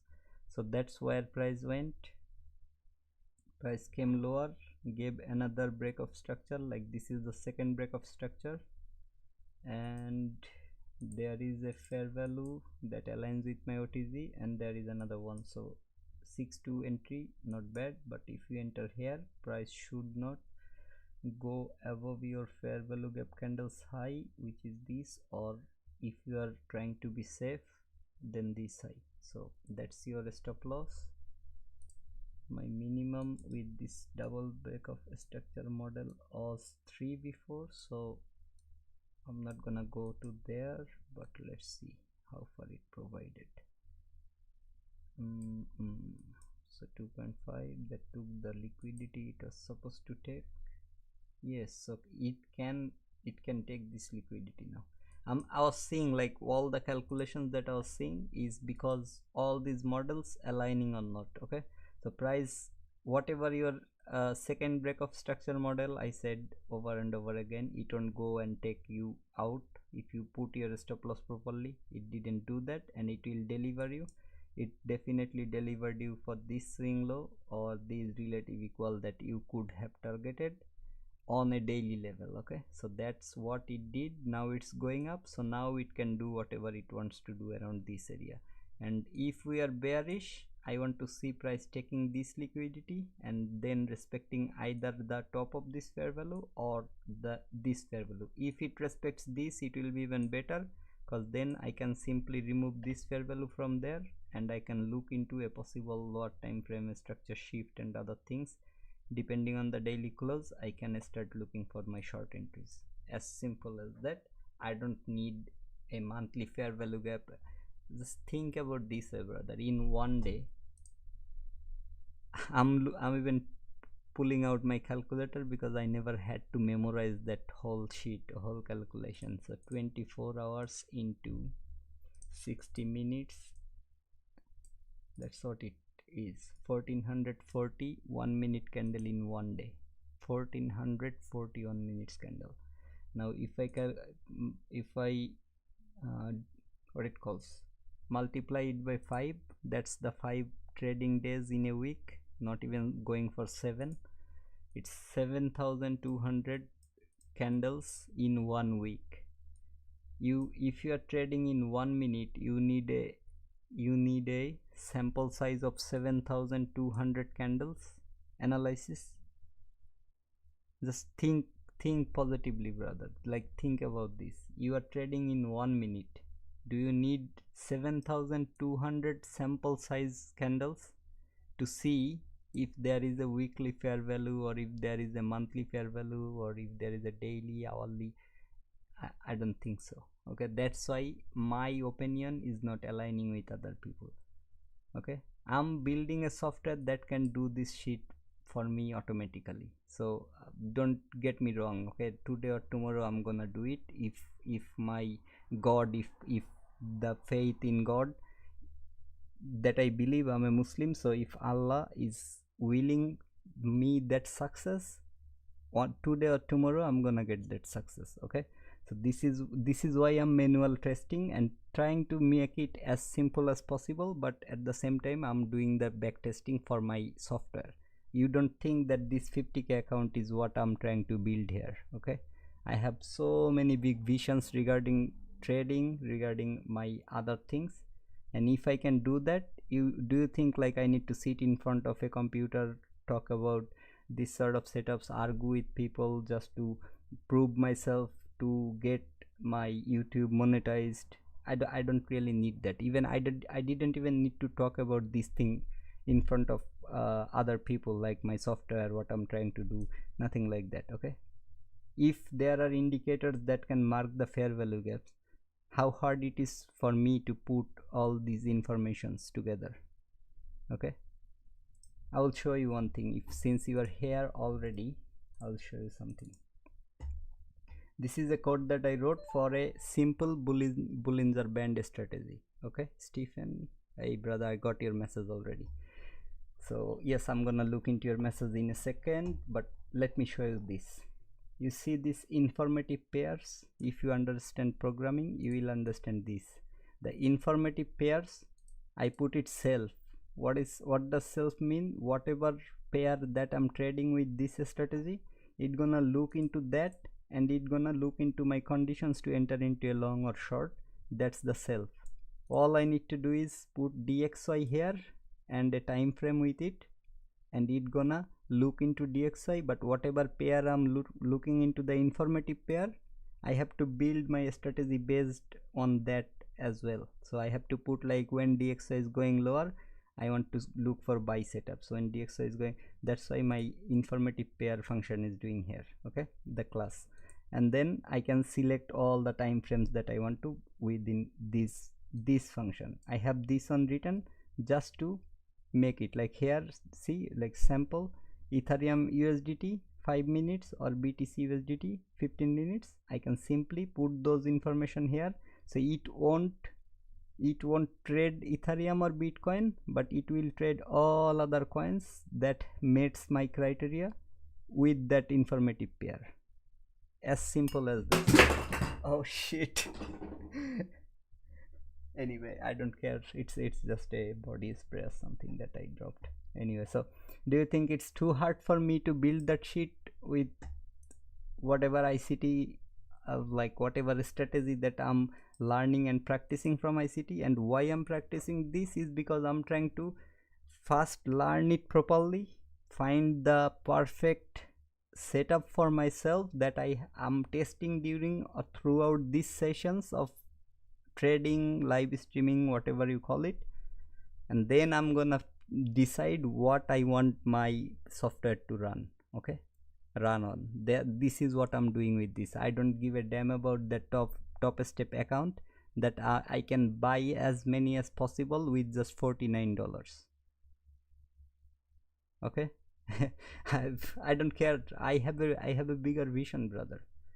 So I've seen some learning, seen some finding success, seen some too close to move away from this thing and focus on my personal thing. That's why I'm trying to make these videos for other people. I didn't even consider streaming live. I just made video. If someone is watching the full video, he will find the information. If he is not watching, it's his fault that he is not watching what he could learn easily from my videos. Is his, I mean, it's his fault. I don't care. Okay, I don't care if I'm getting millions views or I'm getting 1 or 2 views. Currently I'm streaming, 3 people watching. One of that is my own device, so only 2 people is watching right now. Still I'm saying all these things, right? Because you are here, I'm talking with you. I have no problem teaching only one person. If you can learn, yes, I will be happy with that, because that's what my plan is. I'm not worried about if I have 15, if I have 20 or more than that in my, so US 30. Okay,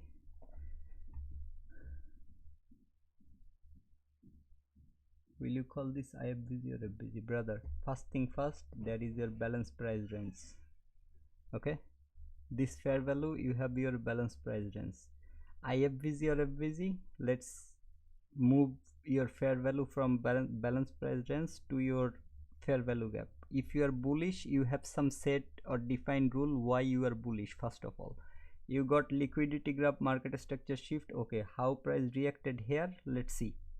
Price came here, went higher, came lower, straight away it went higher, came lower, didn't close lower, went higher again, came lower, the retest straight away went higher. What do you think about this, and why you have to mark the same time frame fair value gap to find your liquidity graph and market structure shift?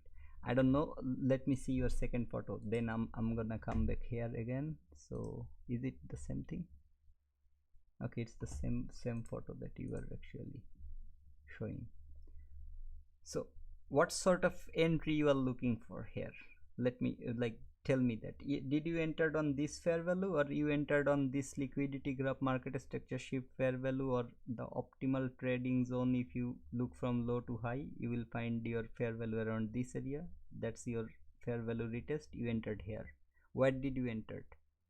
So why you need the same time frame fair value that has already taken some sell side, that has went a price multiple time disrespecting that? This is clear disrespect. Yeah, I can see your liquidity and market structure. I know you are looking for buy, but since you are looking here, why you need this fair value? Your balance price range, the first time price came around that area, you will find your balance price range. You will find your balance price range with this sort of wicks, that price came and closed inside of that, didn't go lower than that. Price came to the 50% or consequent encouragement, went up, immediately the next it went lower, it went up again, took this liquidity here. Why I'm saying this is because you have a sell side sorry, so you have a huge run there, price disrespected this sort of fair values. You want to see price, how price is reacting here. You don't want to see how price is reacting on this fair value, because it had so many moves after that fair value. If you are looking at the same time frame, first thing, if you are looking on the other time frame, I will suggest you to look like what you are expecting from this fair value. You tell me in maybe here or Twitter message, just this fair value, why you mark this fair value. Because this fair value, when it had to be retested, price came like what it calls tested or respected, price came, respected that, went above that high. What did I told you on my previous stream is, whatever fair value you are taking your entry from, if you are correct on your analysis, it will go from the point it is coming down to fill that fair value or fill your order. Did it fill your fair value here? It didn't fill anywhere other than this area. Okay, like if you mark your BC, okay, buy side imbalance, sell side inefficiency, this bullish fair value, if you mark this one, where did price came to fill it up? Here. Okay, it came here. It's a week, I don't care, it took that liquidity, gave you your profit. You don't need to look into the same fair value over and over again. I saw people using that. Yes, you can use it in so many ways, but why I have to make things complicated? Market was huge bull, like it was bullish like crazy during this moment. This is news time, I wouldn't consider that, but I talked about inducement, remember? So price during coming to retest this fair value, even though you are bullish, what price did is, price created a high, a low, took the high, took the high by this higher run. This is sort of inducement, but what is your main inducement was this swing low, because you are not expecting market to go lower, right? Lower than this fair value. So what you are expecting is market to respect this fair value and then going higher, but it generated huge ton of liquidity around these lows, and market went up, came lower, gave you the entry on your fair value on this candle, it gave you the exit that I said, like it gonna take the liquidity from where it is coming from. See, this run didn't go here, but it if you mark it properly, you will see like this area maybe like came and tested that fair value one more time. If you had it marked like that, I don't know, like probably. Okay, so it didn't go and take that liquidity. What took that liquidity? When price is giving you that 2022 model or whatever YT model, You see like liquidity graph, market structure, you marked it here. This fair values job it has done, it has provided here. I don't care if someone says okay now it should provide you the sell side, it should do this. I don't need to call it anything. I just need to remove it from my chart, because if I was entering during this moment, that was my entry, and that was my take profit. Now when I'm looking into this area, first thing first, I need to have some higher time frame point of interest. If you are trading in 1 minute, you should have at least 5 or 15 minutes point of interest around this area. Okay, around this liquidity needs to be happening within a higher time frame point of interest. What do I mean by that is, you see this swing low, price maybe took that liquidity on the left from a higher time frame fair value gap. This area is there, like I'm giving you high probability, don't get me wrong brother. So let me go here and okay, US 30, right? What was the ticker?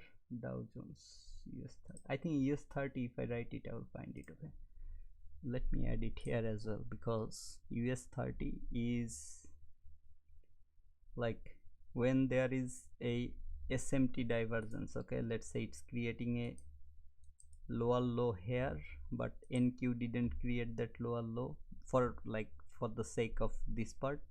And then ES 30, it has, the Dow has the same lower low, so two of the same group, like these are the group, okay, two of them has a lower low. So what you can expect from NQ is NQ should come lower as well. So you should wait for your buy side, what it calls, your sell side delivery. Like whenever you get the option to enter into a trade for a sell short, that's when you look for that on the other pair that is not showing you that strength. Okay, I mean that's just a simplified thing. Let me add your Dow Jones and let me tell you like Dow. Okay, I think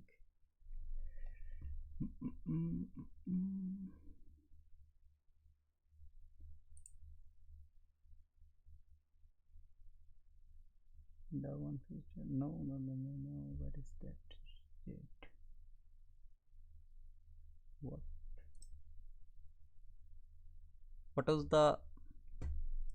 What was the ticker for that one, brother? US 30, right? I actually forgot, because on my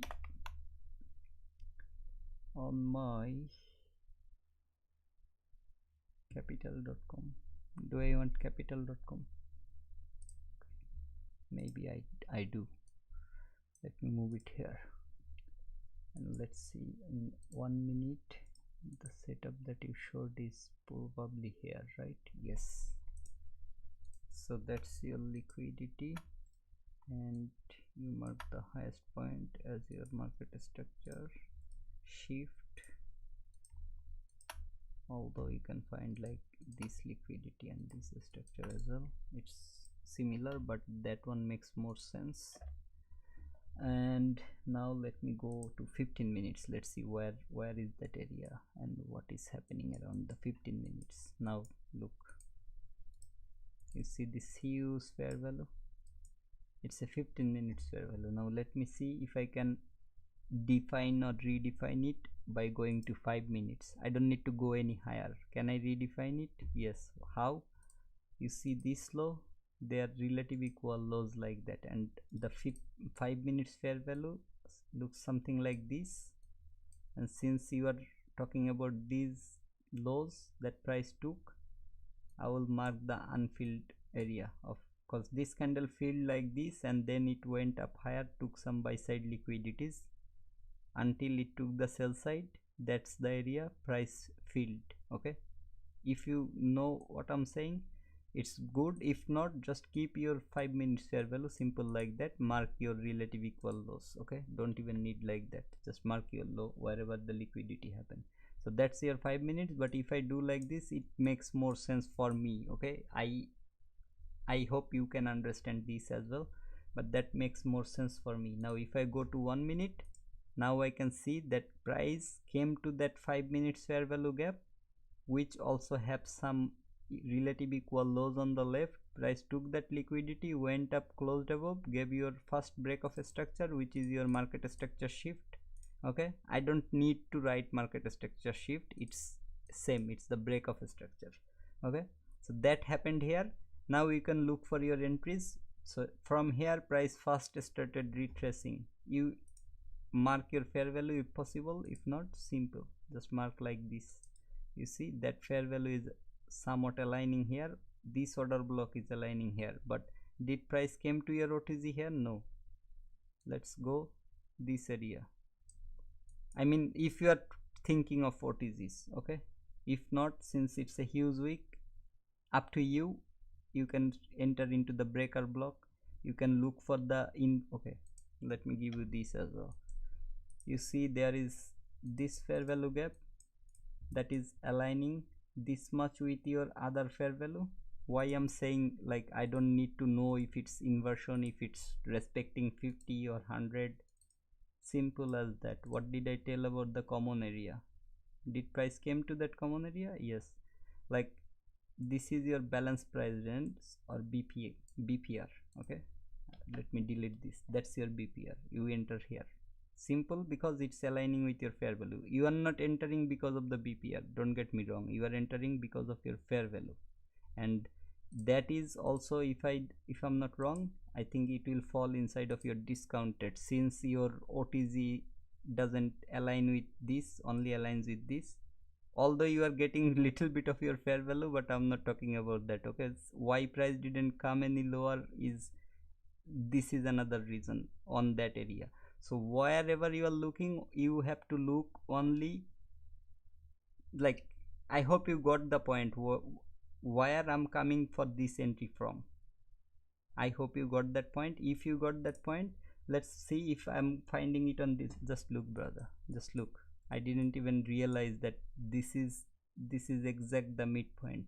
Okay, so you what I said about this discount, yes, if you can find, if that is the area you are aligning with, you can even go with your 50%. And I mean, I have nothing to say. You, how clean is this? It just tapped that equilibrium and then it started going up high.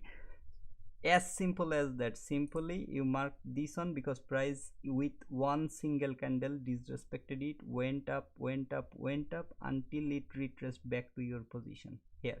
Okay, and that was your only fair value that I can see for this move.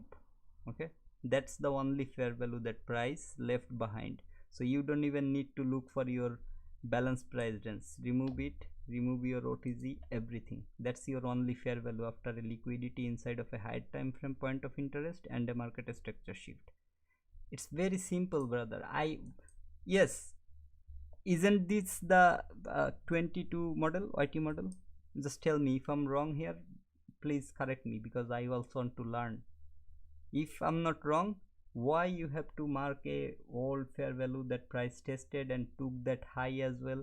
Did price take that high from here when you are marking that liquidity? Did it took the liquidity already?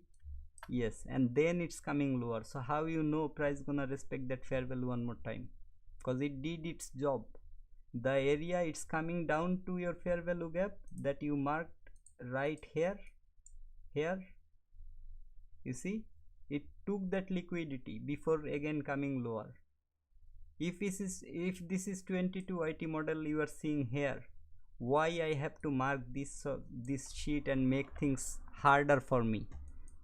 Go to 15 minutes. If you are anticipating a long entry, you find a nearest or possible drawn liquidity area, you find your fair value gap on 15 minutes, you redefine or what it called refine it on your 5 minutes, and you wait for your model. If you find it clean, you enter. If not, it's okay, you don't need to enter into a trade, brother.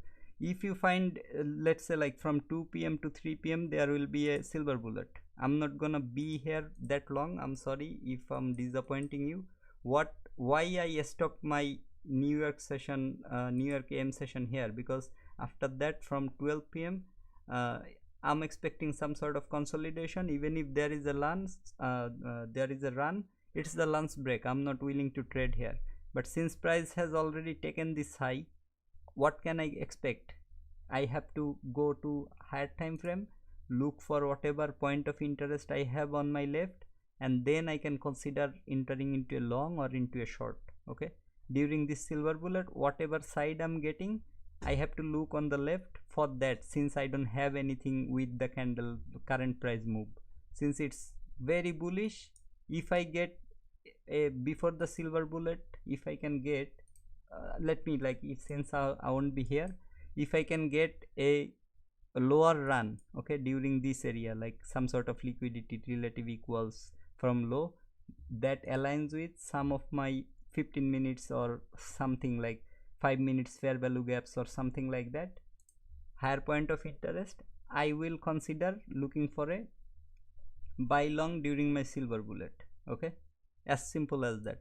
If that's not the case, I will look for a sell short after price taking some higher time frame, like let's say this liquidity, there are relative equal highs that's been due for a while. Okay, now there might be some fair value gaps over here that I cannot see, so there is your sell side.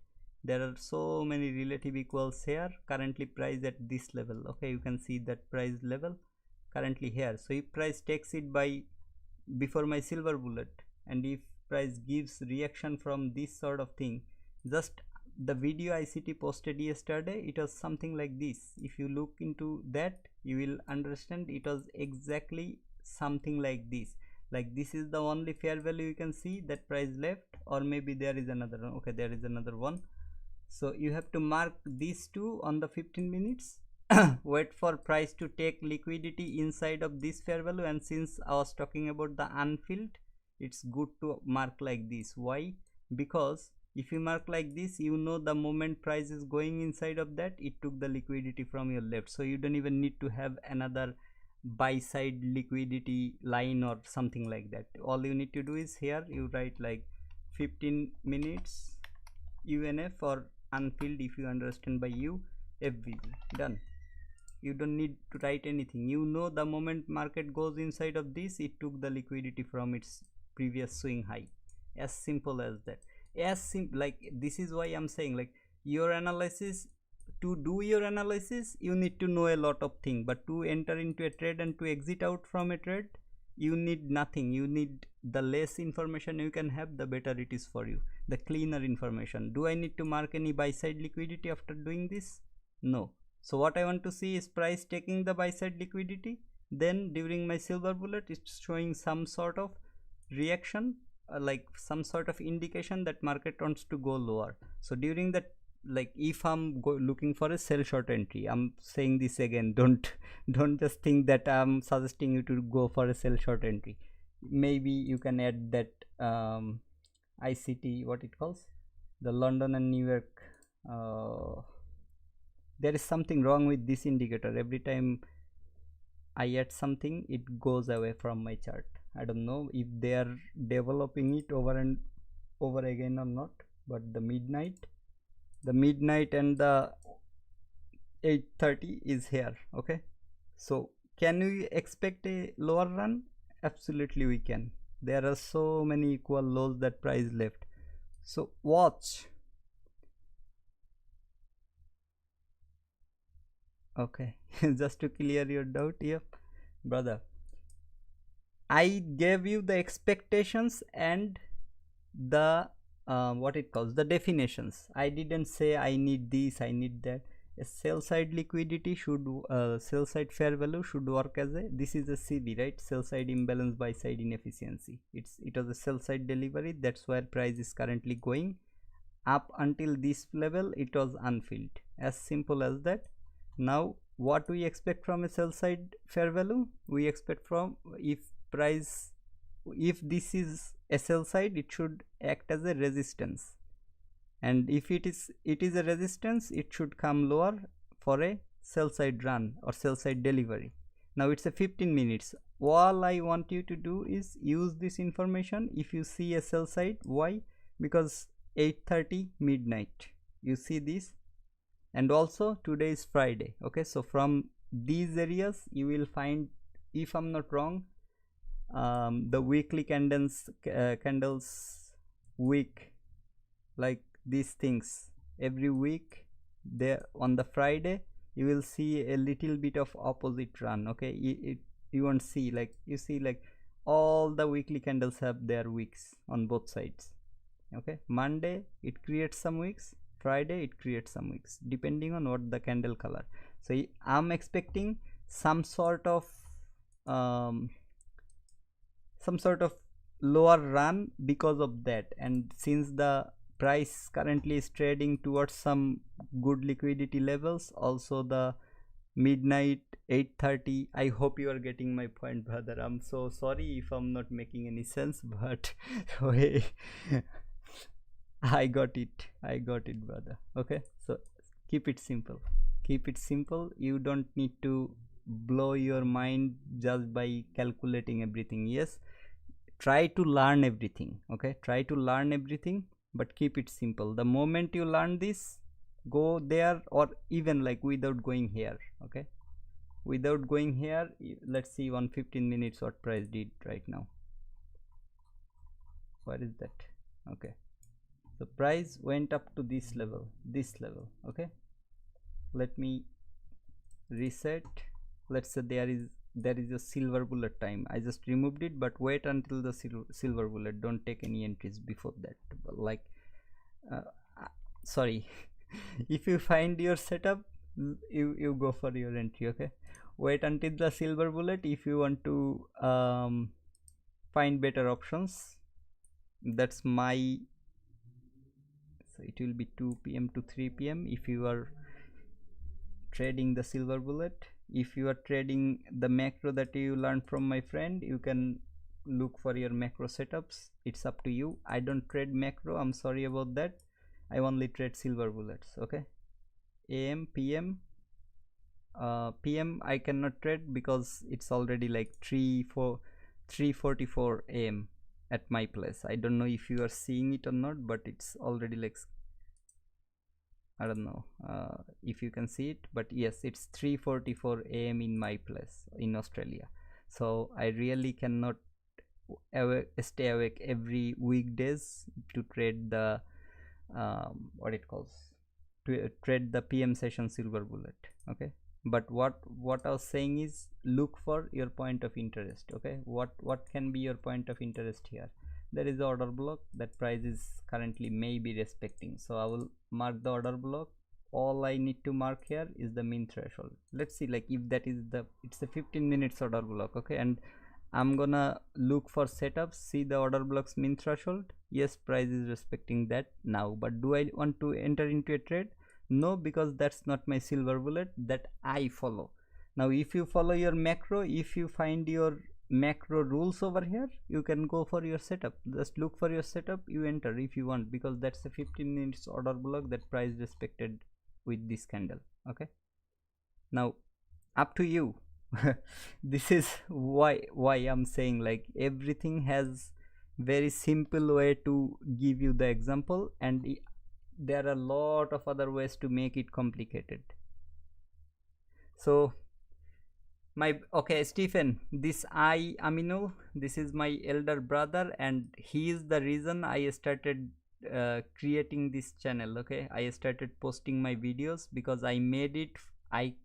He is a very good trader, don't get me wrong, he is a better trader than me. He trades only crypto, but the thing is, I wanted him to learn this ICT things. Okay, I wanted him to learn this, and that's why I started with candle. What is a candle, then how I identify the swing highs lows, then like a very basic level towards my strategy that I'm showing here today, or I showed yesterday, towards my strategy.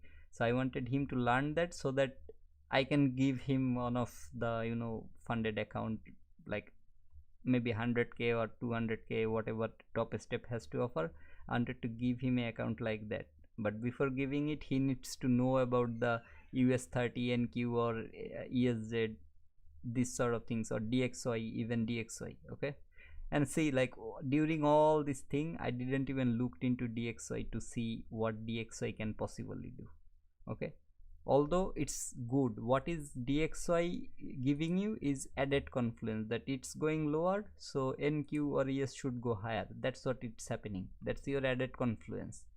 You can look into that, or you can simply look into these charts, because if you are expecting this, you are expecting the same, like the opposite run from DXY anyway. Okay, you are expecting this run from DXY anyway if you are expecting NQ or ES30 to go higher, isn't it? So you don't really need to, I don't know, like make things complicated. Okay, I saw DXY is going lower, good enough. Now why I'm expecting during the silver bullet price may go for a higher run, because maybe there is something that DXY already has taken out. You see, like current price, let's see if there is anything that DXY can take out or not. I don't know what time frame I marked that, but on 15 minutes I can see like this sort of area where I have some balance price range. With that I have the unfilled fair value and liquidity. So can I expect DXY coming here and respecting? I can, why not, because there is a order block with that as well. If it wants to follow the Friday criteria or something, and since it's Friday, I wouldn't even consider taking the PM session.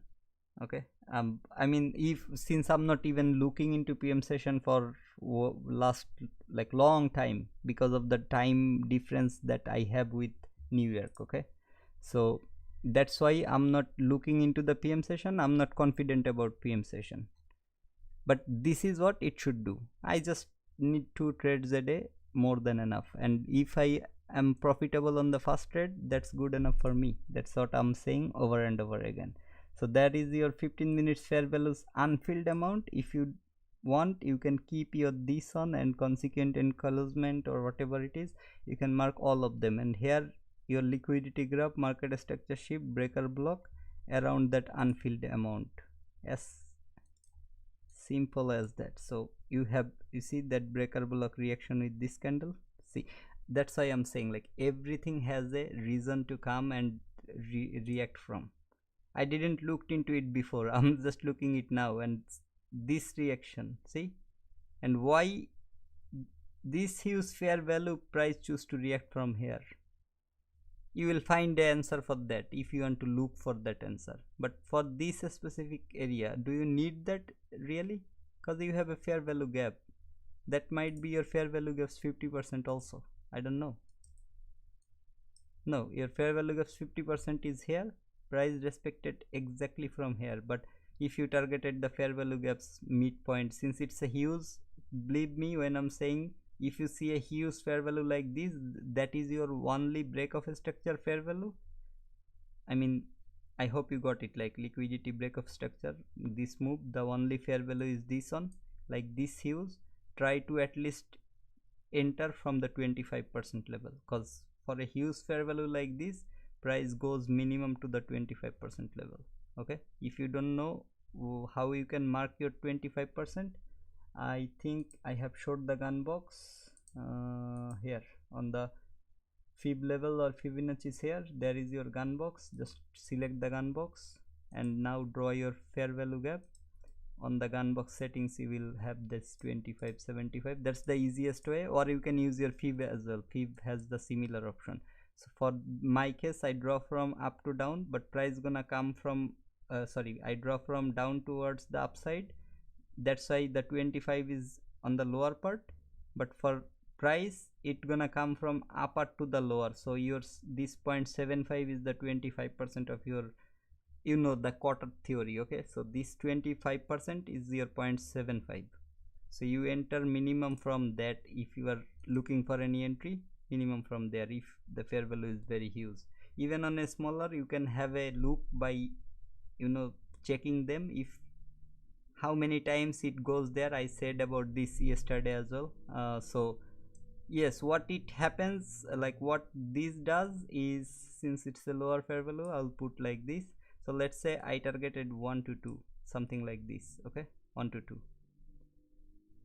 Okay, it don't allow me to put 1 to 2, but let's say that's my 1 to 2. Okay, if instead of 25%, if I targeted the same area, let's say that's my liquidity that I'm targeting, from the fair value gap high, that 2.01 that I had around 25%, okay, I think 2.01 or something that I saw around that 25% level, that turns into a 1.36.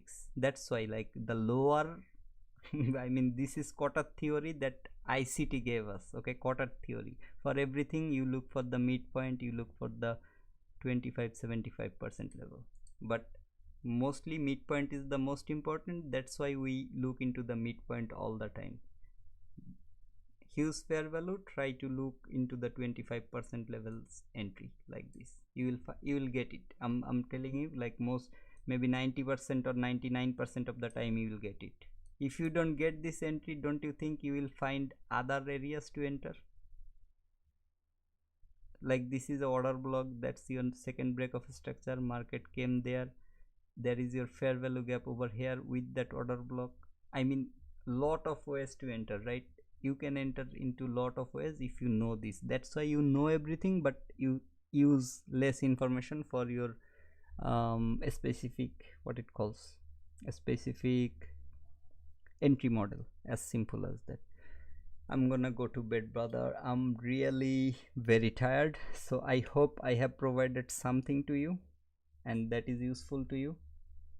I'm trying to keep things simple here. Yes, you can learn a lot of price action, yet you won't be trading, okay. And as I'm saying, paper trading, I don't think paper trading is a good idea of backtesting unless you can respect that paper trading account as your, like, the money or the amount you're seeing. If you can respect that money or amount as your own money, okay, if you can respect like that, that is when you can actually use your paper trading for the backtesting or forward testing. As simple as that. If you cannot do that, like I was not finding it valuable for me, I bought a challenge, I started back testing, and for how much I'm paying, like $49 US, let's say you are in USA, $49, I don't think it's anything to you for one challenge. And you try to do it properly. If you are knowledgeable, if you know your things, you will pass the challenge, you will start earning from that sheet. And if you lose the challenge, you are losing only $49. Even in top step, you can reset it with only $27 for the first time, right? So you can reset it with $27. So you will have that account for long time, brother. If you think about it, you have 1 month to blow that account or win that account, okay, in top step with $49. Now you lost it, you didn't lose it, or you didn't win it in 1 month, so you need to pay $49 again for their monthly subscription fees. If you click on the reset button, it will give you $27 for the first time, but after that it will be $49 again. So you can reset the time by doing that also for the first time. Now next month you are spending only $27. You don't even need the trading view plans, you don't even need the data pack, anything to trade if you are using the TradeOvet account, because TradeOvet gonna provide you all this on the trading view. So you don't need a plan. Yes, I have a plan, that's why I'm using it. Hey bro, what's up? Hey, you are here, bro? I was expecting you earlier, that's why I sent you a message. However, you are very late, my brother. I'm gonna end my streaming right here and I'm gonna go. I was just saying, like, since Steven lives in USA, I think he can get a top step account on TradeOvet and connect that here, and then the name again, top step.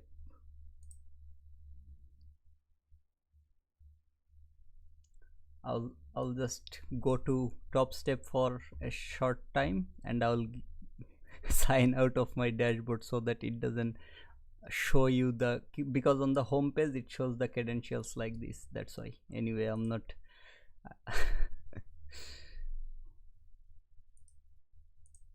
I'm not here distrusting or disliking you, please don't think like that, brother. I'm just here doing this because I don't trust all the people who gonna watch later on. Maybe this information someone inside of that can try to hack. Okay, that's why. Anyway, let me go to the trading combine and let me give you, where is the start trading combine? If you go to that section, you will find something like this. Okay, that's the company name, Top Step. You can select some sort of trading contact, so Top Step. Okay, I'll put it there. This is your $49. If you select this, I hope it's not okay. So you see this trade of it. If you select this one, you can connect your account to your trading view. Okay, this is what trade of it does. Instead of like any Ninja Trader, Quant or anything like this, you can select trade of it. So you can connect your trade of it account to trading view, and then you can trade.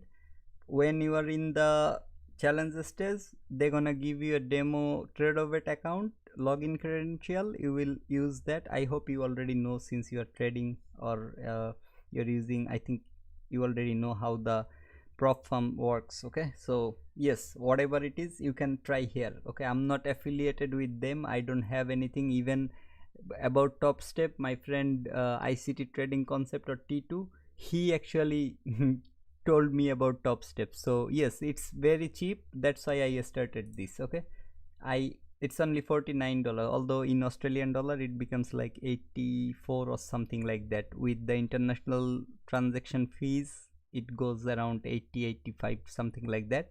But still it's lower than what other platform has to offer for a 50k account, then 100k, then 150k. Just use the trade weight again, trade weight. Okay, this one, this will allow you to, yes, Top Step, yes brother, Top Step. So this will allow you to connect your account to trading view. Practice with this, it will give you more emotional things, like the kicks that you need to control your emotions. You will learn by doing with a account like this, because if you mess it up, you are going to lose the challenge.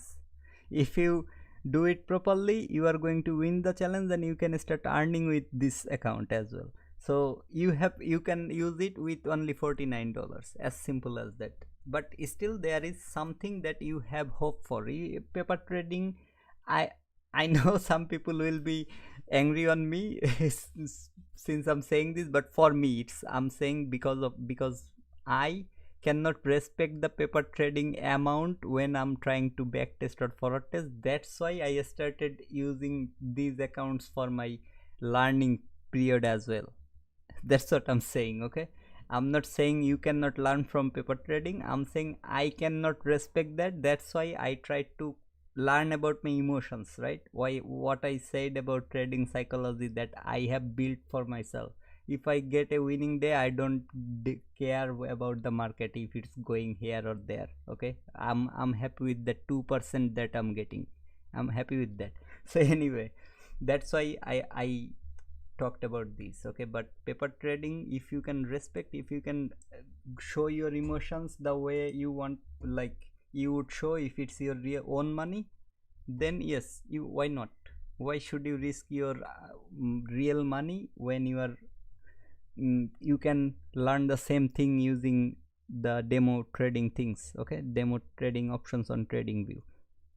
Don't risk it when you have something regarding your setup, your model, everything like that. I hope that is making sense. I'm sorry,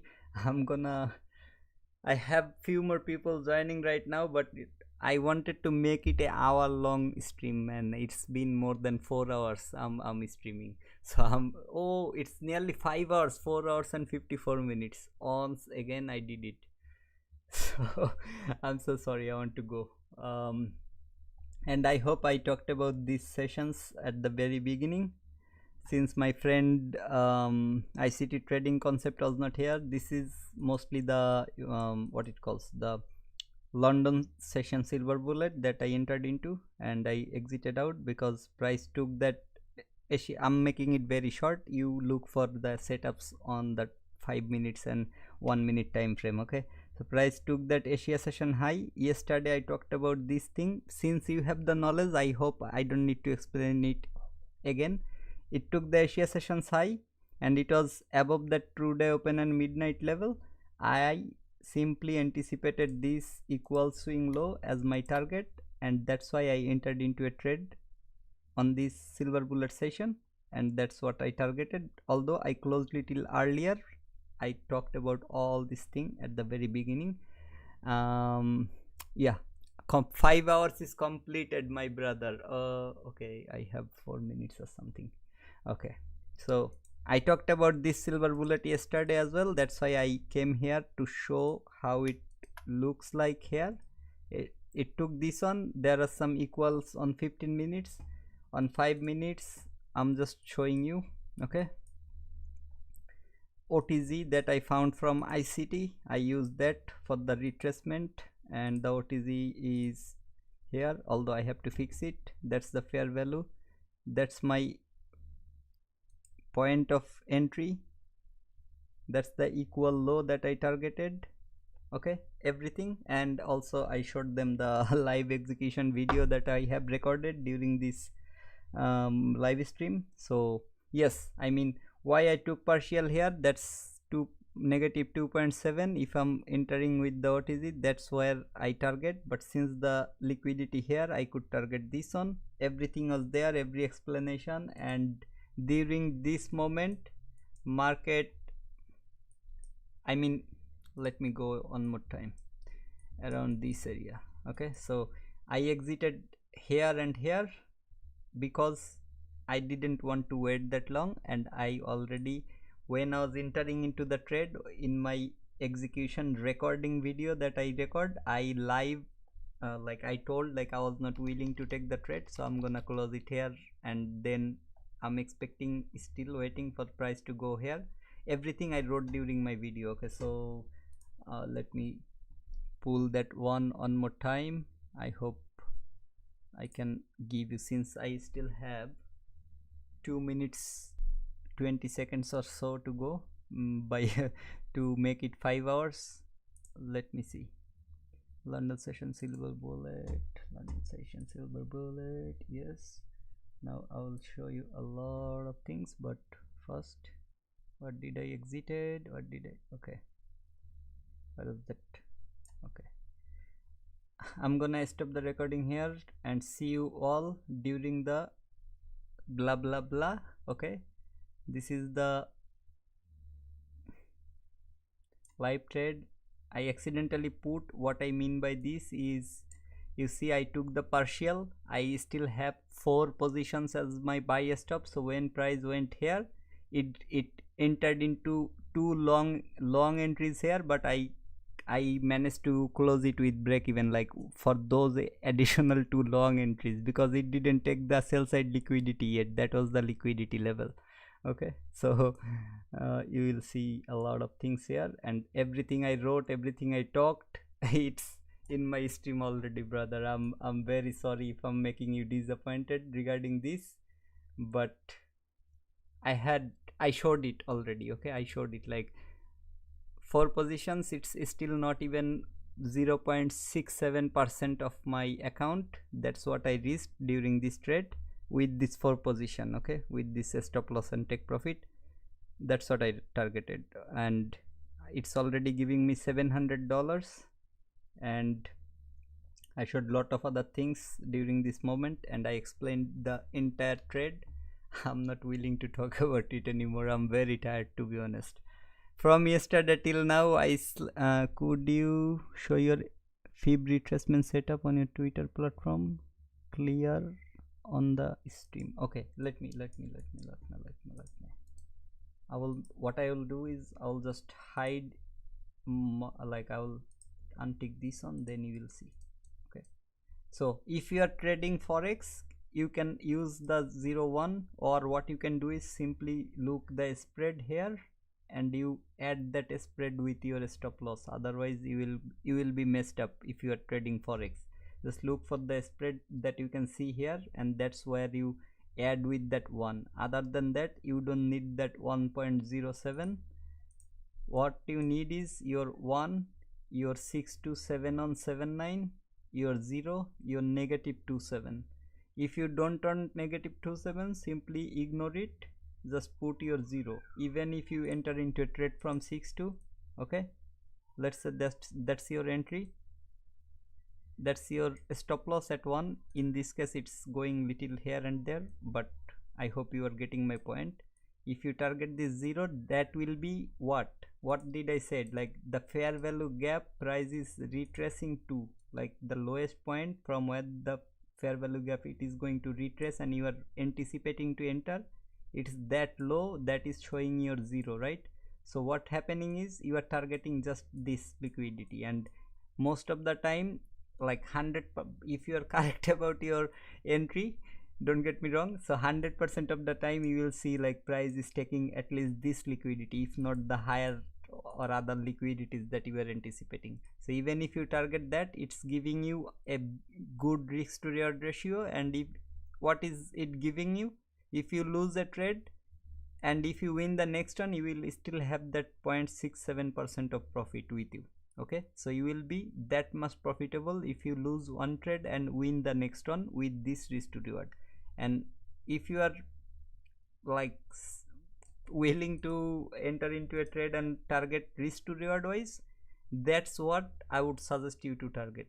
Okay, if you are entering here, you target first of all that 0. If it's giving you that 2 or higher than 2, stick with that. If not, then you go for your 2. Okay, as simple as that. And if you don't want that sort of complications, wherever you are entering, go and look for this -27. If price is doing any sort of consolidation or anything below that 0 and inside of that 2, that range, you can simply take your position off, or you can trail your stop loss, close partial, trail the stop loss to break even, or some other point where you can anticipate that price, even if it goes higher, it won't go, things like that. I hope it's not getting don't forget to like. Oh brother,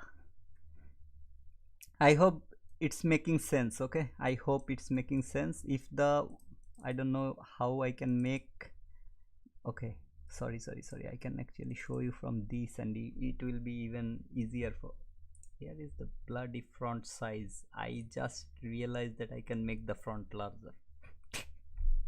Come on. Anyway, I hope you can see it now. Okay, just you select any levels here, and then you put this like -27, 0.79, 0.17, 0.62, 0 and 1. Simple as that. This is what ICT talked about in his last video as well. Okay, I already showed you where exactly he talked about it. I talked about the balance price range, I talked about the mean threshold, everything that ICT gave us from that one single video he uploaded yesterday. So yeah, I mean, I hope you got my point. Okay, so about the market maker sell model or buy model, he said, since T2 or ICT trading concept my friend was not here, I will go one last time to that part. T2, are you here, brother? If you are still here, tell me, because the models have to know that what price is trying to do, how maybe to the you idea can it's talk going to about the it moon, in your next Bitcoin stream, 100,000, that type of mentality. let me know so that I Eventually can it join and I drops can and goes. learn about that thing from you as well. Like I want to be very clear about few things, so don't hesitate to knock me about your, I'm sorry, like if I'm saying knock me, because maybe you are streaming when I'm too tired after returning from work or something. That's why I'm saying, like, if possible, let me know as well, the way I informed you. And since you are here,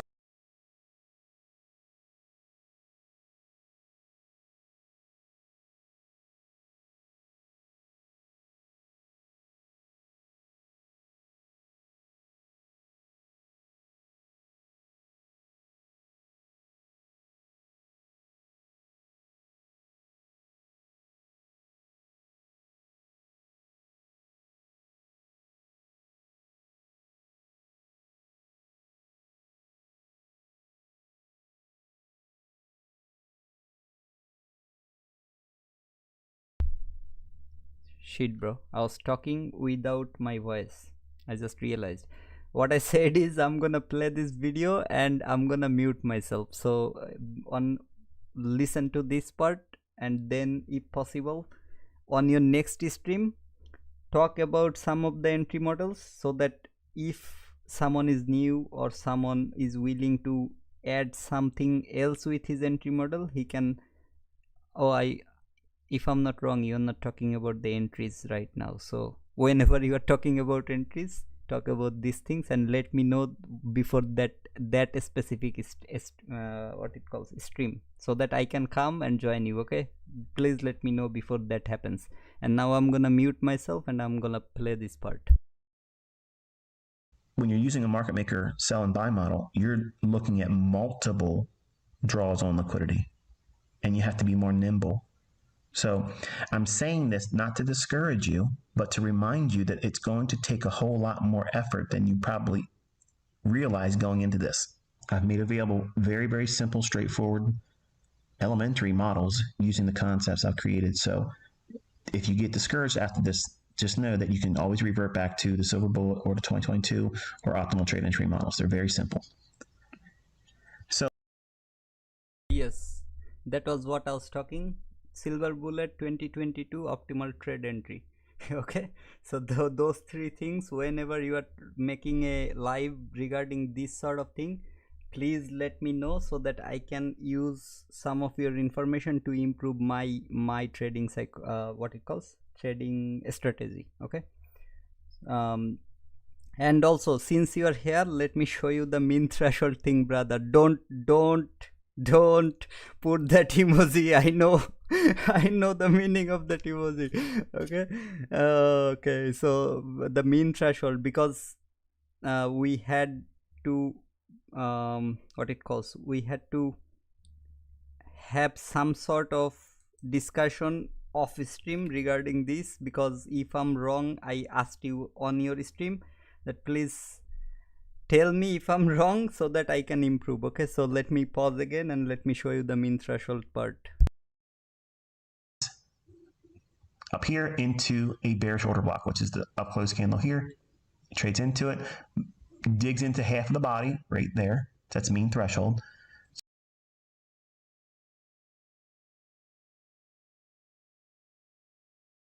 Up here into a bearish order block, which is the up close candle here. It trades into it, digs into half of the body right there. That's mean threshold.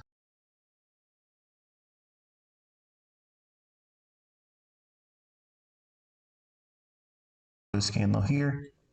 It trades into it, digs into half of the body right there. That's mean threshold.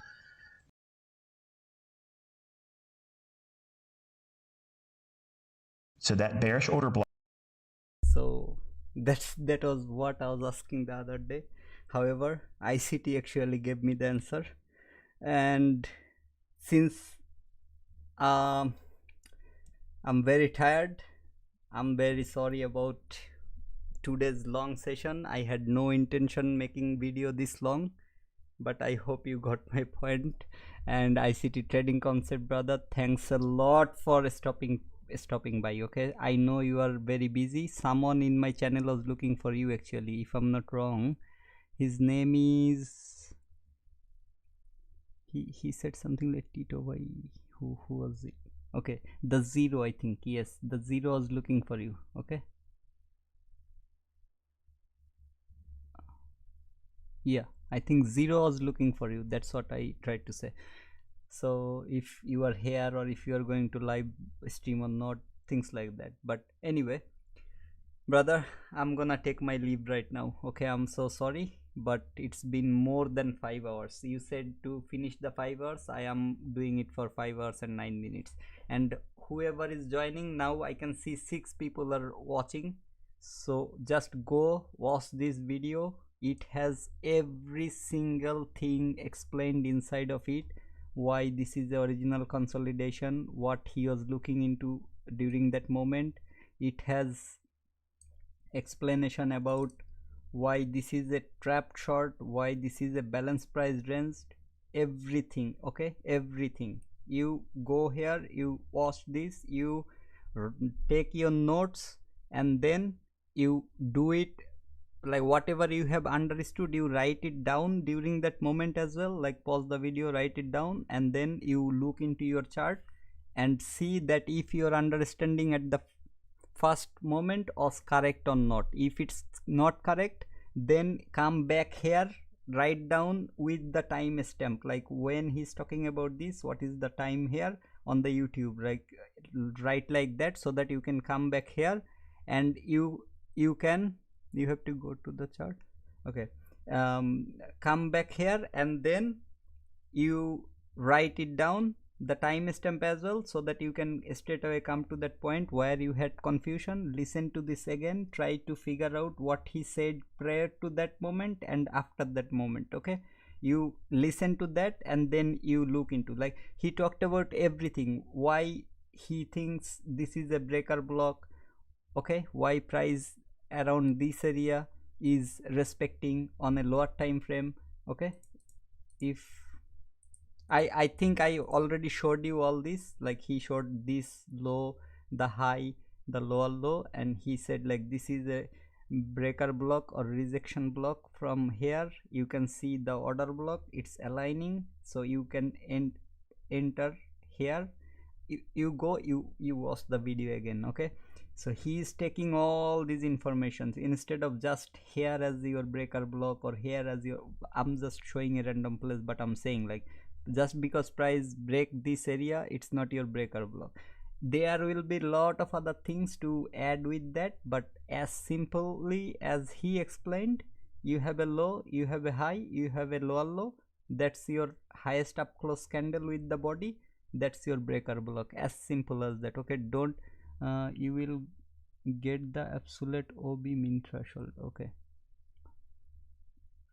you have to go to the chart and you have to mark the mean threshold of that OB. What do you mean?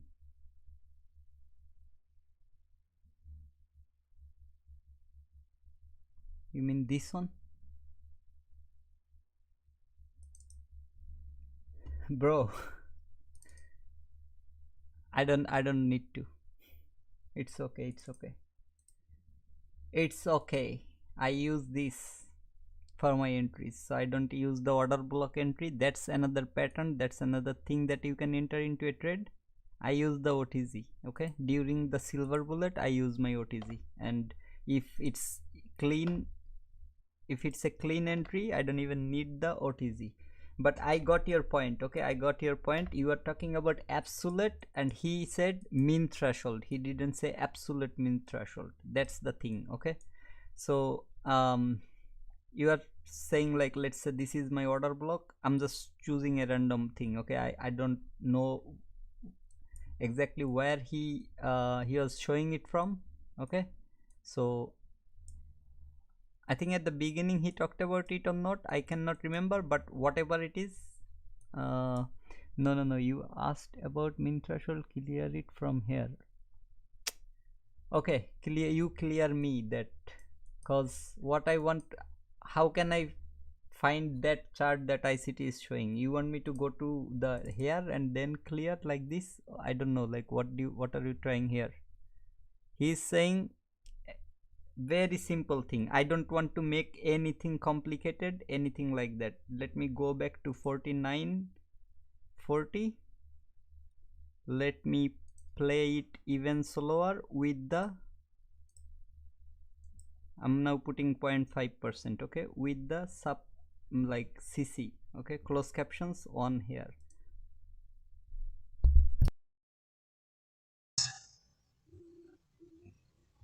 Up here into a bearish order block, which is the up close candle here.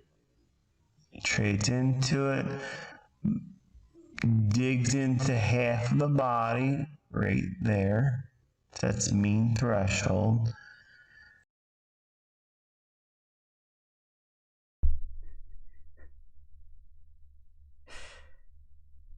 I don't need to know anything else anyway, but since you are saying my point, go NQ. See, I don't trade NQ, that's why I don't know where he is talking from.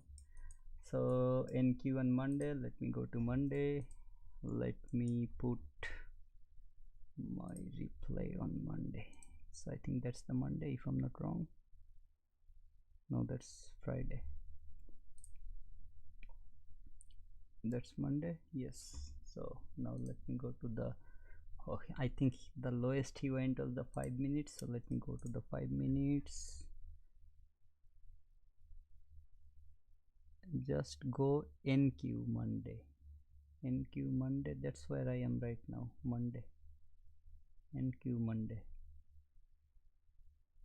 What are you talking about, brother? That's where I'm right now. And where is it? On Monday, right? So this is Monday. I'm on the Monday. He was showing some hourly fair value that I don't have drawn over here. Yeah, let me just remove my this and this. Okay, I'm looking into my chat, so what you want to say me here and let me find out wherever. Okay, 1 minute. Okay, but I think he was showing it on the 5 minutes, that's why I'm on the 5 minutes. Okay, 1 minute. Yep. Now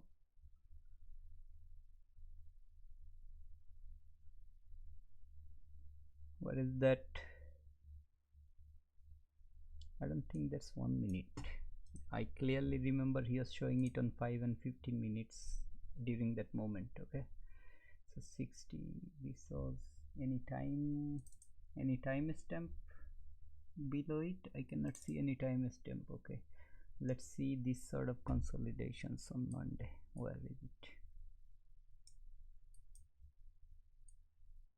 From here, I guess. Is it this one?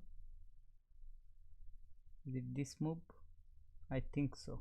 If I'm not wrong, this is the move. Use fib on the OB. Just, yes, let me find it on the chart, because I'm 100% sure that he's showing it on the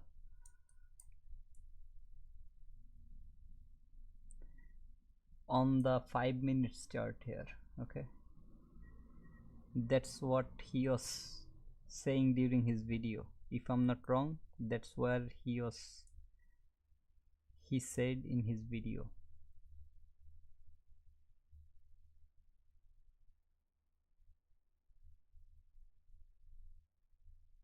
I'm just looking for that setup. Do you know exactly what time this happened? Here you are talking about this?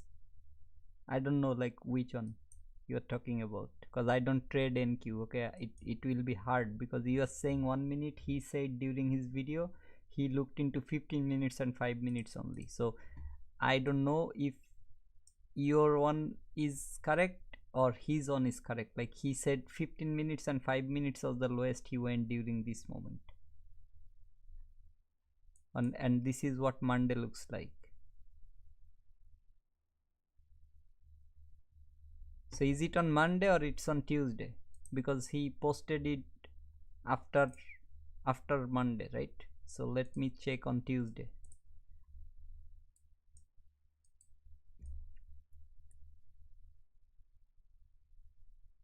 Use fib on the OB.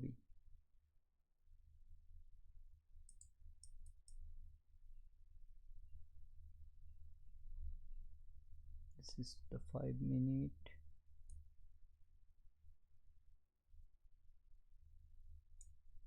If this is the Monday move, he is showing this one. Is it? Let me see how the 1 minute looks over there, because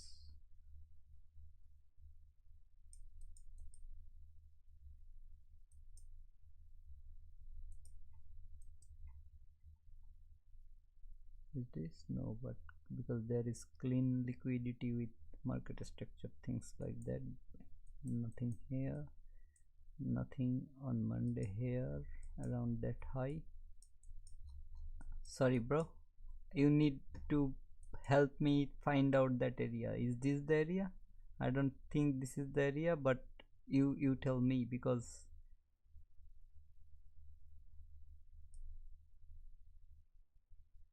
use fib on the OB. But where are you here still? Don't make it too late for me. It's 5 hours and 20 minutes I've been streaming. So since you said that, help me if you are still here, my friend. Where is it on your Monday? Because it happened, I'm 100% sure he didn't went to the 1 minute time frame during this moment. Okay, so let me just take off my replay mode and let me go to 5 minutes and let's find out that area if I can, if I possibly can make it happen. Can I tweet? Yes, I don't mind, brother. I don't mind. I said I want to learn from everyone. Okay, ICT said that in his video. That's what I'm looking at and that's what I'm showing. But I will tweet. Okay, tweet it. All good, brother. Okay, then I will stop my stream and I will go to sleep. And whoever is watching, I think you can also follow his Twitter tweet to know the accurate information, because I might be wrong. That's what I'm saying. I have nothing to hide here or nothing to argue or anything like that. All I want to know is what is correct, what is accurate. Okay, because for example, okay, there is a fair value gap like this and that's your midpoint that I can see, right? If we see that a price is going towards that, okay, I'm selecting wrong. If we see a price is going around this area, then coming down from there like that with a wick, nobody closed above that, we call that as a 50% or consequent encouragement respect. Okay, not like this, it won't happen. And that ICT already said, like, you cannot expect all the time it to be tick by tick accurate. Okay, yes, it will be tick by tick sometimes, but I don't want to force things. Like, I don't want to take something else with it and make like it's okay, it's a tick by tick retracement from here. I don't want to do it like that. Okay, I'm keeping things simple. That's what I'm doing here on my channel. Don't mind, don't get it wrong. If I'm hurting you, I'm sorry, but what I'm saying here is this is also a respect. Now if I take the order blocks week and I see like price is respecting the what it absolute mean threshold, then I found ICT saying mean threshold from opening to closing or from the body in 3 different places. That's why I asked you that if I got the information right or not. This time I turned on the what it calls, turn on the CC or closed caption. I made it slower. I listened to it after showing you this 3 times or 2 times here. This is maybe 10th time I listened to it. He said body, and let me go to that video and let me show you that there is also a wick with that specific candle that he is mentioning over there. I'm not here to argue. What I'm here is what I heard, what I read with that closed caption one, what I read here. Okay, trades into it, digs into half of the body right there. That's mean threshold. And if you see that bearish order block, it has a wick over here. He didn't say half of the candle, he said half of the body. If he said half of the candle, then I could think like he's including that low as well. He didn't include that. He marked the opening and he talked about the midpoint right there. Okay, if this is what he meant, like from the low to the close or highest level of that green candle or the bearish order block, then he said body here. He maybe he is unintentionally wrong saying body, because body means that part. He might unintentionally said that multiple times, but if that is the case, he would say candle, not the body. He would say that green candle, that is the bearish order block, the mean threshold of it, the midpoint or half of the point of it, candle, not body. He then ICT is wrong here. I'm not wrong. If I'm listening to ICT, if I'm reading here what he said, I'm not wrong regarding the mean threshold. If ICT is wrong here, because unintentionally, okay, I'm saying this over and over again, unintentionally he might have said body 2-3 times at least, because if you go to his order block video, what is order block, that video, you will understand why I'm saying this, because I first heard it from that video. Okay, and he again said body, again the same thing. Okay, and there he mentioned like you should look at the opening and closing price of that order block, the body of that order block. He mentioned twice like this, and then he explained the mean threshold on the order block video. Here, if this is what he said, that's what I'm reading. If okay, I might be wrong, but if I'm wrong, then ICT is wrong here by saying body, maybe unintentionally. He meant to say the candle, the green candle, because that low will be included with that candle.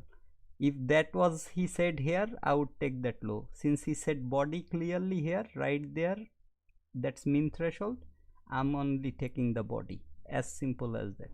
Don't get me wrong, I'm trying to learn from ICT too. Okay, that's why I'm still watching his video. If I thought like I know everything about ICT trading strategy or something like that, I wouldn't have to look into his new videos. Okay, because I know everything. I have nothing to know from him anymore. He is still providing content to his YouTube channel so that it can continue getting those views, or he can generate more viewers, whatever. I don't know, like, don't get me wrong, I'm saying this. I'm watching his video the last day he's posting it. Every day he's posting it, I'm gonna watch it no matter what. But why I'm saying this is because I don't know what ICT knows. As simple as that. He said trades into it, digs into half of the BODY, which sounds body, and body is where price opens, where it closes, not the highest point, not the lowest point.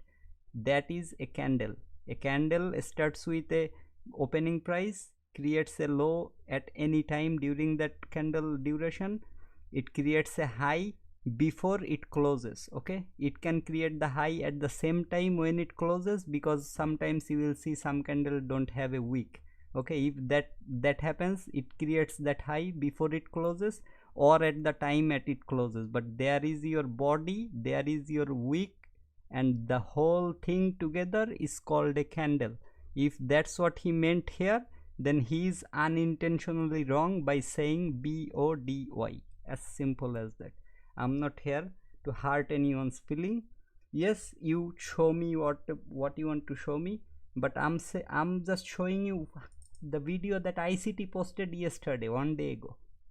What else can you argue with me after showing you this? Okay, and I watched the whole video multiple times. So this case, I have nothing to be wrong about, that he later on corrected it and said the candle. I didn't find any sort of correction over there. So I'm really sorry if I'm hurting your feeling. I'm not here to hurt your feeling. You tweet, I will definitely go to your tweet, I will learn it, I will watch it, and I will also look for reactions from now on around the whole area of a candle. And if your one is making more sense to me, I'm gonna say ICT is wrong here unintentionally by saying its body, and I'm gonna accept your one from now on. As simple as that. I have no problem learning with people. Even I said to my viewers that I will happily learn from my viewers as well. There might be something that you have a different view of understanding than me, and your one is making more sense than mine. I'm gonna accept your one. That's how I'm gonna improve my quality of trading life. As simple as that.